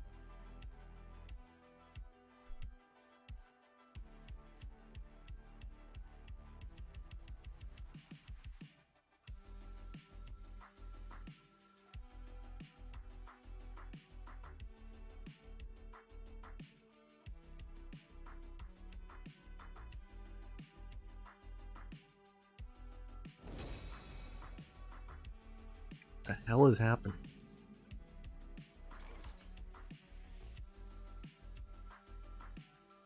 You're gonna love the way you look.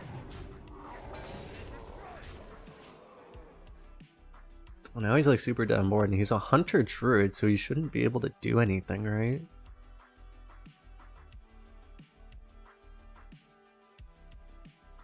He can play an explosive trap, but...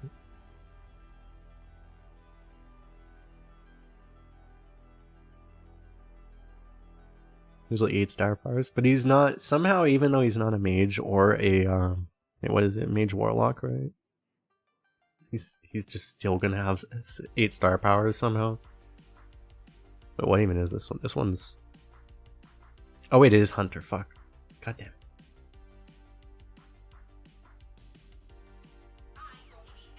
Okay, only disposal. I forgot, it's so ridiculous that hunter has star power. I was like, wait, it's not a hunter card, right? Oh yeah, it is a hunter card. Alright. Like how that didn't kill anything. I just play this right.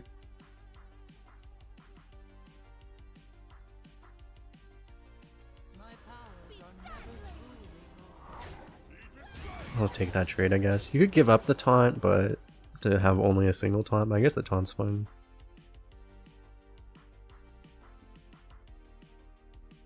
What is up, Arrow Girl number 8?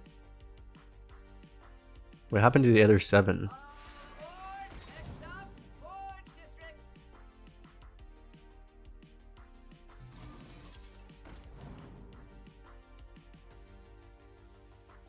You know, I'm getting mixed messages.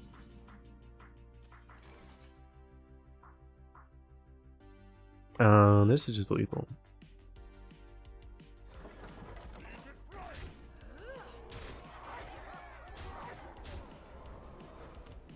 Paxton.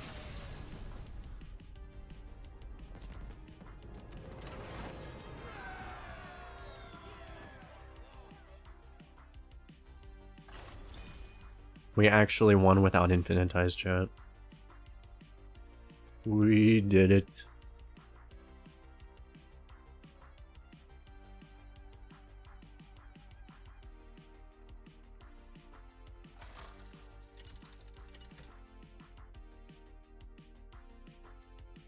Thrall versus Cactus.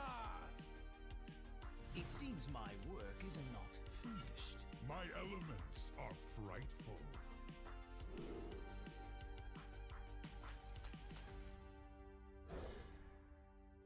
I don't think we need to keep any of these. Wait, what class is he?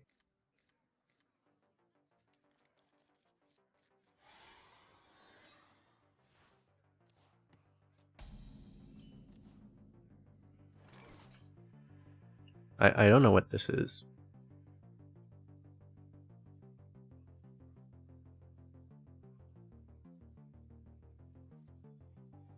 Literally rigged.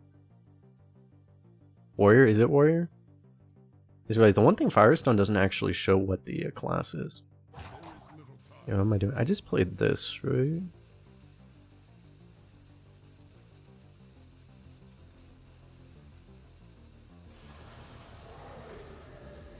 I think so. It's mage. Hold up, let me see. If I show the opponent's tracker, As mage. It is a mage, okay.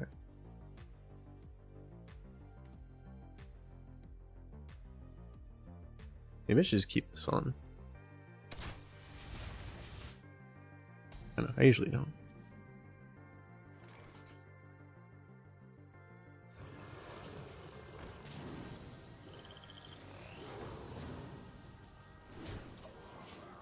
Required card draw.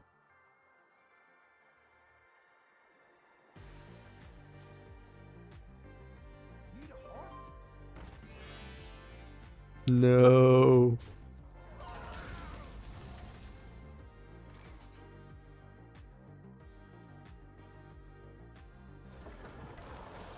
Don't really have a choice here.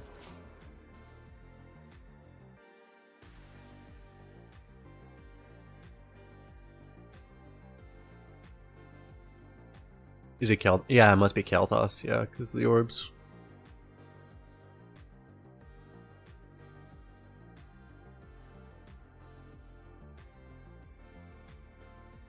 The only reason I know who Kalthos is, well, Kalthos has been in Hearthstone too, but Kalthos was very relevant when I played Heroes of the Storm too. You guys remember Heroes of the Storm? Heroes of the Storm has had as many updates in the last month as Arena has. This may just be my best song yet. Huh.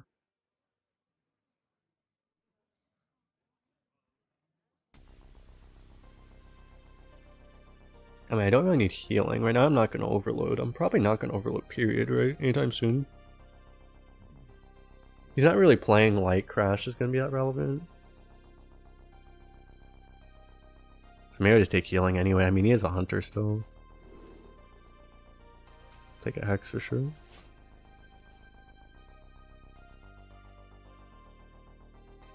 Am I getting in the hardcore WoW? No.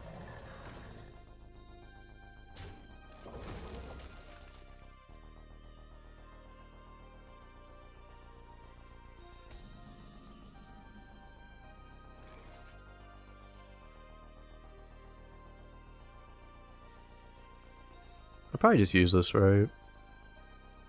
If I Hex, I could, like, Knowledge this turn, but... Oh, wait a second, I do both of these anyway.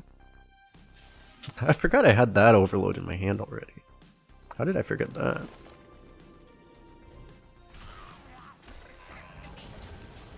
Well, good thing I picked that anyway. I have no overload, I said. Literally overload spell in hand. Oh dear. Doing mage things, chat.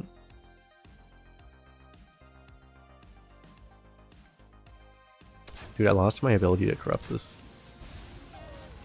We need to draw like Egwin for that.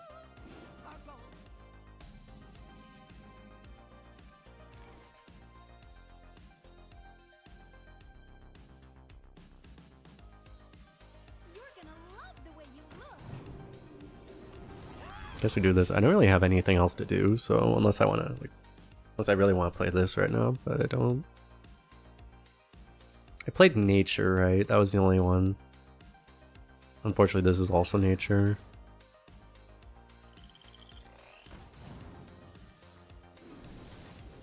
This is not Nature. This is not Nature.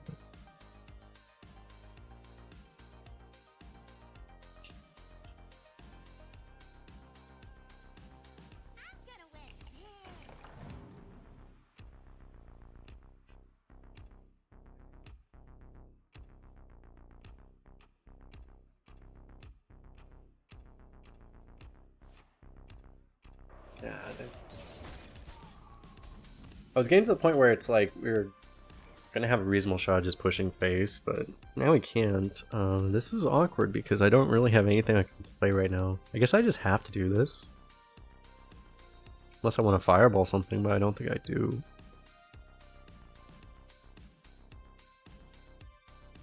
Like if I fireballed anything, it would be his face, but...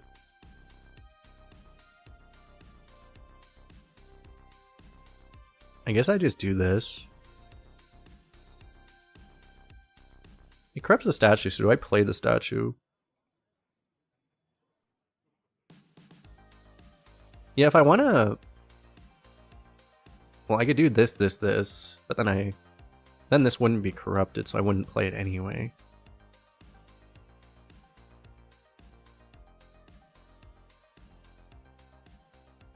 I don't know, I still start with this, I think.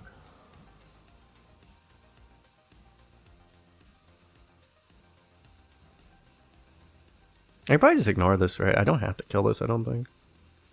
Maybe I just play this.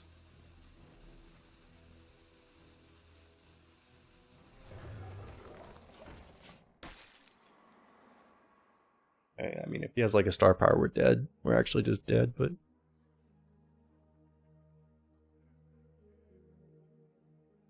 It's not that likely. Theoretically.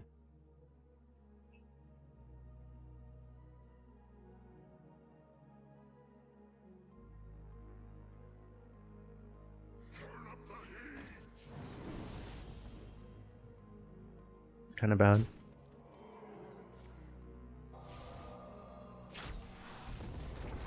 He's Mage Hunter. That does make it likely, but I'm just saying based off of like we've seen most of his hand.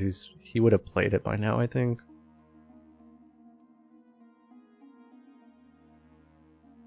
This is where it hurts that we don't have any AoEs either.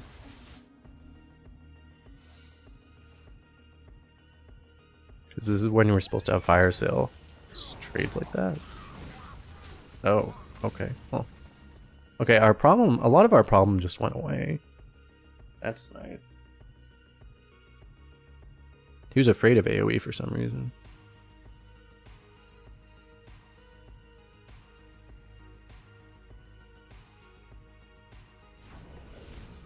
You can make a really big claw machine.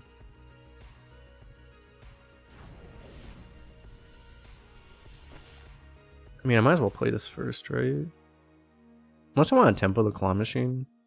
Probably don't. Nature waits for no one but me. Okay. I would have preferred Infinitize, although I couldn't play it right now. I mean, I could, I'd have to waste this, but... This is fine. We actually play around, Hidden Meaning this way. Which will be impossible once we have Infinitize.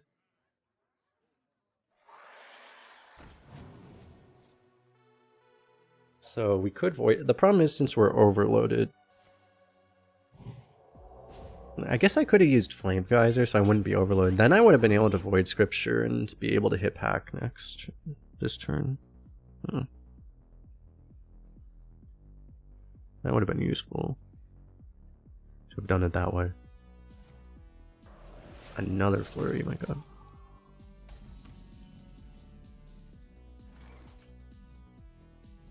I mean, what are the odds?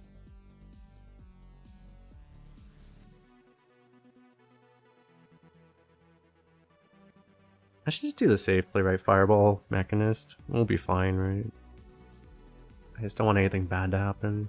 He's just like stalling, but like all his cards are just like random crap.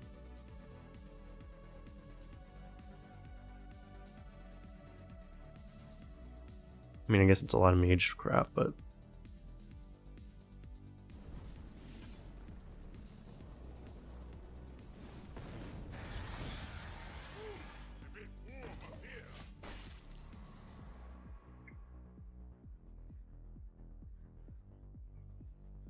We can go Claw Machine Ring Toss, or we can go Void Scripture. And then probably still Claw Machine.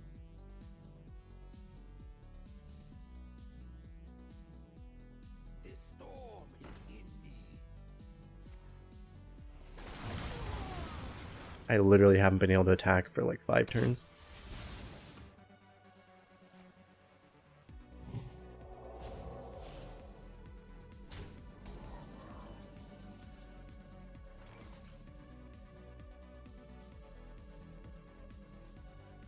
Oh, this is also going to kill this. That's a problem. I just realized.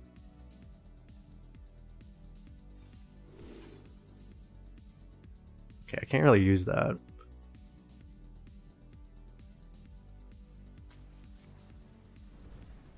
$50-50, of course.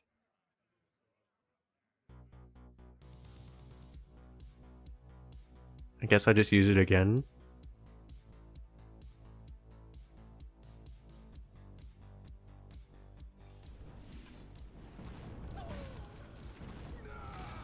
really don't want to overload. I'd rather spend the mana now, but don't really have a choice, do I?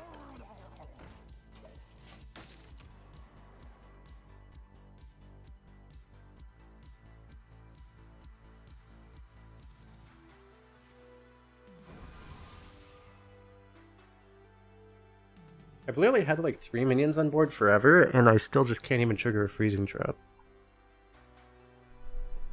No Claw. Claw kills this. And also we haven't tested freezing trap yet.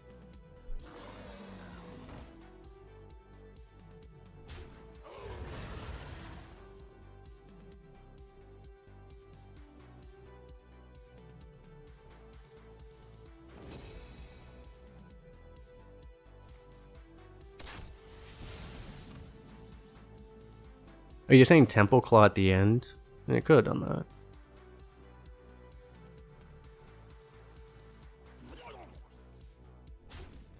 It's not freezing.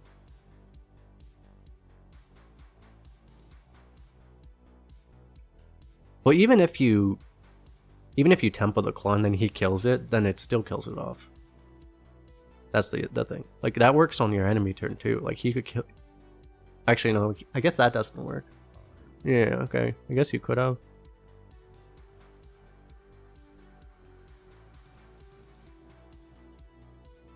I guess I still do this, right? Because this is good against bait and switch too. Nice.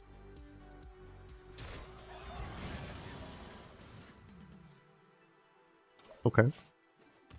We're dying though to this hero power now. Like, we actually might just die to burn. We're probably just gonna die to burn.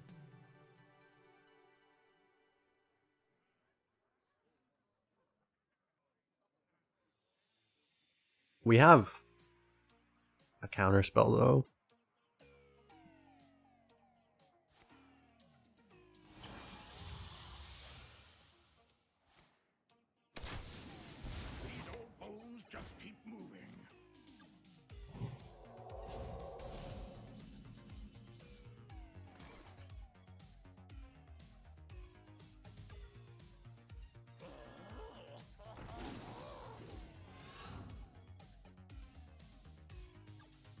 No dragon.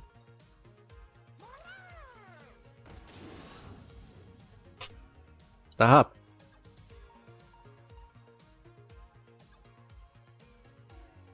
How bad do I want this ring tossed down? Pretty bad, right?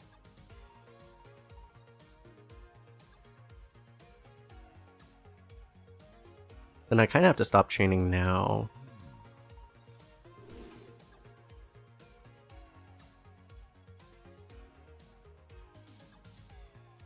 Oh, I do have a dragon, actually, that's true. But, I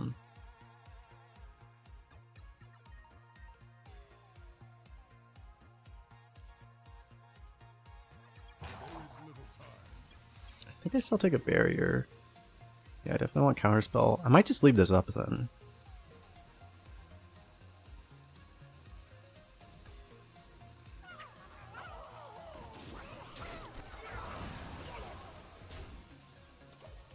Okay, I'll do it this way then.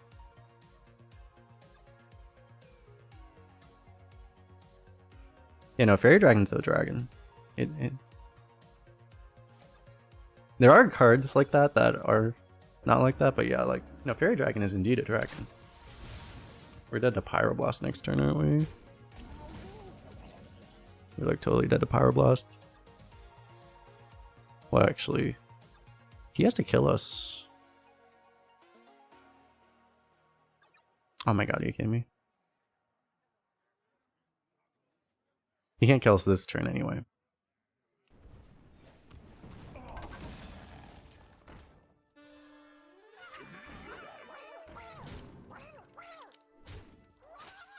Could have a 7-mana Pyro. No, he used the discounted one already.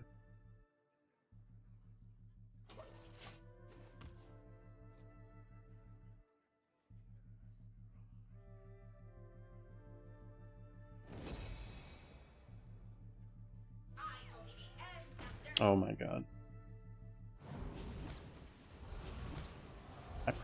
I might lose because I didn't play this app, or I probably should have played it.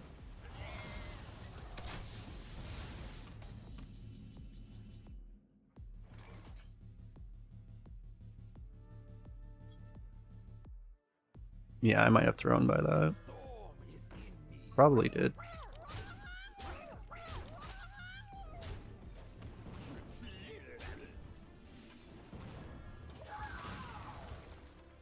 I probably threw by not playing the 3-2 last turn.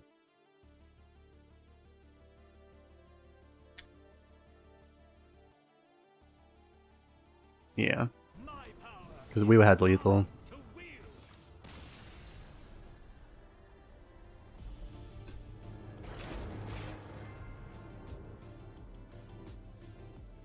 I was worried the spell damage would get removed if I played it, but yeah, I should have just played it.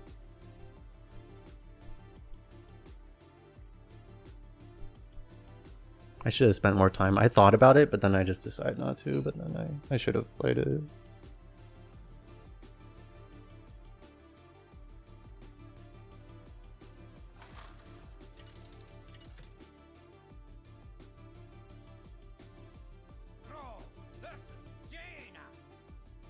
My sorcery will prevail.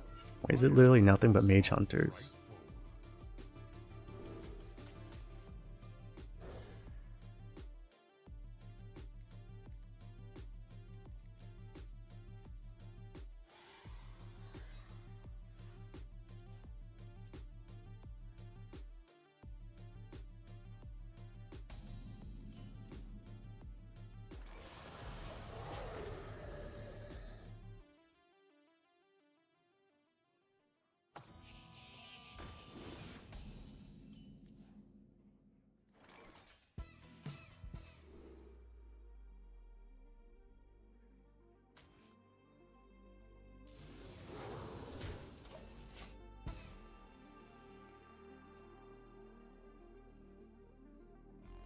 And that's a weird one, but maybe I should have actually played the guidance here because that would have overloaded me for this.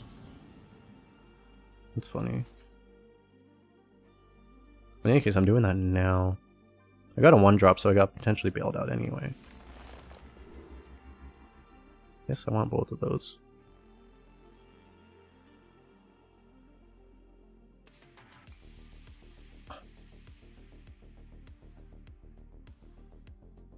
There's no way I altered chord right now.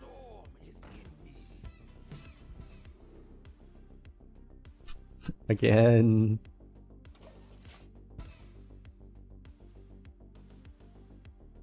Might have hand space issues, but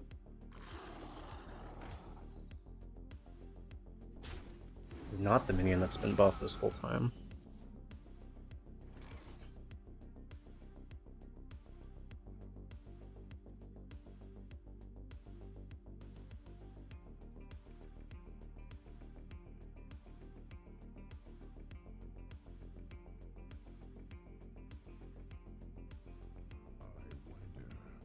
Do I just chill and play this?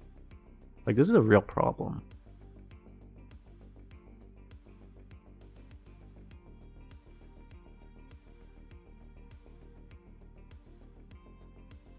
I can overload whenever I want to kill something.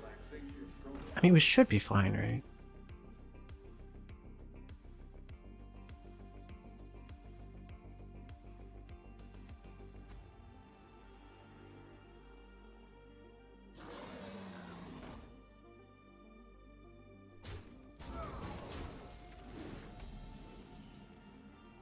I feel like I definitely need to kill that now. Well, Crash is pretty good.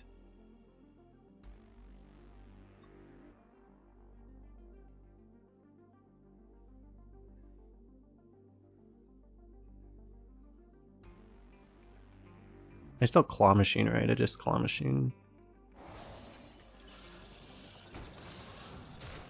But yeah, that definitely needs to die. We have a lot of Discover to hit a Hex for whenever the giant thing comes, right? We'll deal with that when we see it.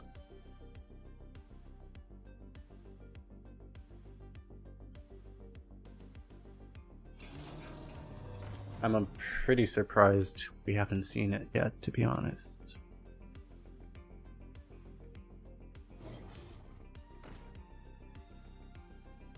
Like he's protecting it.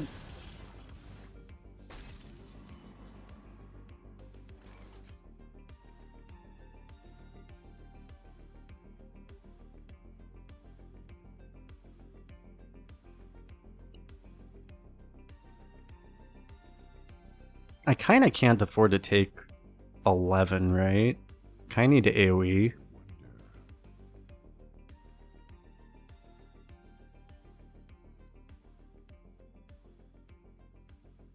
I have this, but like that's just way too expensive. If I play the 8-8, like he's probably going to swing it somehow, and then I'm probably just going to die anyway. I think I have to do this.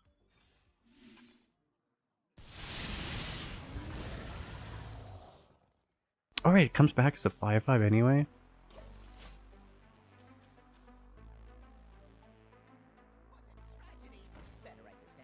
Dude, what does he have? He hasn't played yet.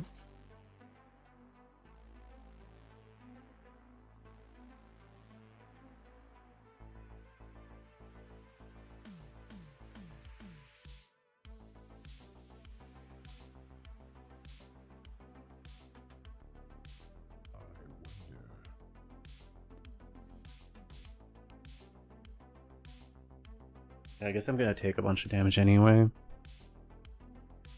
I have to at some point take a bunch of damage. Like I can't just. I mean, I don't have removal anymore. So I could just go like double statue.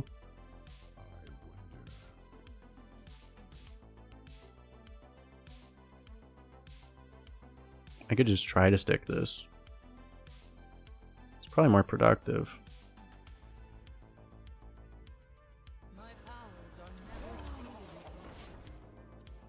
It can potentially have to make a choice, I guess.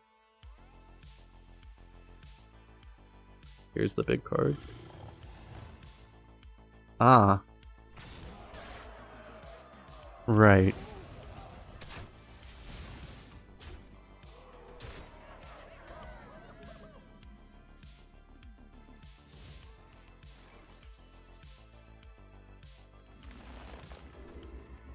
Oh. We actually might live.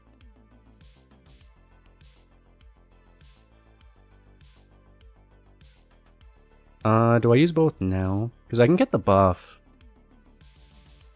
if I want to, but I end up taking another 11.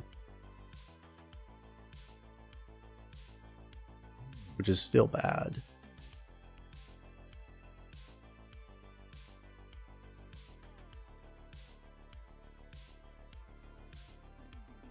I can hex and then...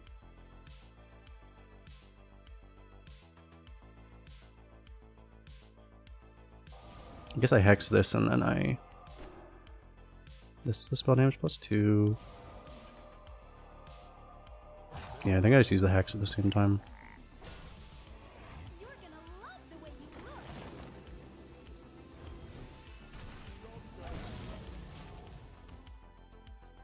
I can't really... Can't take that 6. And the altar cord is still cheap. If we draw another minion, we'll still be able to use it with spell power too.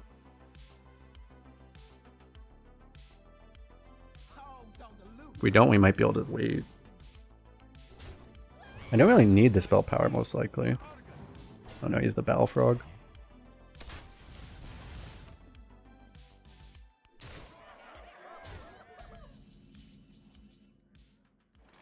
Don't have it.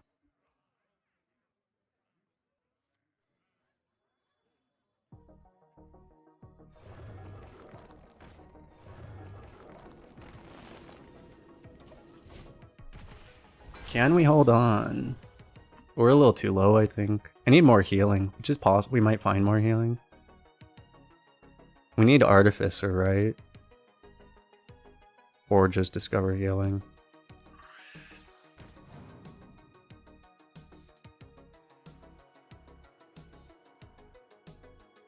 We might start with Ghost Rider next turn so that we can have Corrupted Ring Toss. We can also conjure the Ghost Rider.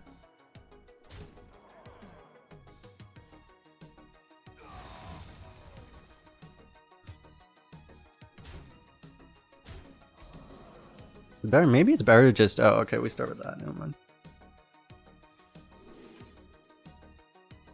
Shit.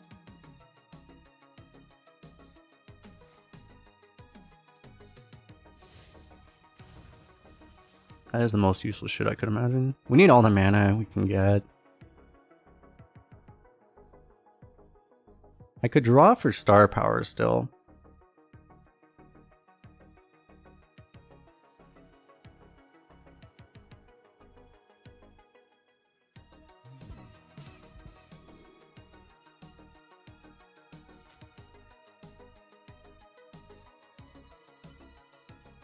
Okay, that keeps us alive.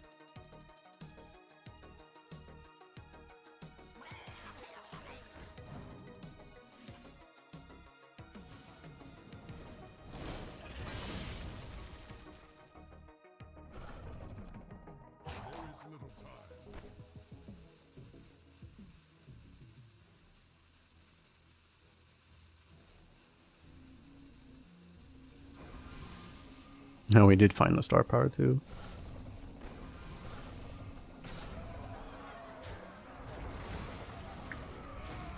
Well, he needs to have no damage basically at all, and we also still need to kill him in 2 turns.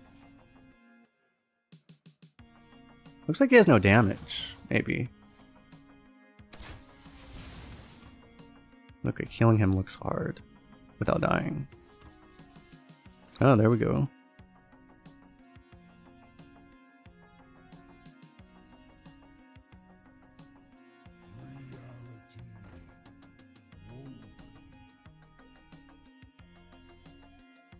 You ever bump first? I don't think so, right? Oh, it looks like I can't play ring toss. Yeah, if we weren't overloaded.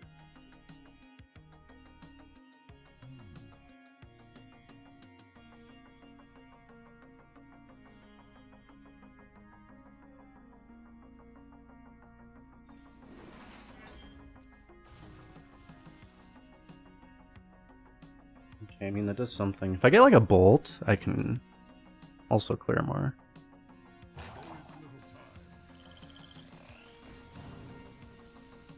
That's not it.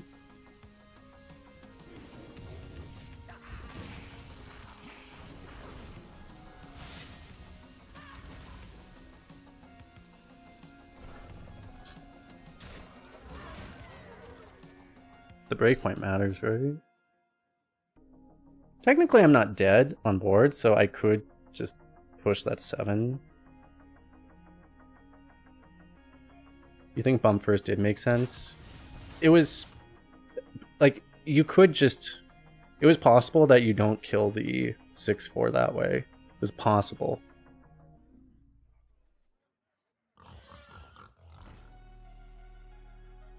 But like it would be a risk. It would be better if, assuming you didn't get screwed.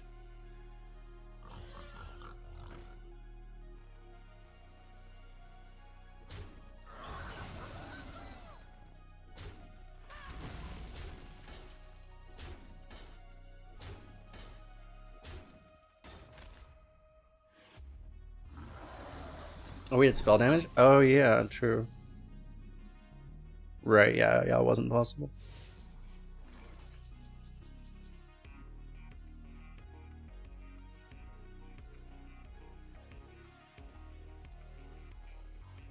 So I do this right, and then I Ghost Rider, I guess.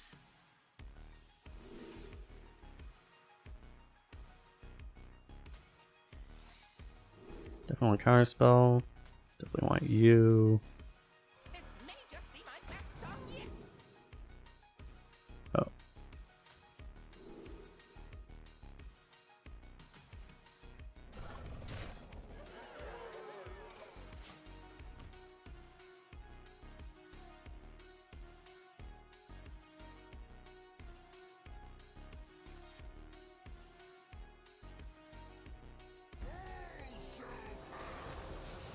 Why is it always Kolgarn?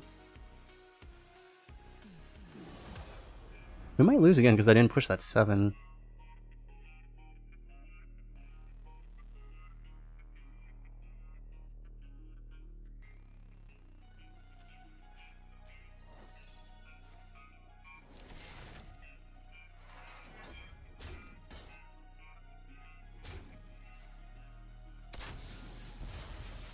Wait, what the hell is Hinge Clan Squire?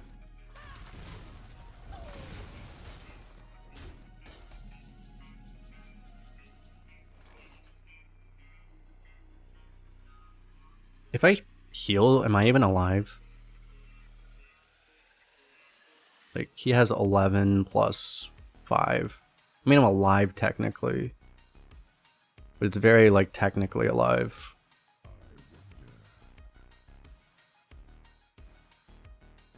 If instead of counterspell, if I took explosive runes, I actually would have been able to kill this here. With that top deck. And then it might have been okay. It's unfortunate. Anyway, I don't think healing is winning, right? Like, I have to do this.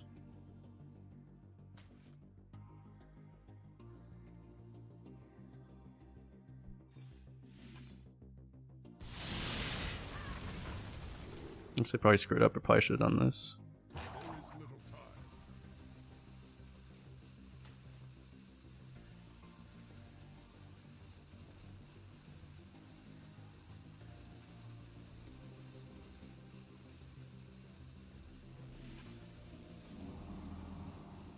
So I think I would have had an extra cast of that too.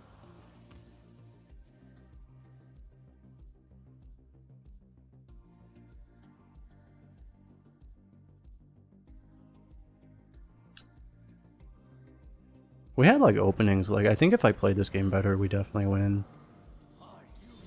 Oh well.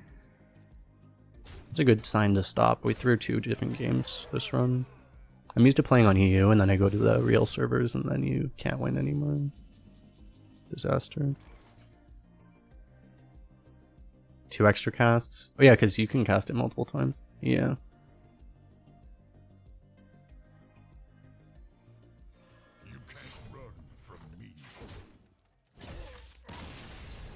Yeah.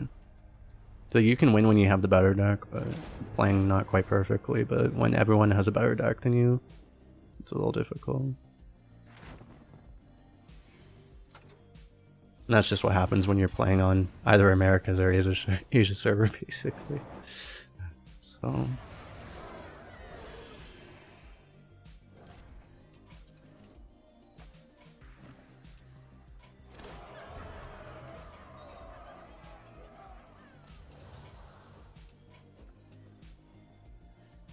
Fuck, I have to play on this server again tomorrow.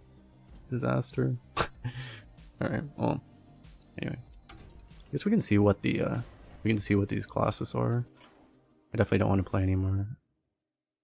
We have a mage. We'll at least have a mage to start. I guess I'll do the second pick. We'll do the other pick too. I guess we do mage priest, huh? But yeah, we'll do this another time. What are the dual class win rates? We might as well. I think we'll do a priest. Yeah, I've done paladin, but I've done a lot of paladins. Like, paladin might be better. I'll probably just do priest anyway, just because I haven't done it. I would bet paladin's actually better, but probably just do it anyway. Anyway, appreciate everyone for hanging out. For some reason, oh, there it goes. Sometimes Windows just freezes up and it doesn't let you actually type into the search bar. That's what I was gonna do.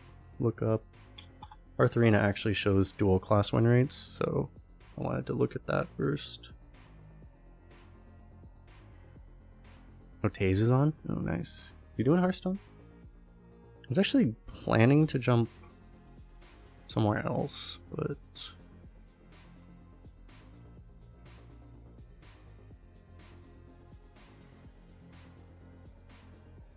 He's doing arena.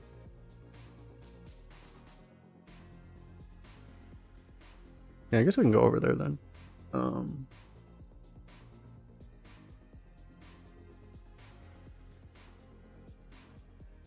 Anyway, class tier list.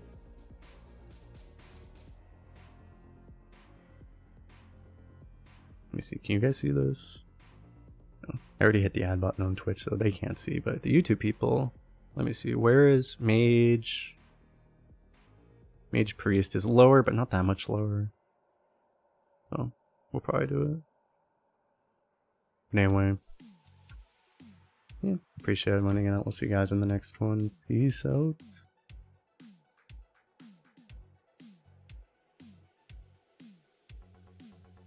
When asked, by the way, is Death Knight here part missing Verena? Yes.